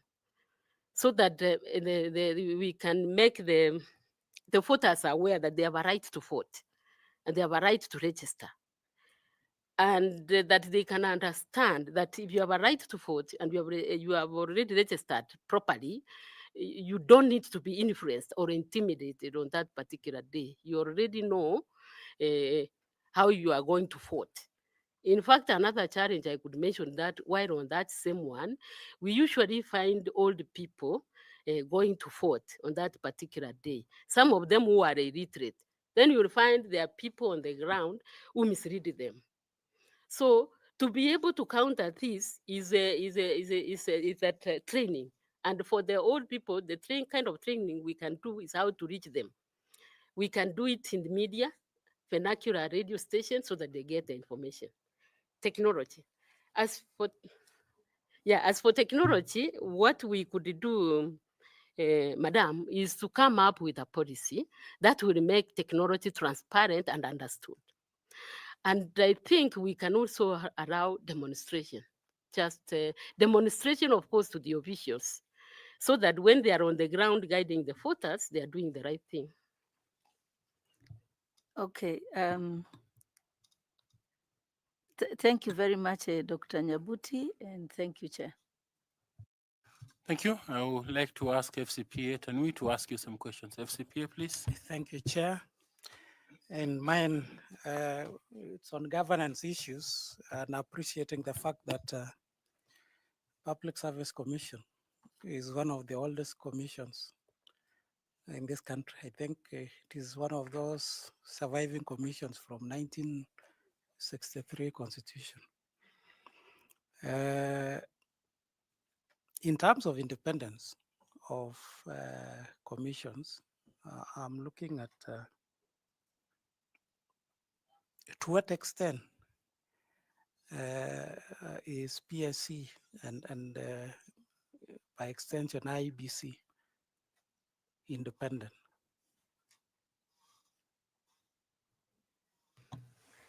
Thank you, CPA. Independence, that's a very key. Independence, constitutional commissions are expected to be independent according by law. It is spelled out in the Constitution. This is whereby you carry out the business of the board without external interference. Of course, there would be interference. How do you manage it? So the way of managing, and this is what I can bring to the IPC, is to develop codes of conduct. Very clear, such that when you are in the board as a commissioner, you know what you are guided by that code of conduct. Actually, there is a board charter. And each time adherence to the rule. When you're doing an issue, you refer to a particular article and what you are expected to do. And then you'll be able to manage your independence. The other one is in terms of decision making. Decision making should be transparent and clear. If there is a member, maybe in the board who is differing, then and as you continue answering, I Yes. want you to reflect on the judgment by the court Yes. on the appointment of chief administrative secretaries. You remember the CSS Yes. that you had that had been appointed through interviewed by PSC, and talk of those interferences, code of conduct, in as far as the mandate of a commission like PSC, and now that be replicated if you are to become a commissioner at Iebc. Thank you.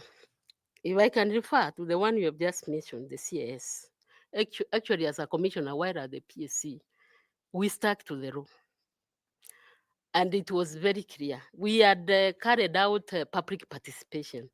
And when we communicated, we actually communicated that it was allowed that 23 of the CSS, that is the Chief Administrative Secretary, could be appointed.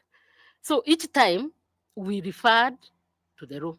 And even when you are making communications to the appointing authority, it is detailed and it is clear. You know there is somewhere where it ends. the commission has to do up to this level, and the other level, there's another level handling. So we did everything possible. Public participation was done, and those jobs were created, and the number was clear, I think 23. So what lessons, I want you to draw lessons from your experience at PSC. Now, if you move into IEBC, what controls, what measures will you put in place to ensure there is independence? And as you do that also, you refer to measures will you put in place to ensure there is independence? And as you do that also, you refer to your engagement between PSC and SRC in terms of governance. There's been back and forth between SRC and PSC in terms of who should do what, who should not do what. Similar to PSC versus SCAC, who should do what in terms of independence of these constitutional commissions. And even, and you told us you are the chair of, there's a committee Terms and conditions. Terms and conditions. Yes, yes. Even the structure, you told us you did the structure of PSC. You are responsible for that structure. And I do remember you did a structure, you advertised to fill those positions, and you canceled the advert. Those adverts, there were some deputy commission secretaries. Yeah, and appreciating your role and your background and your experience in these certificates. So those experiences that you've gone through, how will it help you if you're to become a commissioner at IEBC? Thank you. Maybe I will, in brief, I could mention what I could bring along to ensure independence at the IEPC. And I think I briefly already mentioned in the outgoing. One is to come up with a code of conduct which is clear on the do's and don'ts of the board. It's to be able to deal with the consultation and consensus when deals with decision making. And when you do your decisions, the decisions should be transparent and clear. If there is a dissenting member, you can record that. I think we used to have a conflict of a register of conflict of interest, so you can record that. And also, even these soft sport skills like team building, going out, it used to work around. And in fact, in terms of consultation and consensus, and I think I mentioned if there's need, you can defer an issue you are not agreeing to a special meeting and only have a meeting of commissioners, because at times, meetings, you do have the secretariat. The commissioners are on, you discuss and agree on various issues. Let me go to what you mentioned. Yes, I see that I handled the structure and I'm very proud of it. It is on. You see, the commission, the PSC is independent. So the structure you can do. What you need to raise with SRC is in terms of the salaries now, if there is any salary increment. But we did it in such a way that it fell in place with the salary structures which were there. Actually, what happened is that the structure was elongated to a short, making people not to be able to be promoted. So that is when you go to the SRC. And I like the way you said, yes, we used to have PSC and SRC, but it is very clear. PSC is in the constitution and the mandate of the PSC. The PSC deals with the terms and conditions of service of public service. And it advises on their salaries and allowances. Then SRC goes ahead and sets without consultation. One time they said allowances, and we said, you didn't consult. You need to have a consultation with the PSC and agree. What SRC does is that it sets salaries for state officers. It is very clear that one is their mandate. But for public servants, it is a sole mandate of the PSC to deal with the terms, and the terms are wide. It is from salaries, allowances, to how even the facilities that you have in place. So we used to be guided by the law, adherence to the law, and referring to each time. Of course, we used to have consultation We could have meetings with them most of the time, and they would agree. Then the last one you mentioned about the structure with the SCAC. In fact, twice the court told PSC, this is your job. The first time they told us, like, you have been sleeping on the job. It's not supposed to be done by SCAC. And maybe that's the reason why the one you are saying was cancelled.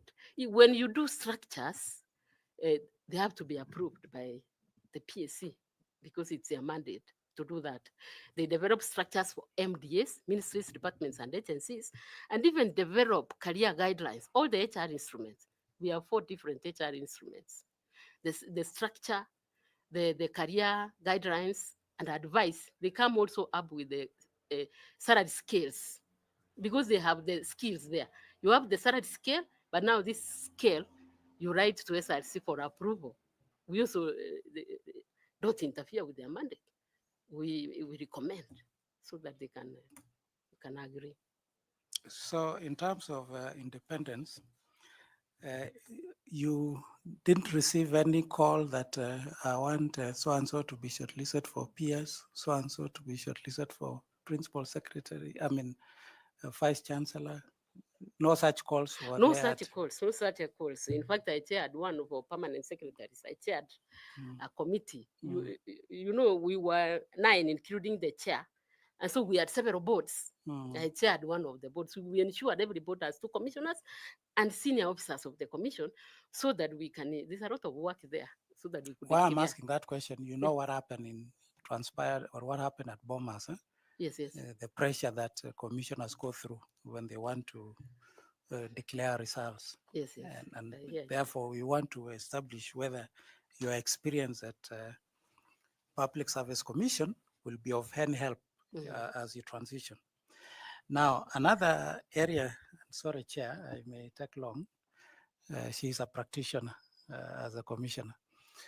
Now, one of the findings of the IBC in their post-election evaluation report is that staff of IBC faced a lot of harassment, threats, and logistical challenges during the election period, including tragic incidents involving returning officers.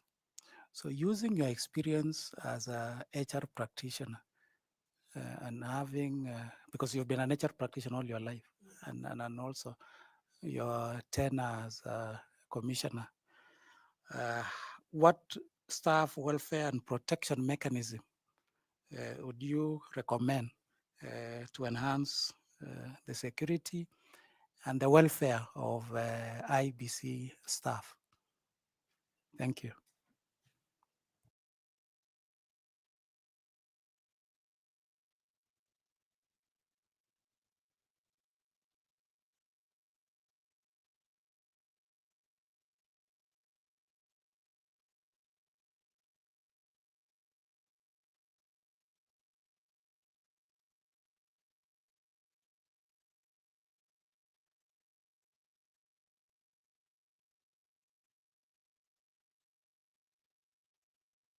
In terms of welfare, that's a very good one. In terms of welfare, we can come up with a policy of how the staff, I don't want them to be involved in the harassment and all that, but it happens. And if it happens, what do you do? This is an officer. When you see an officer, when you see a file, it has several people behind. There's the wife or the husband and children. So that we have a welfare policy to be able to have these officers compensated. Security. Security is very key for the staff. It's very unfortunate if they go to the field and they are attacked. So as a commissioner, I would wish that it's what we call the multi-agents. We form a multi-agents task force when it is about time to go for elections, where we team up with the officers from various security agencies. So that rather than going around, we should get the various security agencies, the police, the KDF, if need be, and then IS, so that they are a team, and then other private ones. You know, at the local, we have village heads so that they can be able to manage this violence. And also we also involve the NGAO, the national government officers on the ground. And on the ground, you know, we also have Nyumba Kumi. We involve everybody because they will be at the location level. But to be able to manage this, we can develop a policy guideline at all those various stages. We have the leader of Nyumba Kumi, we have the village elder, then we have the sub-chief, we have the chief, and the ACCs, that is the assistant commissioner. Yes. So to ensure that when the IPC officers on the ground are safe, and if anything happens to them, they are answerable. And this can only be covered in a policy. Now, just to pick up, sorry for this, to pick up on the use of NGAO, the DCC. Now, will that compromise the independence of the commission? Because they will be seen to be using the national administration to undertake their mandate, and which is part of government, and yet you are supposed to be independent as a commission? Thank you. I don't mean that they will be on the ground as such. This is the planning process for the elections. When you know elections will be carried out on a particular day, these multi-agents, they will come together and come up with modules or scenarios on how this should be. It actually should be on the background. They are not the ones to be on the ground. They should come up with strategies on how to manage this. Thank you, Chair, and I wish you all the best. Okay, thank you, Bwana Misati. Thanks so much, Chair. Dr. Choice, I want to ask you a question related to Section 88, Article 88 of the Constitution. The role of the IPC has several mandates, but I want you to say among the roles that IPC is mandated to do, just mention 2 items that IPC can do before the 2027 general election, and 2 of the roles that they cannot do between now and 2027.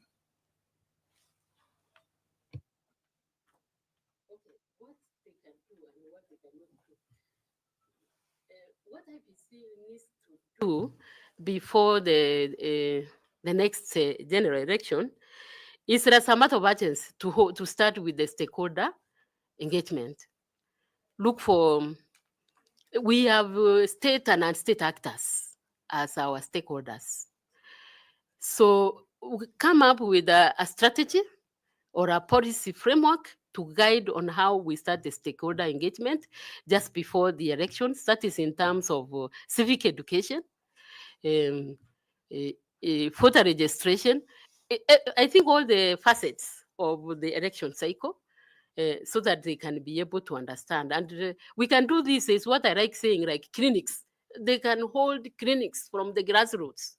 Those are the forums, from the location to the county, to the region, and the cascade all the way. What else can also be done is technology. Maybe we could come up with a policy. I know the technology is there. There is a policy, is to review it, so that this technology can be transparent to avoid having blame of technology at the end of it when the votes have been cast, transmitted, and tallied. Now we can't agree and we are blaming technology. I think that's something as a commissioner should be able to do. Anything that you think that is within their role that they cannot do between now because of any other circumstances or timeline or anything? Yeah, one could be, I think, the boundary delimitation. But there's something they can do. You get there, you can do what you are able to do within that time frame. But according to the law, you see that's been caught up with time. Thanks so much, Dr. Choice, and I wish you all the best. Thank you. Thank you. I want to ask Fatuma to ask some questions, please. Thank you, Chair. Dr. Nyabuti. Yeah, have I pronounced it properly? Nyabuti. Okay. And Daktari, we've seen how the lack of voter and civic education has disenfranchised communities, particularly those in the rural areas and those from marginalized areas, or rather far to reach areas. And how would you design and implement a national voter education strategy that reaches to all this and takes care of their interests, all segments of the society, and that focuses also on what actually would interest them? Yeah. Thank you, Madam. In terms of voter education, that is in actually training. How do we reach those who need to, actually it's everybody, all citizens need to be educated in terms of voter education, civic education. But with a particular focus, to Yes. these people who are in the rural areas, very marginalized. You know why they are peculiar from everybody else? Yes. Some of them do not know English language or Kiswahili. Yes. Then you would have situations where majority of those people who provide help to organizations that do civic education might not give enough resources to these communities. So the things that are specific to them. And the scenario would be, if I give you the background, is that some are illiterate, some are politically unconscious, they are complacent with the situation. True. And they can't even make informed decisions. So even if you are to talk of public participation, it wouldn't be effective because they actually do not know what their rights are, True. what voting means, and all that. So I'm talking about a specific type of people, not every Kenyan. Okay. Yeah. Thank you, Madam. What we could do as IPC commissioners is to develop programs or even training materials, and do this by radio transmission. And in particular, you can go to the vernacular radio stations and maybe increase the time of airtime. When is that time these illiterate people, in those communities, like sitting around the fireplace and the radio is there, then we target those ones. We can also target having parasas and use the roko, those that they listen to. You know, some cultures, not anybody can talk to to anybody. I think I've experienced that. They would say you are a woman, and yet you have information you want to pass. So you get the village elders, the opinion readers, and give them the materials. Maybe sensitize them to go and sensitize and empower them. Empower those who are able to go and meet them to be able to get this information. And it also, as I've already mentioned, it touches on culture, their way of life. But if you go to them the way they would want, they will listen. And this will be very key so that we are able to tell them their rights, that they have their right to also come and vote. So they are from the marginalized groups, people in far-flung places in this country. We also have the marginalized in terms of, we also have people living with disabilities. And at times, I don't know why women are also grouped among those ones. So how do we, and children who are able to vote, of course, who are eligible to vote, how we get them. And thinking out of the box, Madam, I could wish that going forward, if I'm a commissioner, we introduce a program in schools, in school, so that people are taught on the importance of going to vote, on the importance of their rights to vote. Yes. I like the fact that you kept on saying the way they like, according to their culture, who they listen to. What does that mean? Before voter education content is developed, what does that mean? If you are to understand how they think, how they do things, who they prefer, what is it that the commission needs to do before coming up with the content? We carry out research. We go and do research, cut data, analyze, and in fact, you can do messaging. A message, a small message targeting them, and in their vernacular or Kiswahili, if they are getting Kiswahili, then it will be the message in the village. Thank you very much. I think sometimes one size fits all has been the disadvantage to this community. So thank you very much for that, and I wish you well, Dr.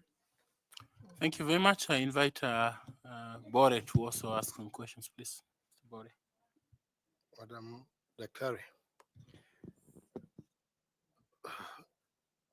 the Election Act and the IBC Act emphasizes accountability in electoral management. In your various roles that you played in this government, describe a decision you made in leadership role that was unpopular but very necessary, and how you ensure transparency. How did you ensure transparency, and how did you handle the backlash, if there was? Yes, that was very unpopular. Thank you, Nicodemus. Yes, I think I have a leadership challenge that I handled. And this was, I said I have skills in public sector reforms. It was a reform program that I handled. That is, and it relates to change, actually change management. I was the champion, and that is in terms of performance management system. And it was very, very unpopular. I handled the reform from late 1990s, I think even to current. And you see, in performance management, we were coming up with programs where officers were supposed to be accountable of the work they are doing. We are setting performance targets and we are setting the key performance indicators. And they were not comfortable. It's like this program is going to take our work from our core business.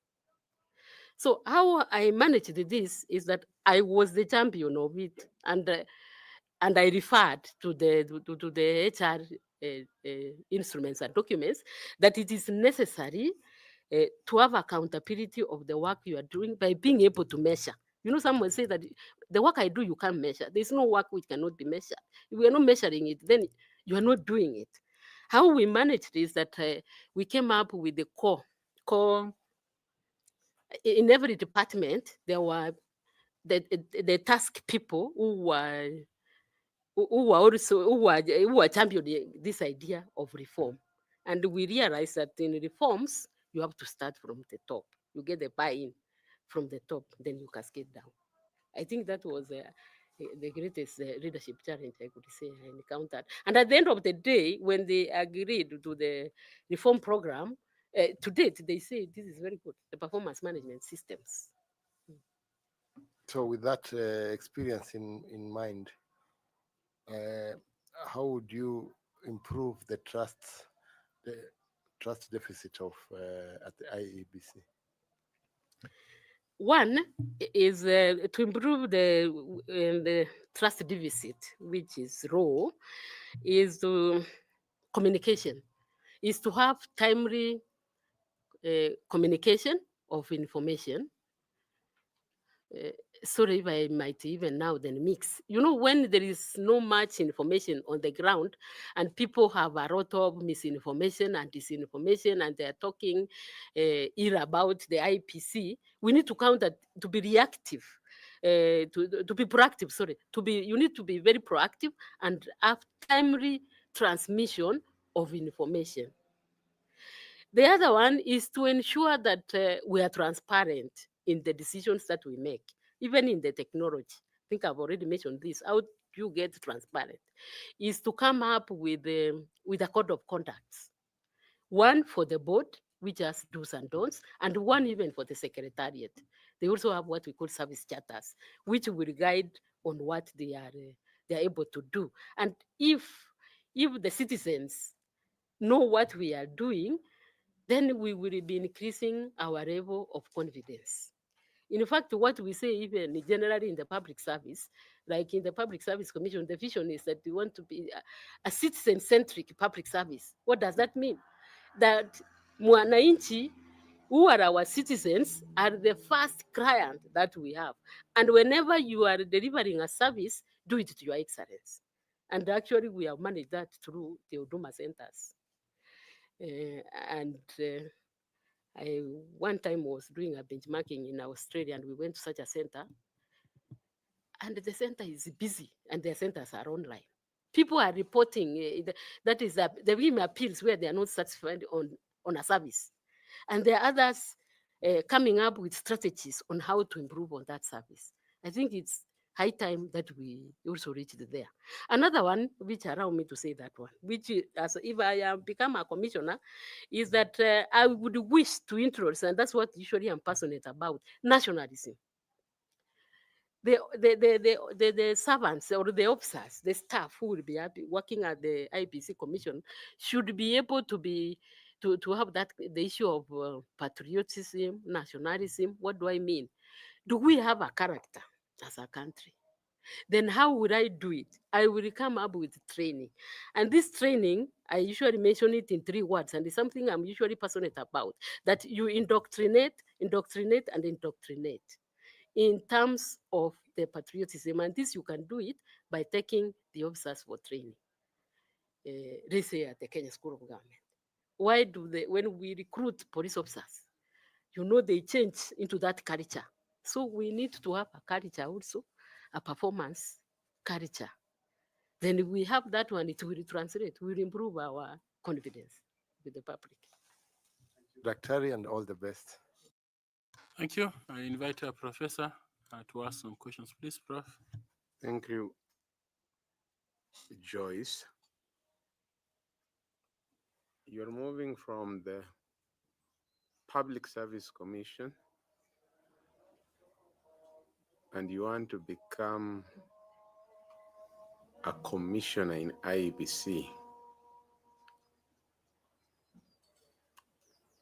Many people say that public service is nearly a status quo within the government arrangement. There's a lot of status quo. Change comes very slowly. You have applied to join an independent commission which operates in an environment that there is rapid changes. Like we have new demographic groups that need to get in the voter register. You have new digital platforms in the age of technology that might have to be used. And you have a more enlightened society that might seek to be engaged. Based on your experience from the Public Service Commission,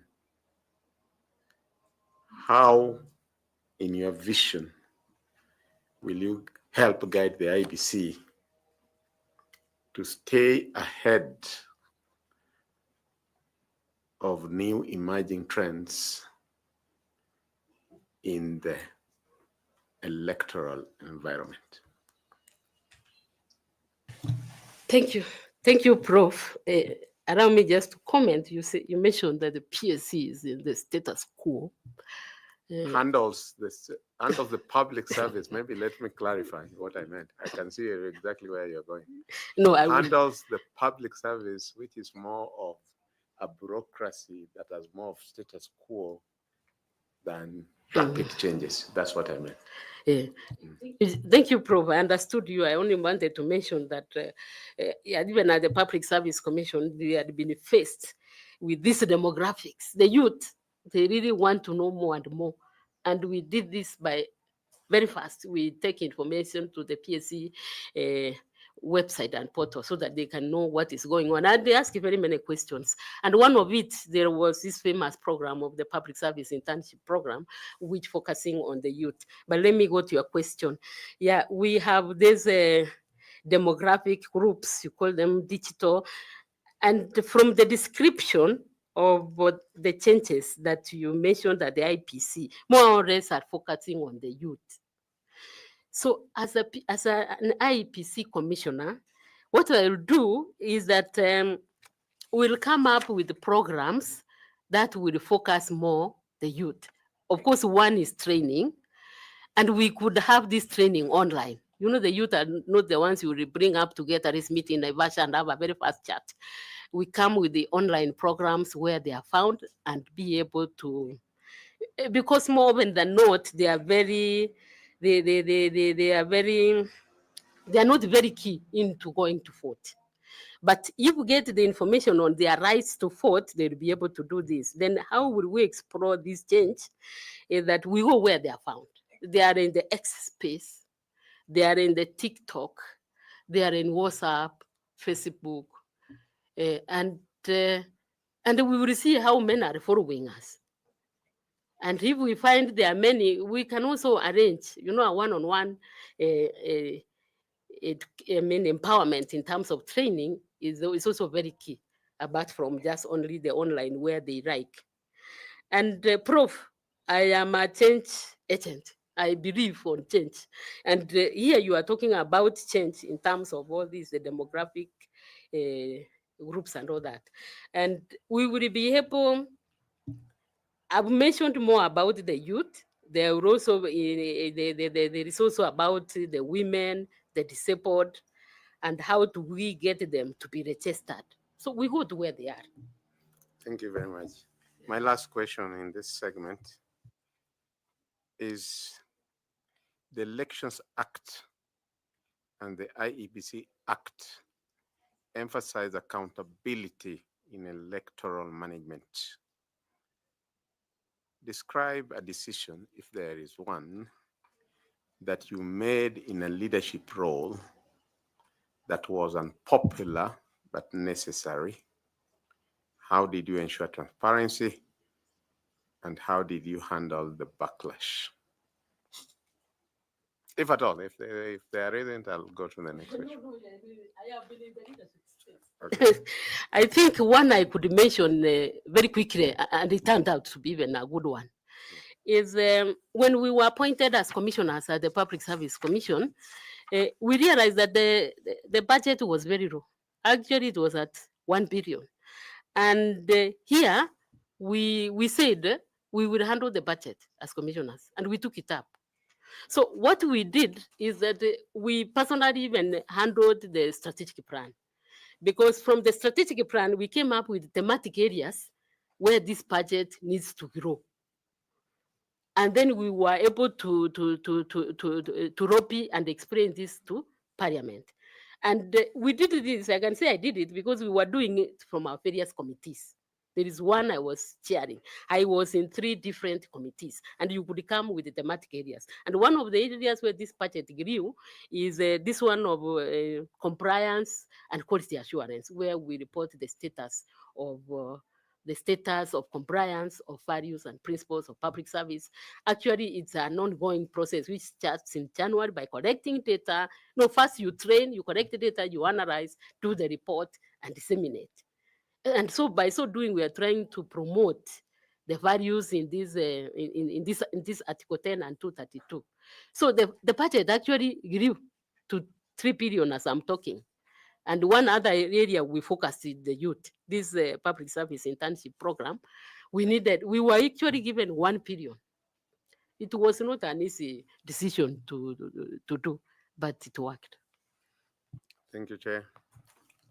Prof, do you have some extra questions? Sure. Joyce, as you introduce yourself, among the services that you have given this country, I think you highlighted your role in the Public Service Commission as one of the highlights of your career. Yes. And therefore, one would say that one of your areas of expertise is in public service. Yes. What was the title given to the equivalent of a head of public service before the title head of public service gained current usage? What title was used for that person who was the head of public service? Thank you, Prof. Chief Secretary. Simon Nyachai was the first. And who was the first chief secretary? But that's just a by the way. Thank you, thank you. Just simply because you called Nyachai. That's why I was. Okay, okay. Which was the first country in Africa? Sorry? Which was the first country in Africa to gain independence? Ghana. Thank you, Chair. Thank you very much, Dr. Nyabuti. It's been a great pleasure listening to you and talking to you. I suspect that the public has also learned quite a lot. I'd like to give you 1 minute for any comment or question, whatever you want to say, as we come to the end of this interview. Chair, I don't have a question, but I have a comment. I want to take this opportunity to thank you so much so with your team for having shortlisted me to this position of Commissioner IEBC. I look forward, hope to be successful and be able to contribute and be able to contribute in, don't want to go back to the questions, to the free, fair, and credible elections that all Kenyans are yearning for. That's what I look forward to. Thank you. Thank you very much. Blessings to you. Your certificates are at the door. The notebook is yours. And the pen, you may also pick the water if you so wish. Thank you very much. Yes, thank you.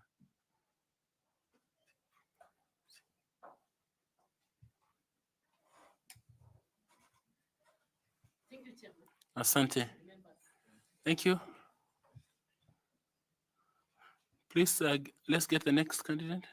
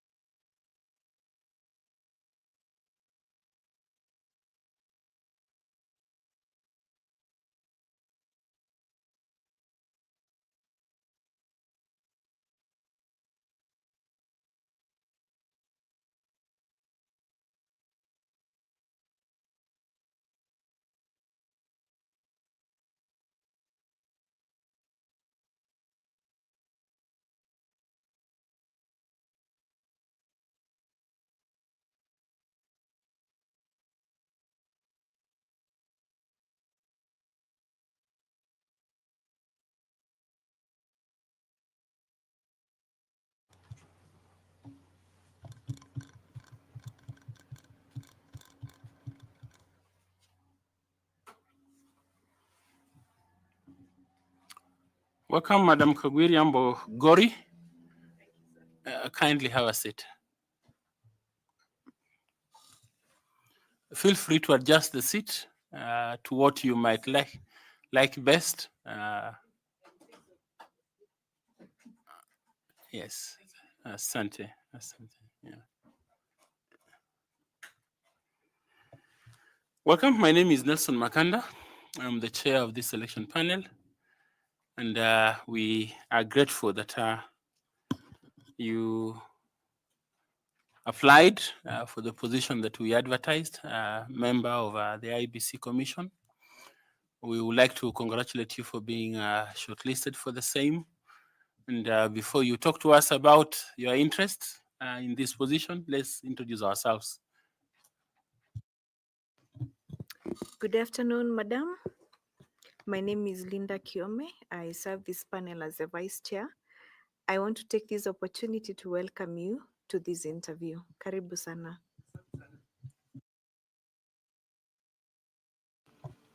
Chairman, I know Chairperson Kakwiria and karibu. Naitwa Andrew Tanui, mwanachama wa jopo hili la uteuzi, na karibu. Good afternoon, Ms. Mbogori. Caroline Kituko, a member of the panel. Good afternoon, Kagwira. Kagwiria. I got it right at last. My name is Adam Solo, a member of the selection panel. Good afternoon, Kagwiria. My name is Nicodemus Bore. Karibu sana. I like your short hair. Asante sana. Good afternoon, Madam Kagweria. Good afternoon, Fatma. Interesting how everyone knows you. Okay. I also know you, and I'm grateful that we meet again. Fatma Saman, member of this panel. Welcome, Madam. Thank you. Sorry, good afternoon, Wakili. Good afternoon. It is nice to see you. Thank Karibu you. sana. Asante. My name is Koki Muli Grinyo, and I'm a member of this panel. Thank you. Good afternoon, Kawiria. Good afternoon, sir. My name is Evans Misati. I'm a member of this election panel, and we welcome you to this interaction session. Thank you very much. So, Madam Kagwiria Mbogori, this interview is public, and the public may be following either on media or wherever it is, so they will follow at some point. So assume that it's them you are talking to, because there may be many people here that you know from a long time, and you may assume, oh, you already know that I was here. Just assume that you are talking to people who don't know you, and give us your profile and what you think is significant for the role that you have applied for. If you have any honor that you have received or award, and if you belong to any professional society, also do mention. Please proceed. Thank you. Within 5 or 6 minutes, it will be good. Okay. Thank you very much. Yes, my name is Kagwedi Mbogori. I'm a Kenyan, and I believe that under Article 78 and 88 of the Constitution, I do qualify to be here. I want to say that it's a great honor for me to be shortlisted. So thank you very much, hardworking panel. And it really is an honor for me to appear before you today to have this conversation. Hopefully at the end of it, I'll have persuaded you that I have the mettle for the job. Keen to be persuaded. Thank you. I shall do my very best. I am a lawyer. I graduated from the University of Nairobi with an LLB degree, and I did pursue later an LLM degree, that's a Master's of Laws degree, from the University of Notre Dame in Indiana. Some of you may be aware, it is the biggest Catholic university in the States. I undertook an international human rights law master's degree, and therefore I am by academics and also professionally a human rights specialist. In terms of work, I have worked in various places in this country. My CV, I'm sure you have looked at it. I'll just mention a few.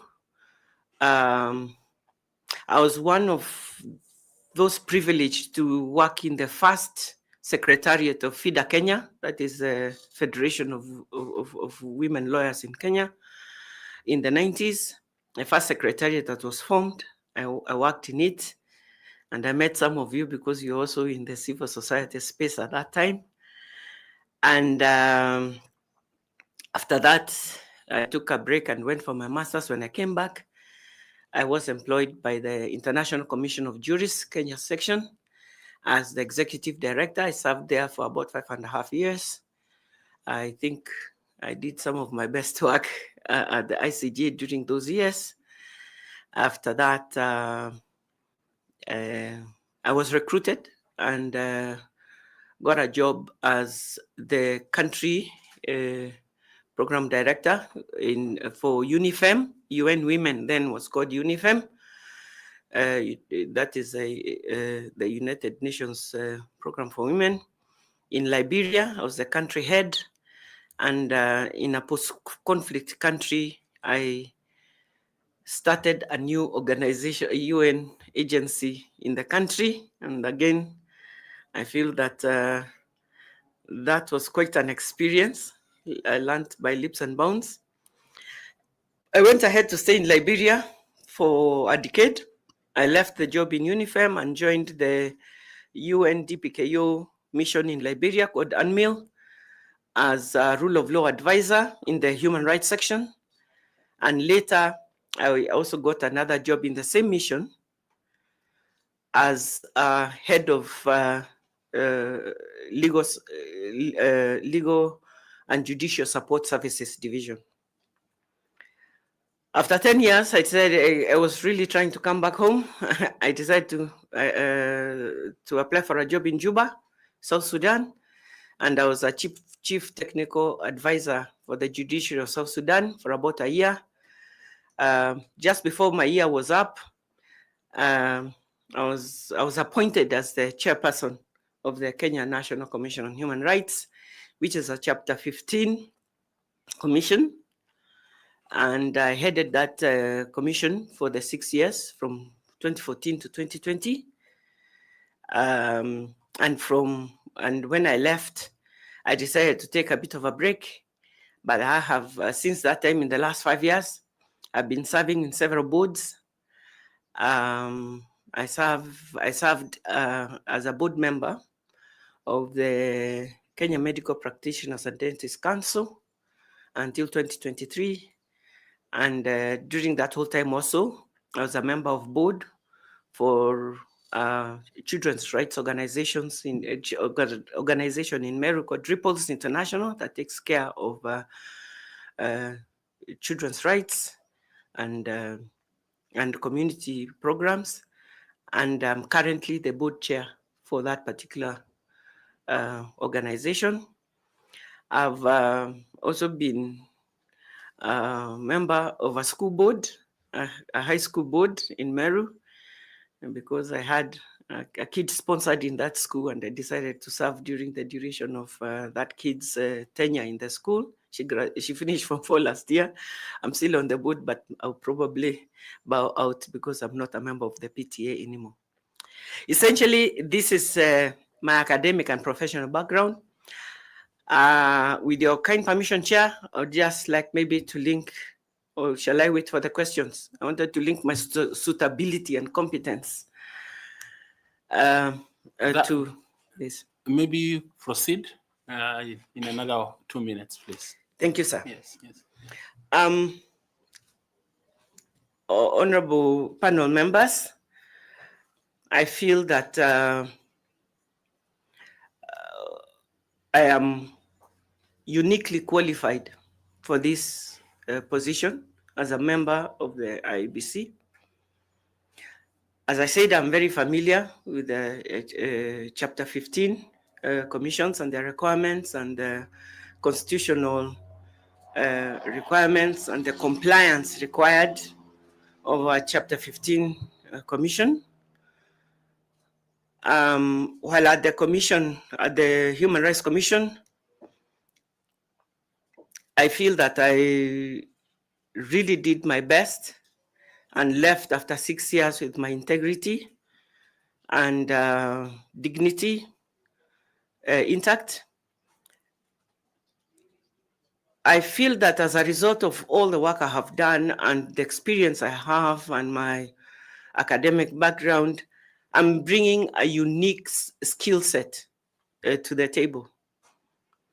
One of it is that I'll bring a human rights-based approach to elections to the table. Human rights-based approach is really about all that is provided in the Constitution of Kenya, and especially Chapter 4 of the Constitution of Kenya. And, you know, Article 38 is in that particular chapter.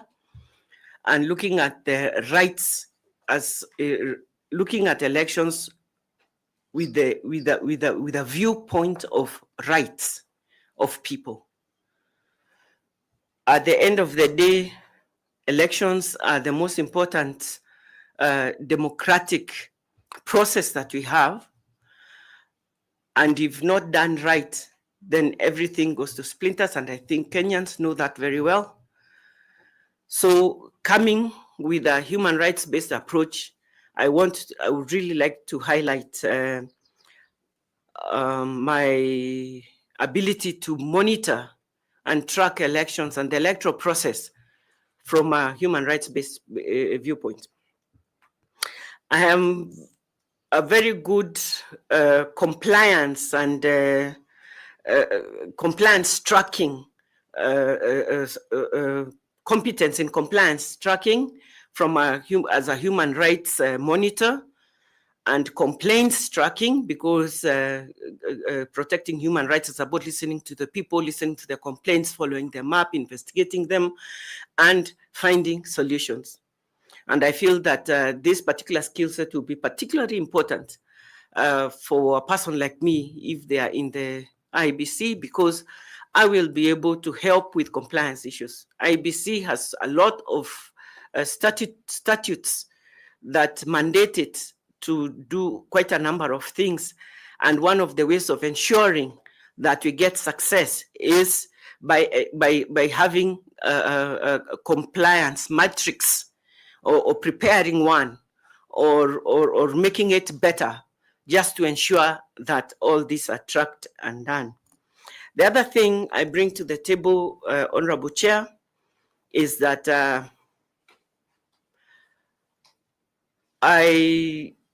my leadership and managerial skills have been tested again and again. I'm not a person who panics. I'm not a person who runs away from difficult issues. I believe that you should not agonize, but organize. And I have endeavored to do that through the various places I have worked. And I would like to offer this kind of approach as a commissioner of the IEBC, to be able to tackle even the things that have just been left undone for a long time.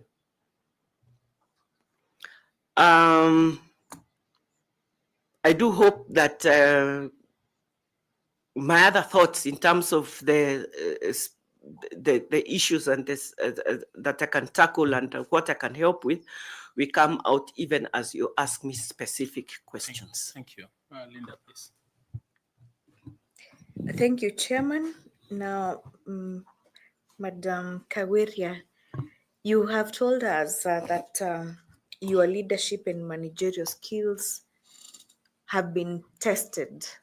Now, the IEBC operates in a high-stake and high-pressure environment, rightly so. If you are selected as one of the IEBC commissioners, are you able to work in such a pressure environment? Number two, if so, give an example to this panel of how your leadership skills have been tried and tested and you overcame as a leader and a manager. Thank you very much. As I said, indeed, I have been tested. I was the chairperson and spokesperson of the Kenya National Commission on Human Rights. And in the run-up to the 2017 elections, and immediately thereafter, you will all recall that there was a lot of civil unrest. And for a long time, in fact, IEBC members themselves at that time were in siege. And a lot of businesses in this city were also in siege. And we had complaints from a lot of business people who lost a lot of money and went into a lot incurred a lot of losses as a result of the violence that was happening in town every Tuesday and Thursday. Don't know whether you can all remember. But as a human rights defender, I also saw the importance of Kenyans to congregate together and demonstrate, because it's a right guaranteed in the Constitution and in fact in our Bill of Rights. And in that state, we were under attack from all sides, because you want to support the demonstrators, but you also want to hold them responsible for the violence and the damage and the losses others are incurring. And it's at that time, I gave a very unpopular speech, and I called out the demonstrators and the leaders of the demonstration, and I told them, including Honorable Raila Odinga, that we cannot demonstrate in a way that frightens and attacks other Kenyans, and that where your right ends is where mine begins. And we must find a way. I was a bit vilified because the tensions in the country were very high at that time. But my commission and I, we had a talk with the political leadership. We had a talk with the IG of police at the time, and we agreed, again led by my commission, to have a sit down and to form a committee that will look at the modalities of Article 37 of the Constitution, the right to demonstrate. Because it is important to allow that right of demonstration, but also to ensure that no violence happens during that time. And police, the IG of police and the National Police Service had to come in, because they must not only protect other citizens, but also protect the protesters. And that may sound very interesting, but right now, at least as a result of the work of my then commission and other stakeholders, we do have modalities for demonstrations in Kenya, and that respect the rights of Article 37 of the Constitution, and also protect bystanders or people who are not involved in the demonstration. And although demonstrations have still, even in recent times, especially the Gen Z demonstrations we had recently, got a bit wild, and there was talk of excessive force and all that kind of thing.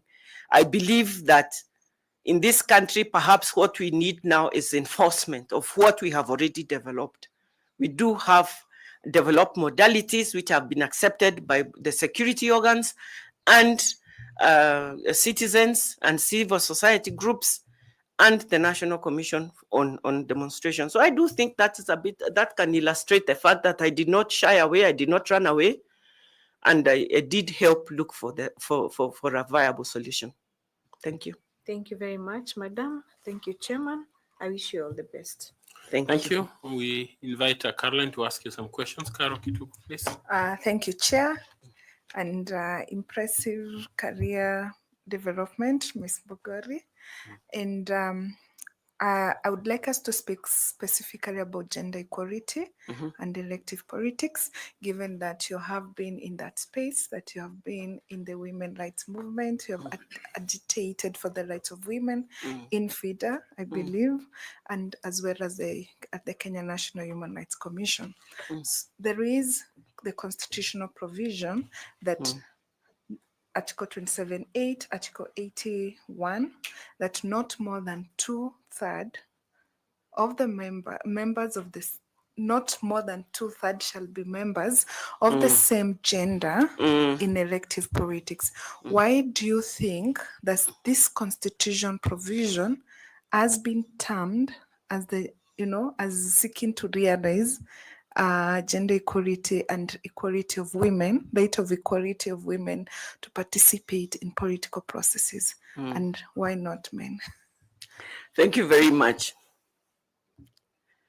Ms. Kituku, I'm so happy you asked me this question. The 2/3 rule, which is enshrined in our constitution, has been seen as aspiration, but actually it's the law. The aspiration is 50-50. Should have 50% men, 50% women. And as I'm sitting here, I can see this panel is empaneled in a way that it's almost 50-50, so I'm very happy. What I'm saying is that there are many cultural, societal, attitudinal barriers that prevent more women seeking candidacy in political positions. And one of the worst barriers is violence in elections. It is an electoral offense. But when I was in the commission, we monitored violence in elections and found out so many women were brutalized, in fact, even sexually assaulted. You may recall, some of you, that in early 2018, after monitoring the 2017 elections, my commission came up with a publication which we called Silhouettes of Brutality. And we showed exactly, we broke it down. What kind of violence? Where did it happen? How did it happen? Who did it happen to? And I'm so proud of my commission as it was during the time I led it, because when I stepped up to the mic any time at the time, I never, Wakenya wanasema ni kupayuka, I never payukad. It is, if we said 110 people have been killed in this violence, we had every name, we had their age, we had name of their relatives, we knew exactly where they had been killed, we had seen their bodies, we had attended postmortems, we had pictures of their injuries. We were not just getting names out of every, we were just giving Kenyans the truth, but it was seen as if maybe tulikuwa tunaegemea upande moja ama mwingine, and it was not that, we were giving facts. Okay. So what I want to say about the 2/3 gender rule, we must start with political parties. Come in there, but before we do, perhaps you can explain to us some of the efforts that have been put to make sure or to realize this 2/3 gender rule in the elective politics. Some of the efforts that women rights movement have tried to put in place towards the realization of this constitutional obligation. I have been party to a lot of the meetings, the consultations, the brainstorming that happened around the 2/3 gender rule and the failure of the electoral process to capture, to attain that 2/3 gender rule. First of all, you have asked me about what efforts have been made. Efforts have been made because there have been hues and cries about it. Because if you keep quiet, sometimes also you don't gain anything. You have to raise the issue. There have been meetings and thinking around the issue. There are a number of reports published about this. I do know that my fellow chair, Madam Winnie Lichuma, who was the chair of National Gender and Equality Commission at the time, led so many efforts in this, and they are documented. We met with committees of parliament. So in terms of dialogue and participation, I think that was done. But the biggest effort, Madam Kitugu, is what is in the law. The Political Parties Act itself requires every political party, even in its governance and leadership, not to have more than 2/3 of one gender in its governance structure, and also to nominate in its nomination lists to ensure that they have nominated women. It's a requirement of law in the Political Parties Act, and the Registrar of Political Parties, Office of the Registrar of Political Parties, is supposed to ensure this.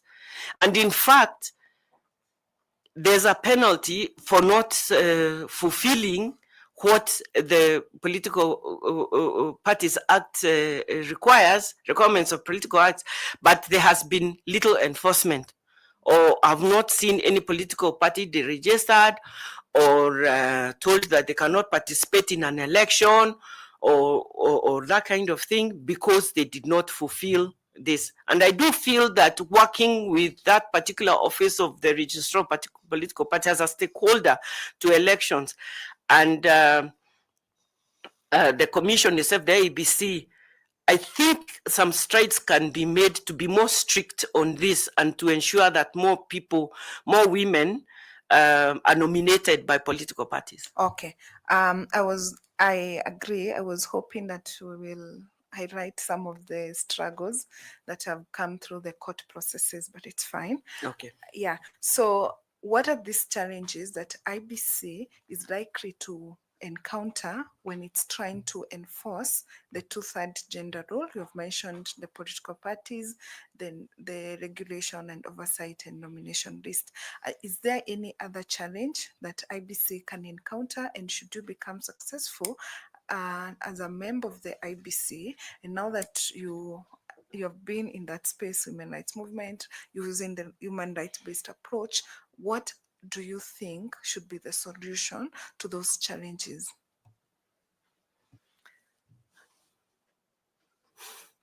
I think there's a plethora of recommendations that have been made by the reports I talked about to Winnie Lichuma's commission, NGEC. And I know that they also had cases for declaratory opinions, even in court, as a result of that. But I think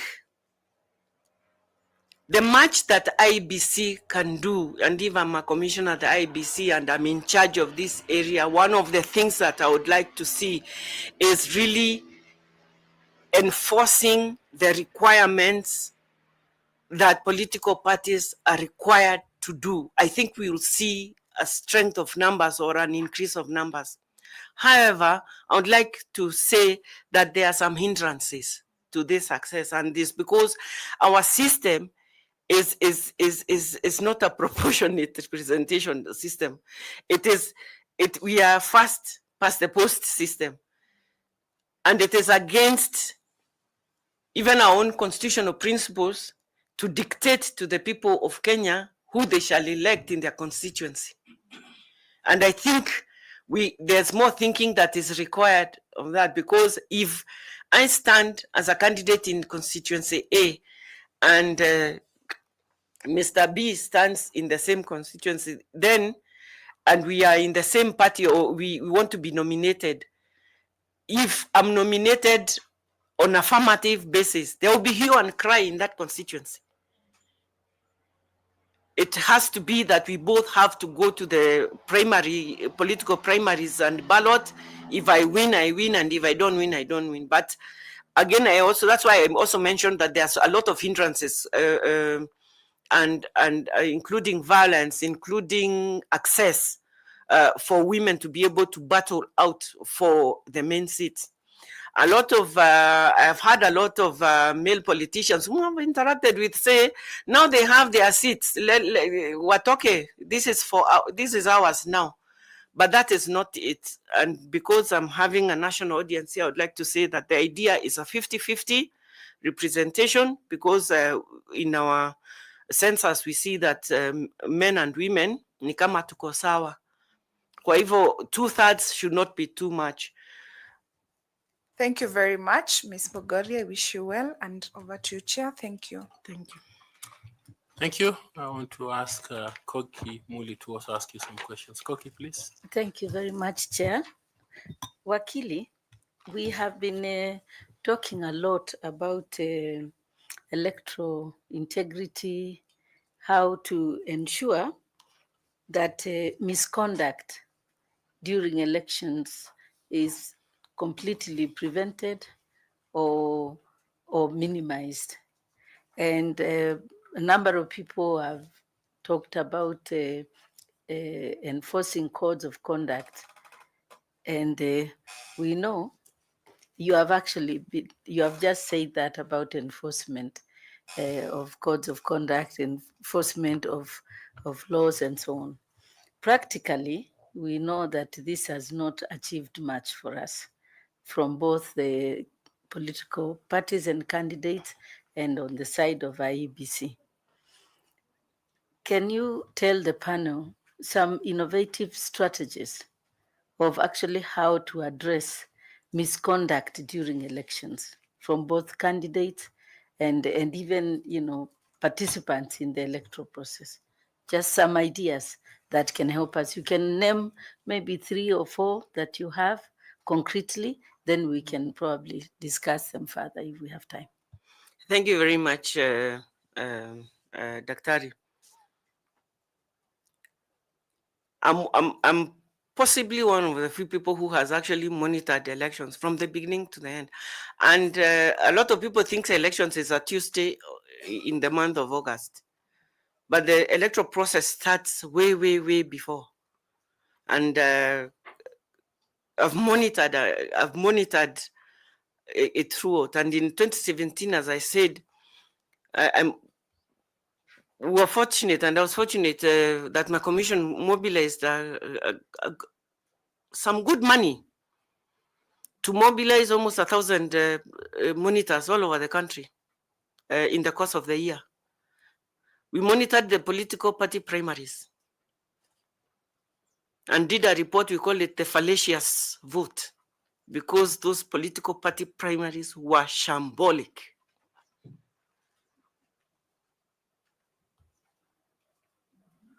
One of the biggest things is political parties and the Political Parties Act are required by law to have names of their registered members. And it is on the basis, and these names are supposed to be provided in prescribed format and submitted to the registrar of political parties and to the commission, to the Iebc. I want to tell you that even in the last elections, a lot of political parties still don't have the act together. We don't have party lists.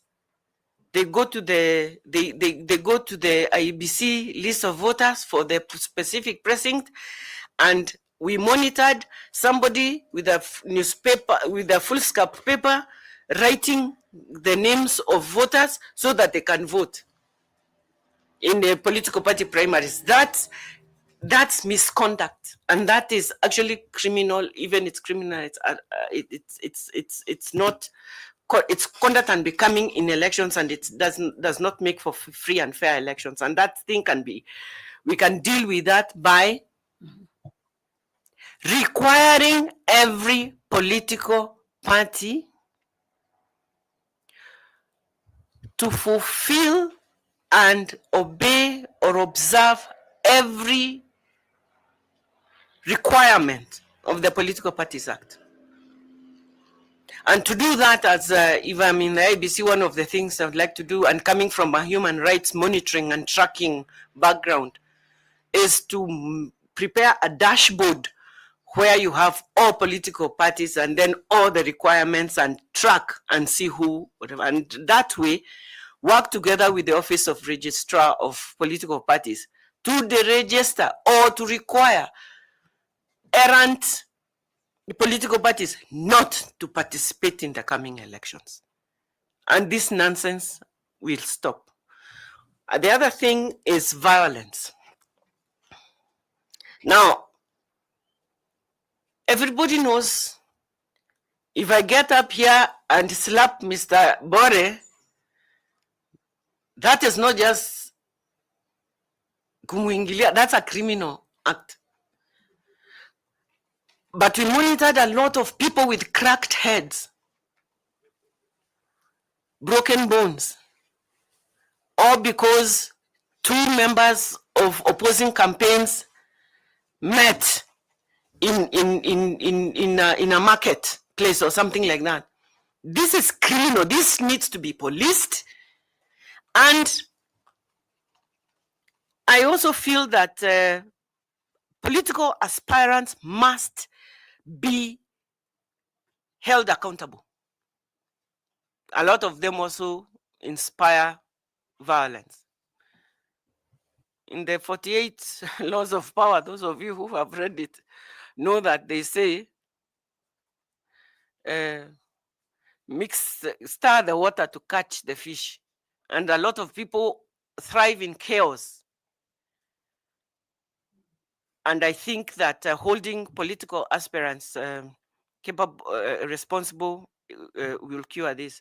I would like to talk about another misconduct, which is very blatant and often done.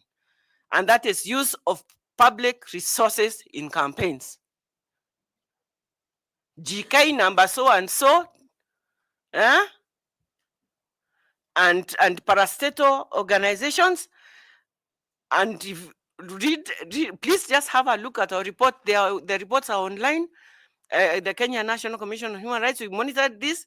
And if you are ever a government worker, see whether one of your GKs is there, because we captured, our monitors captured the pictures. And then also, I do feel that to a certain extent, the Constitution and the law exempts the president, deputy president, governors, deputy governors, MPs, MCAs from, those ones can participate in elections. But it is my considered view, Daktari, that employing and deploying the resources of cabinet ministers or cabinet secretaries and all their resources to aid in campaigns of one side or the other is not what was considered by the law, and it is proscribed under the Electoral Offences Act. So just stopping that, let them watch our kando, and if they have to support a candidate, let them not go with a government fueled vehicle. Let them not employ government paid security. Let them not use time that we, the taxpayers, are paying for when they are out there on the field campaigning for one person or the other. That is wrong. And it is unfair to the other parties. And that's not what was considered when the framers of our constitution were talking about a free, fair, and transparent elections. Thank you, Dr. Very good. Thank you very much, Wakili, and I wish you all the best. Thank you, Chair. I invite FCPA Tanwi to ask you a question. Thank you. Thank you. Thank you, Chair. I'll move from election to governance. Yes, sir. And you have been a chair of a constitutional commission. Actually, you did say you have the privilege of appreciating the Chapter 15 requirements of commissions. Now, I was looking, and I think based on my interaction, that actually the Kenya National Commission on Human Rights Act is the only act in the Chapter 15 that has created what I may call an executive chairperson. Why am I saying so? If you look at your Section 13 of Human Rights Act, it says that the chair of the chairperson shall preside over all meetings of the commission, which is common to all the others. But the second one, which you actually said when you're introducing yourself, that you are the spokesperson of the commission. I've never seen in many of the other Chapter 15 clearly stated. But the third one that I think made you an executive is where you supervise and direct, that word, direct the work of the commission. Now, one of the reputable electoral commissions in Africa is Ghana Electoral Commission. And it has been able to conduct elections that have been generally accepted, even by the competing parties at the end. And one of the provisions in the Ghana, actually in the constitution of Ghana, is that the chairperson is also the chief executive of the Electoral Commission, the chairperson, and it has the other two commissioners are deputy chair, the deputy commissioner, the deputy chairperson are also executive. The other four commissioners could be part-time, but the three, chair and two deputy chairpersons, are executive. Now, IBC, and we know what happened at the Bomas, the boardroom rupture. I think the Supreme Court called it boardroom rupture, and we know of the boardroom wars. So, given an opportunity to be a commissioner at IBC, and with your experience at Kenya National Commission on Human Rights, what approach will we use to avoid, would you recommend, or would you propose as a commissioner to avoid these boardroom wars and boardroom ruptures at IEBC? Thank you very much. First of all, let me say that my fellow commissioners at the Kenya National Commission on Human Rights and I never considered ourselves executive commissioners, and we never wielded those powers with heavily. In fact, although our act did not have the section 10A, which is in the IBC Act, that delineates the work of the commissioners and the work of the secretariat, in my commission, we did that by default. And we all agreed, and I had the good fortune of having very excellent commissioners who worked with me.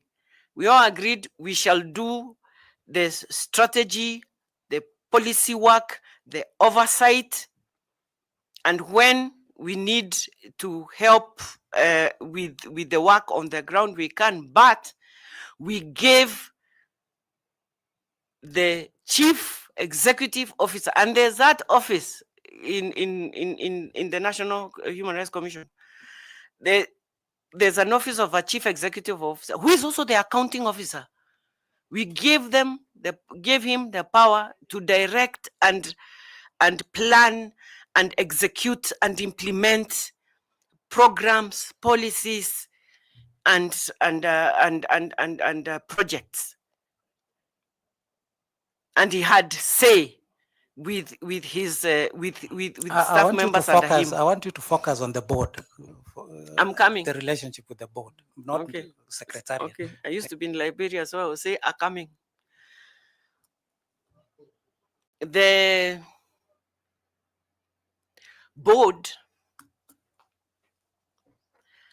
and if I get to the IBC, this is one of the things I would like to recommend. There's so much work for the board to do without stepping on the toes of the secretariat staff. There's so much work. If I succeed and I find myself in the IBC, I can tell you that the program of work will be so busy. There's so much for approval that will be pending for the board. There's so much recruitment, because there's 2 years without a commission, that will be pending for the board. There are by-elections. That there's so much work for the board. And the important thing is for the board to be very clear what its work will be. Now, a lot of us deal with generalities, and the devil is always in the details, Mr. Tanui. What we did at the Kenya National Commission on Human Rights is that we actually undertook board training, extra board training, and was facilitated by the Strathmore University.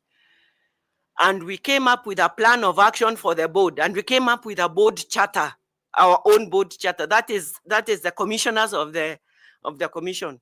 What is our charter? What will guide us? And we never mind code of conduct, because we also have had code of conduct, but it's a charter, our direction. What do we want to see? What are our aspirations? Then plan of action. Then Commissioner Chairperson Kagweria, what are your areas? Commissioner so and so, what will you be in charge of? What will your oversight areas? It cannot be today I'm overseeing by election and therefore for the next week I'm not seen in the office. Discipline. We committed in the charter, we committed to certain things because leadership is about showing up and being there. So these are some of the things I did, and I would like to recommend that with IEBC. One of the other things, and it's interesting that I didn't know that all chairpersons that yes, I was designated by the statute by the KNCHR Act as a spokesperson. I thought every chairperson was a spokesperson, but I would like to designate and say that I have come here before you, honorable panel members, who are given this big work of choosing who goes to the IEBC. I've come here and I have applied as a member of the commission. And therefore, I know that you will be nominating some people to be chosen as a chair. Before I came here, I've prayed about it and I have committed to it. Just as I had very capable and competent commissioners, I want to be a competent and capable commissioner who supports my chair and my commission. So essentially, I think that is very, very important. But the chairperson of the commission needs to be the spokesperson of the commission. We cannot have 7 mics spewing off whatever they feel. Then you're not one body. As a body corporate, we have to have a charter and agree how we shall come up with consensus decisions. So that if I appear on KTN on behalf of the IEBC, I am towing the line of the messaging that we have all agreed on by consensus. So you're not afraid that someone will just be talking to reporters in Kilifi and you hear that there's a new position at the IEBC because somebody said something. I think that collective responsibility is so important, and having a charter and plan of action and everybody ajue shughuli yake ni nini na akifika anashika shughuli. I think this is one of the ways that we can delineate. Thank you. I think I appreciate that. Responsibilities. My last question, and again, in relation to your experience, you've told us you worked in many non-governmental organizations where there is a lot of donor funding. And even your past engagement with human rights, there is a lot of donor support. Now, one of the findings of the post-election evaluation report of IEBC actually identified weak oversight of donor-funded projects. That yes, they get the funding, but there is poor oversight. And as commissioners, you'll be providing oversight in some of these projects that will be funded by donors. So how would you improve the management and accountability of donor-funded projects at IEBC if offered an opportunity? Thank you very much. And I want to say that this plays to one of my strongest competencies and skills. And during my tenure at the National Commission on Human Rights, one of the things we did is actually develop, we had our ICT group who are very, very innovative, create a specific software for grants, for grant tracking, a program for tracking grants. And this looks, so when you get a grant, when you negotiate a grant, and I'm also, let me also say, I'm also very good in resource mobilization and capturing donor money. But once it comes, the biggest fundraising effort that you can have is good implementation of the grant. And I would like to introduce something similar in the IEBC, like we had in the National Commission, and that is a grant monitoring and tracking program supported by technology. And with this, when you open any page on any donor, you can know exactly how much money was given And when you're given money by a donor or funds by a donor, there are timelines by when this is supposed to have been absorbed, this is supposed to have been utilized, like that. And report lines are also very strict. And one of the ways the donor knows that you are useless, if I can put it that way, is when you miss not one but two reporting deadlines.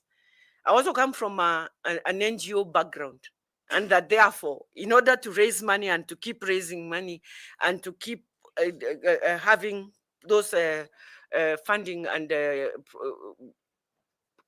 partnerships going, is reporting on time and also absorbing the money for the intention that you agreed in the grant. So I do have technical competences and skills to help shape the way that we deliver, and monitoring and asking questions at the program monitoring meetings. Oh, how far have we reached? Why? You know, and ensuring that the reporting to donors is done on time and in the format that is required by that particular partner, and keeping that partner engaged in whatever you are doing. Not taking money in 2022 and then 2024, you don't even have you cannot even generate a report. May I also say that the monitoring and evaluation department of the organization really helps with coming up with the markers for program implementers and keeping them on their toes. And that way you keep writing your report as you go, and at the end of the reporting period, it's very easy to generate a report. I think This goes in tandem. Sorry, everything, both the actual implementation and the narrative part of the report goes in hand with the financial report. So this I feel very confident. I'm very competent in this. I've run organizations, and I don't know whether it is boastful to say so, but for the last 3 years in the Kenya National Commission on Human Rights, we did not have any matter raised by the Auditor General. We had clean accounts. That's how clean accounts. And we won some financial reporting awards 3 years in a row. So I'm not just talking gas. Thank you. Yes.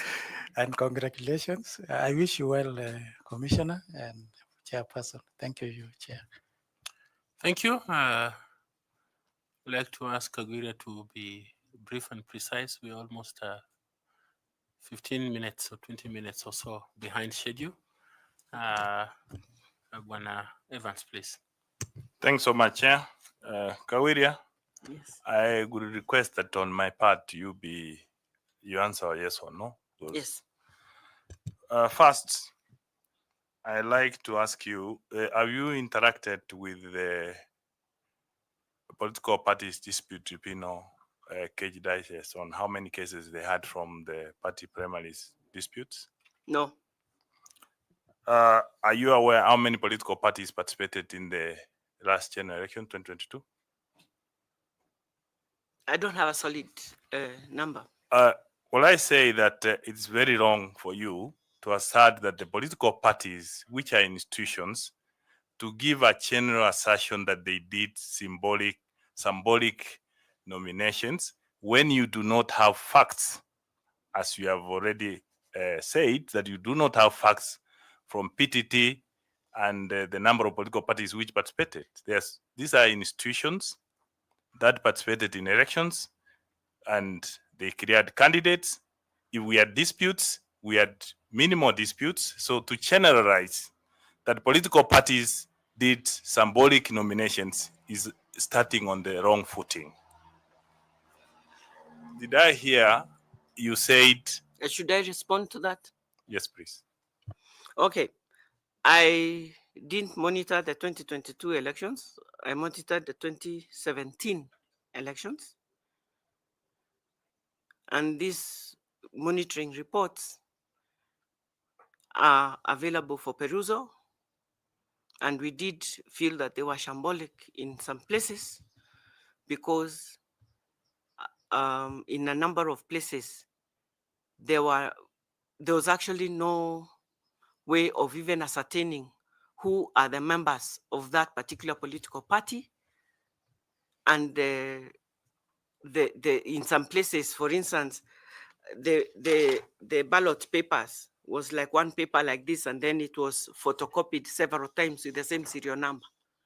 It's okay. So when you have the same serial number and 1,000 people maybe use the same one, how do we know how many? Thanks so much. How many were genuine and how many were not? Let's move. The issue I have is So I generalizing. stick by my fallacious vote report. That is very good. Now you are going to, if you're given an opportunity, you'll be a commissioner in IPC.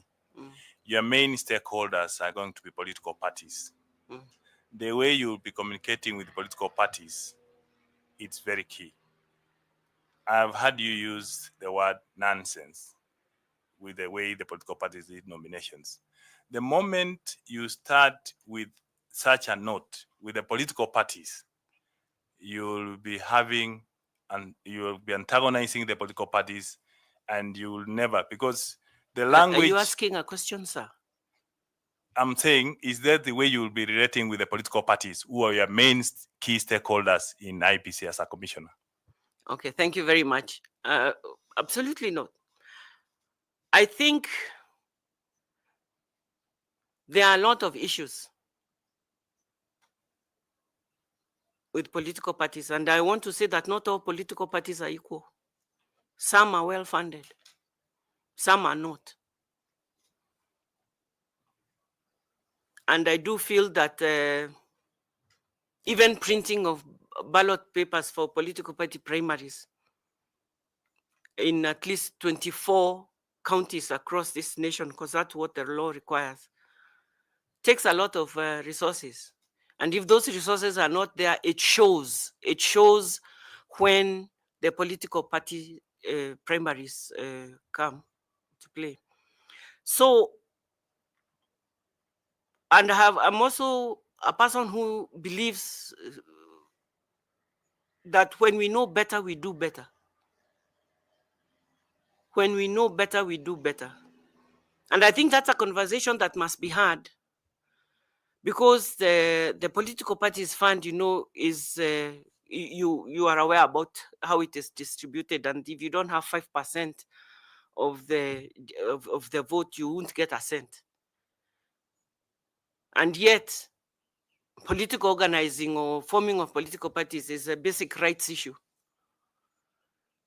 But when you don't have the wherewithal to actually run credible political party nominations, then those who are monitoring those elections, that's what they will see. I think these are weighty questions. I'm a consensus builder, Mr. Misati, and I'm not aggressive for the sake of being aggressive. I, however, employ candor, and I say it as I see it, and I don't embellish it. I don't polish it. So I may be a hard pill to swallow for some, but those who want the truth and want to be helped to find lasting solutions, I think will find me a breath of fresh air.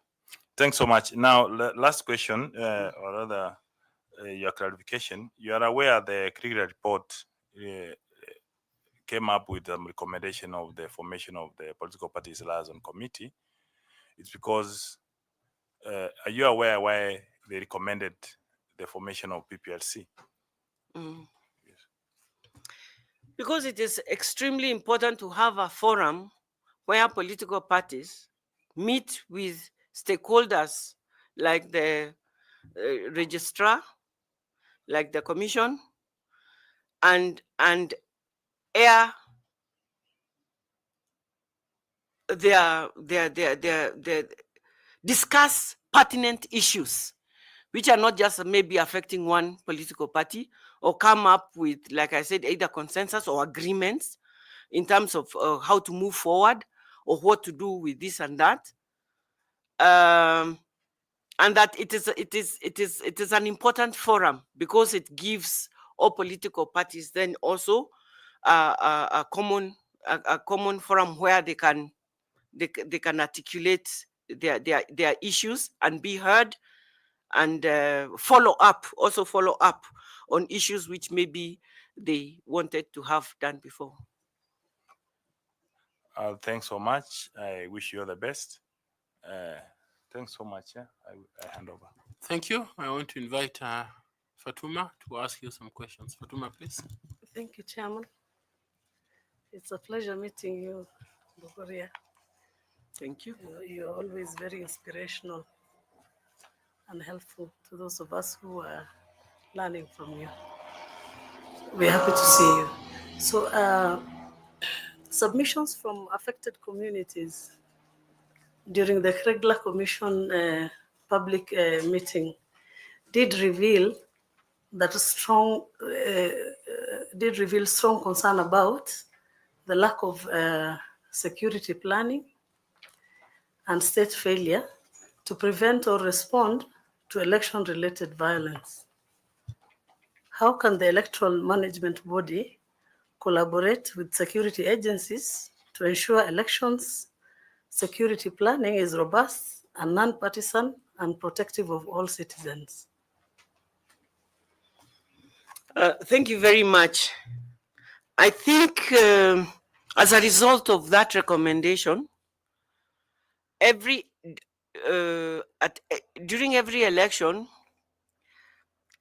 there is like a national security organs task force, and Iebc also assesses the security needs around the elections, and requisite number of police are seconded to the whole to elections to support secure polling centers, voting centers, national tallying centers, escorting voting materials. And I don't have the exact number, but I do know that I have read reports on the work of the security organs and what they did, how many were deployed, etc. In both in the 2017 and even in the 2022 elections, you will probably know that actually on the material voting day, there's very little violence, and the polling centers are usually peaceful. In many times, violence erupts after declaration of the results. And I also think that in terms of the whole electoral process, deployment and readiness of security organs also need to anticipate needs, including flagging hotspots and being ready to deploy and prevent bloodshed and the killing or maiming or injuring of Kenyan citizens in the after effects of results of the declaration of results. So you're saying the planning that is in place is adequate, or? I feel that the mechanisms that have been put in place have been working, but I can never put the adjective adequate in front of anything because I think there's always room for improvement. And as I said, pre-election and post-election the danger. Actually, most of the danger is before and after the elections. And I think we have to do better in anticipating violence, especially in the pre-election period when campaigns are very hot, because that's when there's a lot of, if you please, free for all, especially when two campaigns meet or cross with each other. I think there's room for improvement, but I want to acknowledge and appreciate the work that has been put in place around elections in this country, and appreciate the national security organs. Thank you very much. Thank you. I want to invite Mr. Bore, please. Thank you, Chairman. Wakili, among the key issues that Kenyans always face at the end of every 5 years is the cost incurred during elections. And looking at the global average cost per registered voter index, which is supposed to be $5 per voter, ours is around 2,000 shillings or 2,500. So it's around 5 times that index. So Kenya is ranked among the most expensive, the most expensive election. Given a chance to be a member of the commission, what would you advocate as a social justice lawyer to bring down the cost of election?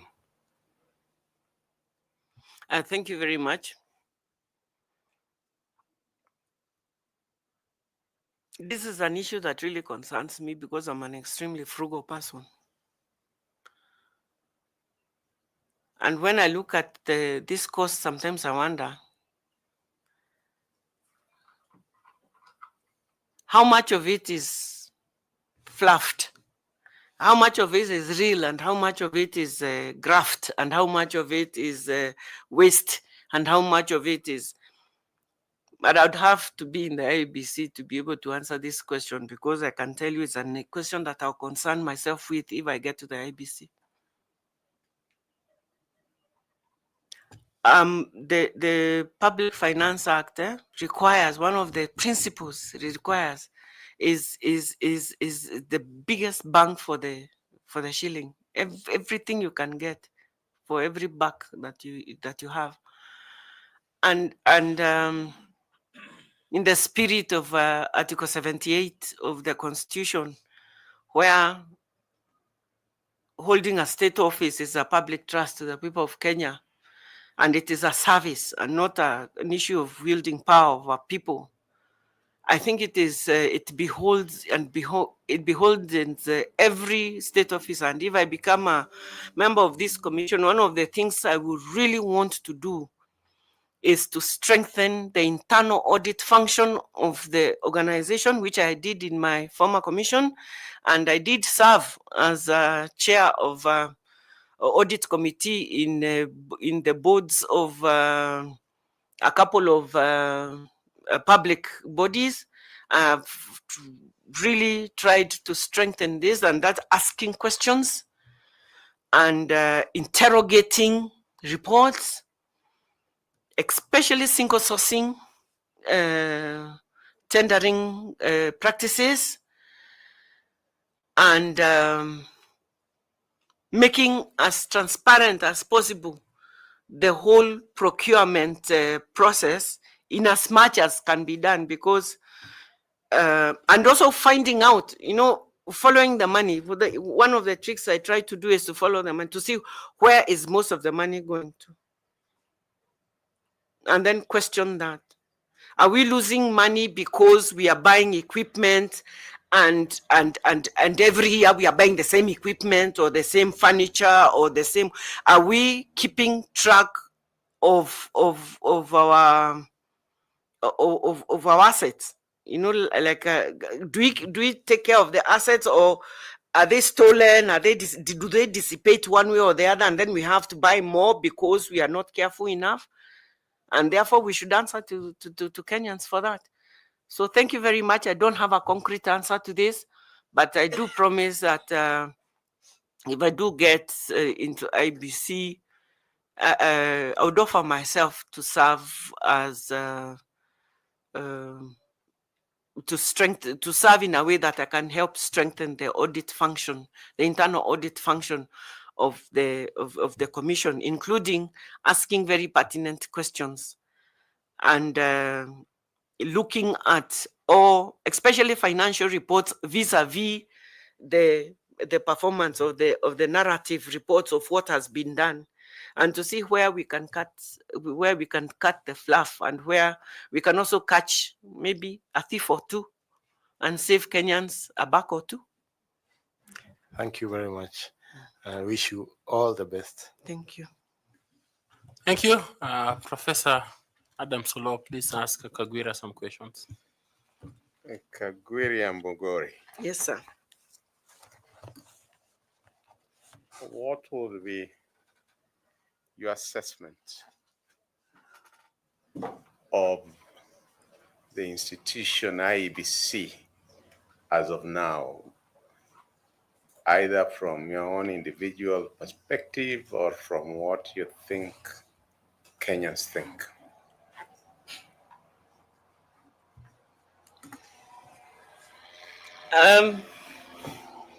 From my experience, because as I said, I worked as a member of the Chapter 15 commissions, I did work a bit closely with the IBC to a certain extent. And one of the things I can tell you is that the IBC has fantastic professionals. I asked about the perception. Oh, perception. No, not the thing. Not so at least for me, I do know that a good number of people working in the IBC are really professionals in elections. Perception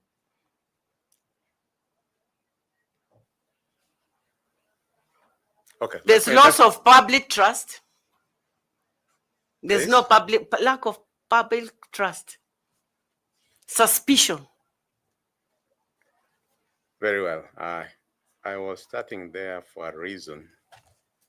You have served, because my questions are on leadership and integrity. You have served on the Kenyan National Commission of Human Rights that basically deals with Chapter 4 with other related chapters, and therefore 6 to ensure not only the monitoring, but the enforcement of human rights. Would that be a correct? Yes, sir. You are seeking to join IBC, which largely facilitates the election of the representatives of the people and processes putting executives both at the national and county, putting them in office so as for them to implement the constitution that is a social contract between the governors and those who are governed. What, in your view, is the main difference between what KNHCR seeks to implement and what IBC seeks to implement? Okay, thank you.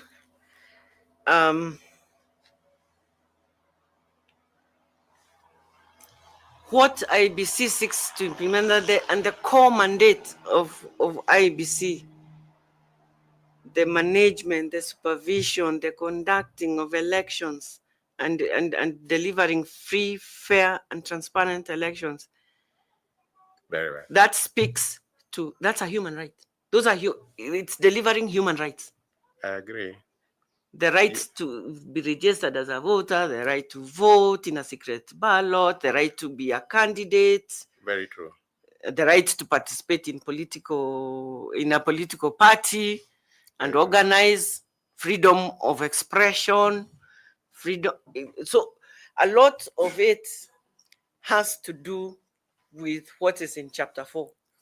Very well. Would you agree that unlike KNHCR, the IBC relies a lot on reaching a consensus with the key stakeholders?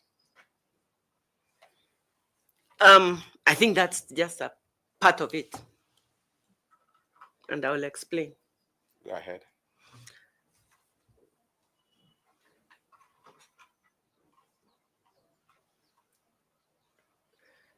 The IEBC is one of the Chapter 15 commissions and independent offices under Chapter 15 of the Constitution.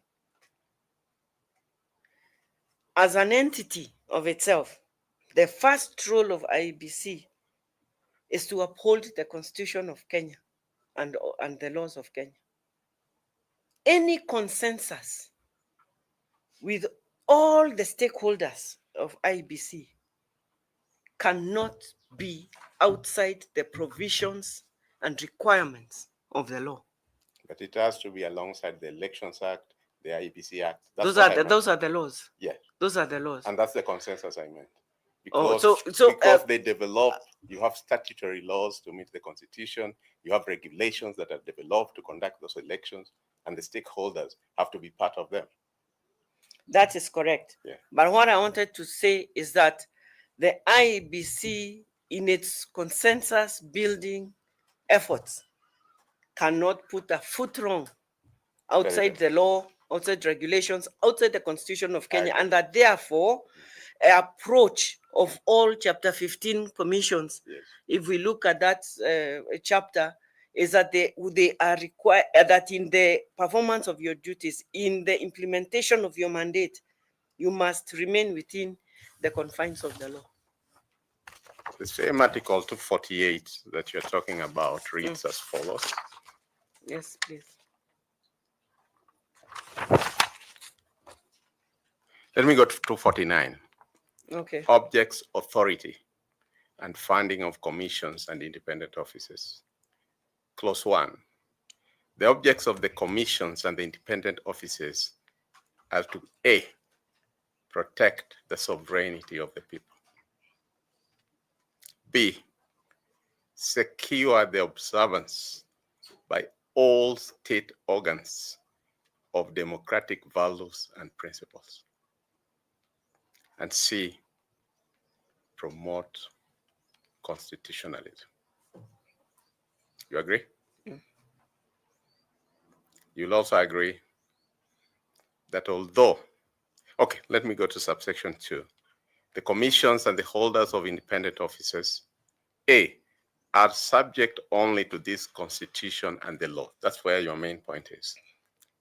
And B, are independent and not subject to direction or control by any person or authority. True? Yes, yes.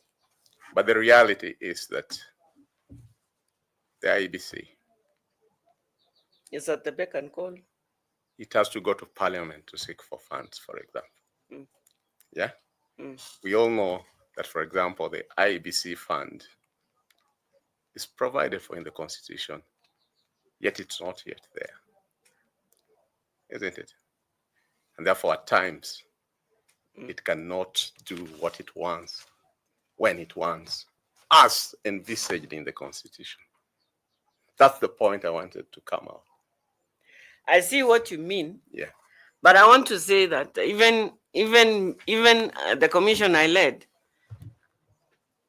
drew its funds from the consolidated fund and had to go to parliament, kutetea budget. Very well. We used to call it kutetea budget. And that what the ABC is required to do is not hold a begging hat or a basket at parliament at this idea. No. Okay. You present your budget to parliament and you go before the committee, legal and judicial affairs committee, to justify what's in your budget for consideration and showing what would happen if this or that is not funded. We don't go to beg. Okay, point. I think you have communicated your point. Yeah. But let me go to exactly what I was trying to drive at. Mm. That because of IEBC or its equivalent ECK, this country nearly went to the precipice. Because of presidential elections, every presidential elections, the country is polarized right down the middle. True or false? I've seen it happen. And therefore, would you say that leadership in such a commission that runs high voltage politics, that temperament is important. Yes, sir. Would you agree that when the Supreme Court did its ruling? Wait a minute. There's something I heard you say. The last statement you made Yes. was that the IBC runs temperamental elections. Is No, that no, what no, you no. said? I said that because it runs a very highly emotive process that has nearly brought this country to the brink. And because in every other election, especially presidential, since 2007, the country is always polarized down the middle, that therefore leadership in that commission requires commissioners who have temperament, because anything small can ignite the country.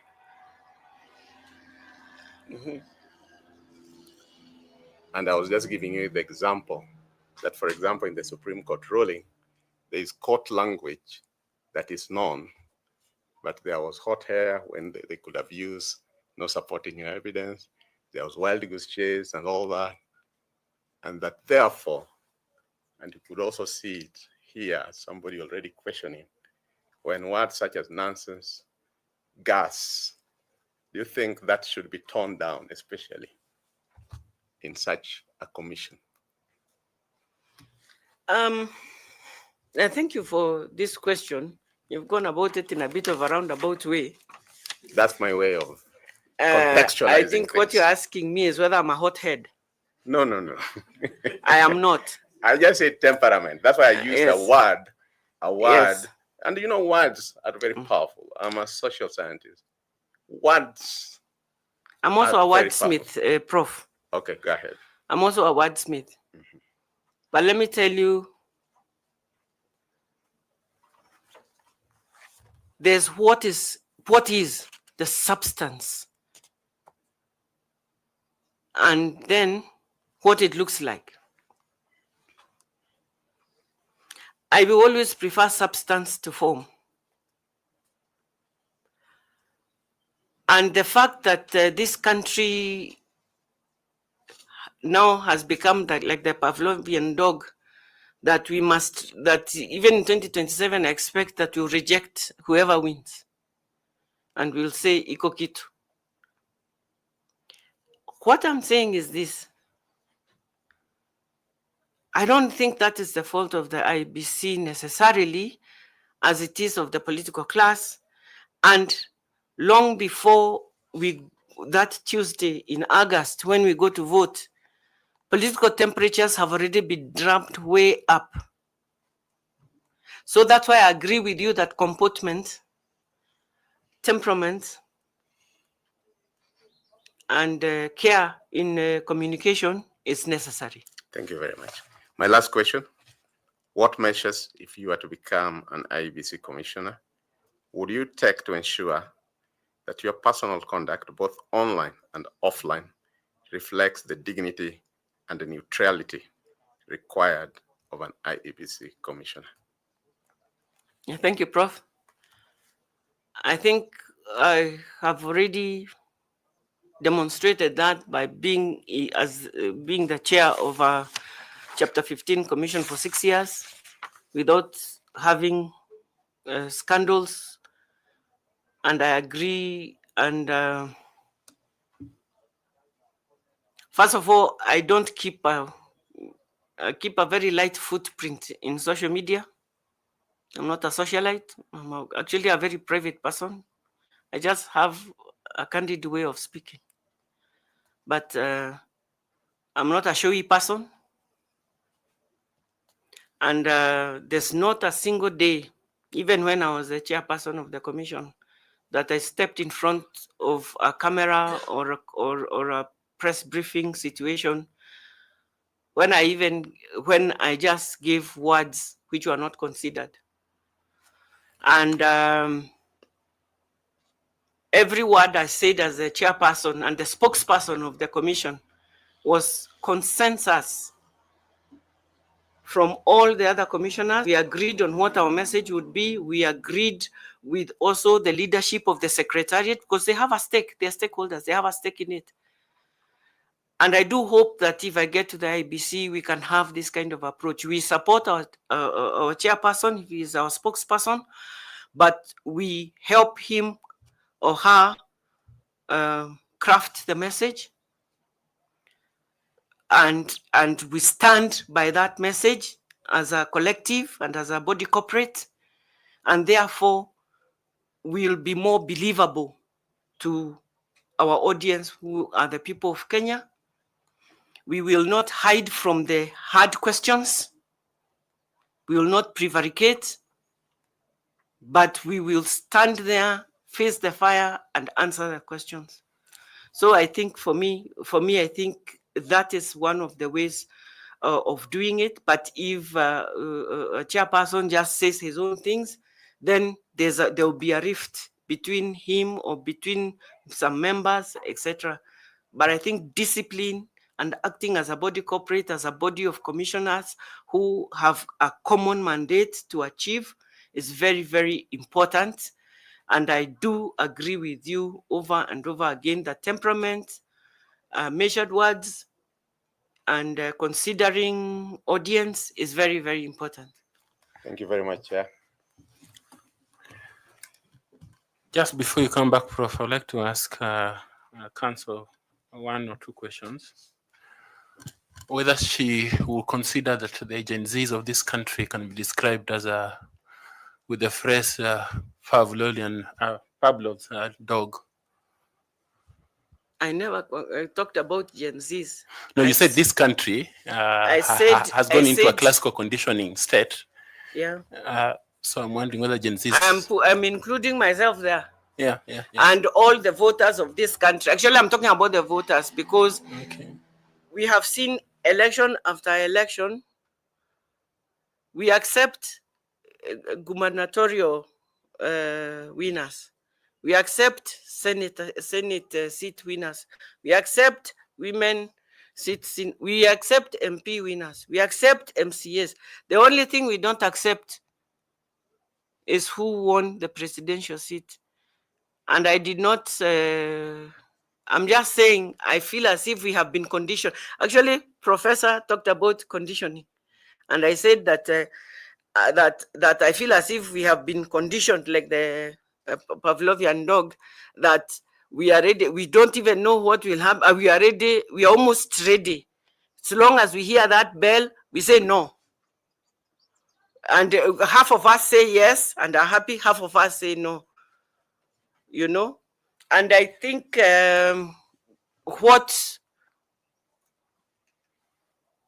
one of the questions Prof asked me is the public perception of the IBC. And I talked about suspicion and mistrust. And I think the commission that you, honored panelists, that you put in place must be one that will bridge this trust deficit or this gap between the people of Kenya and whatever, by not avoidance, not quarreling among themselves, not fighting, but working together to work for the people of Kenya and then convince the people of Kenya that they are doing their very best. I don't think the people of Kenya want IBC commissioners to be miracle workers. Okay. Because they are not Jesus. If I was to put you on a continuum of idealism and pragmatism, where will you be?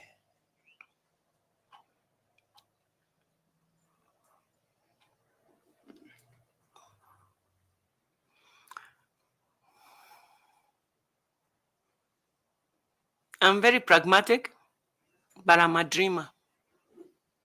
So I don't right know where.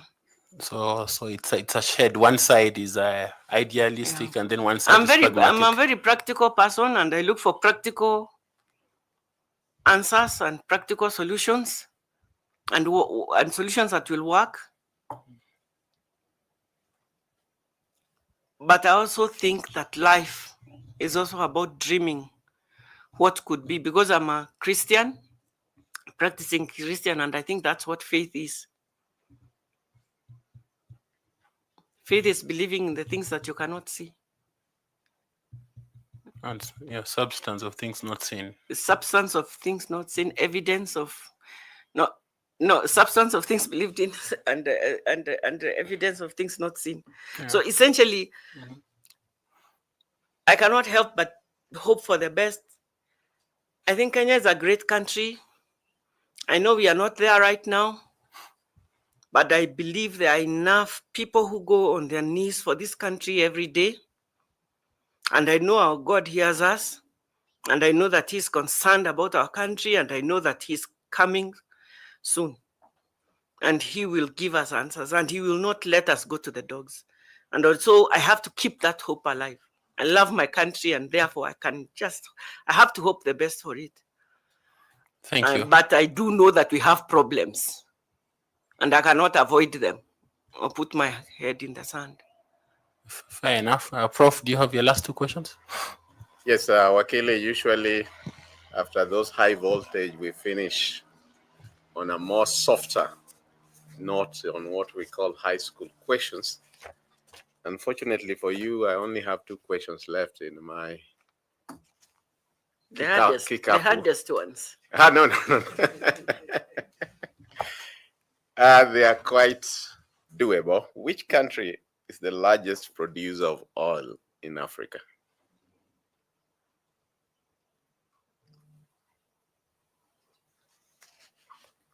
"30 seconds. I think it's Angola. Let me try if I can manufacture one so that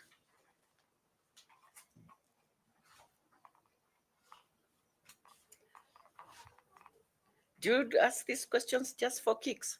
no, it's for general. Just for general. Okay. For general. It's to sustain our high school as well on holiday, so that they can keep watching this. Because everybody is watching, so you have to. Okay. Let me ask you the one which I'm so sure you'll get. Which year did Nelson Mandela become the president of South Africa? 1994. Thank you, Chair. Okay, thank you very much, Kugwiria. ICJ monitored that. Thank you. We have come to the end of our interview, and I don't know whether you have any comment or final remarks or question in a minute, kindly. Okay, thank you very much. First of all, I'd just like to thank you all of you for your attention, for your questions. They have stimulated me. I'd also like to say, especially to Mr. Misati, that if I offended, I'm very sorry. I'll humble myself and say I'm sorry. I don't think all political parties are shambolic, but I will make sure I send a copy of our report to you for your own perusal, and then you can come to a conclusion, an informed conclusion, because this is the work of very honest people. And the facts, we include the facts of our monitoring. And I don't want members of political parties everywhere to think that I think less of them. I was one of those who really fought for multi-party politics from the Moi era to the new era, and that therefore multi-party democracy is the space we want to be in. But we want to strengthen political parties so that those who are marginalized and everybody can also enjoy robustly participating in political party politics and activities. So thank you very much. I'm really honored, as I said, to be here, and God bless you. Thank you very much. You have educated Kenyans out there, and you have represented yourself and many others very well today, and we are grateful for that. The gentleman who led you in will also lead you out, and he will be bearing your certificates. Please pick your notebook and the pen, and if you so wish to take water also, please do so. Thank you and blessings to you. Thank you. Bless you. Karibu. Thank you. Christine, where are you? Members of the Fourth Estate, as we come to the end of today, just to let you know that tomorrow we shall have only 3 interviewees. This is owing to the fact that 2 of the candidates we have interviewed today were supposed to come tomorrow. And we asked them to come today because one candidate scheduled for today we interviewed on Monday. That was Joy Mdivo. And one other candidate, Council Katwa Kigen, expressed his desire to withdraw from the process. And so we had to use his space with one of the candidates. And then one of the candidates for tomorrow also has withdrawn from the process, Professor Margaret Barasa or somebody. Yeah. So tomorrow we shall have 3. So we hope that we'll begin at 8 and finish by lunchtime. So thank you very much for your time, and we do appreciate your time and for enabling Kenyans to follow this process. Thank you very much. Blessings to you.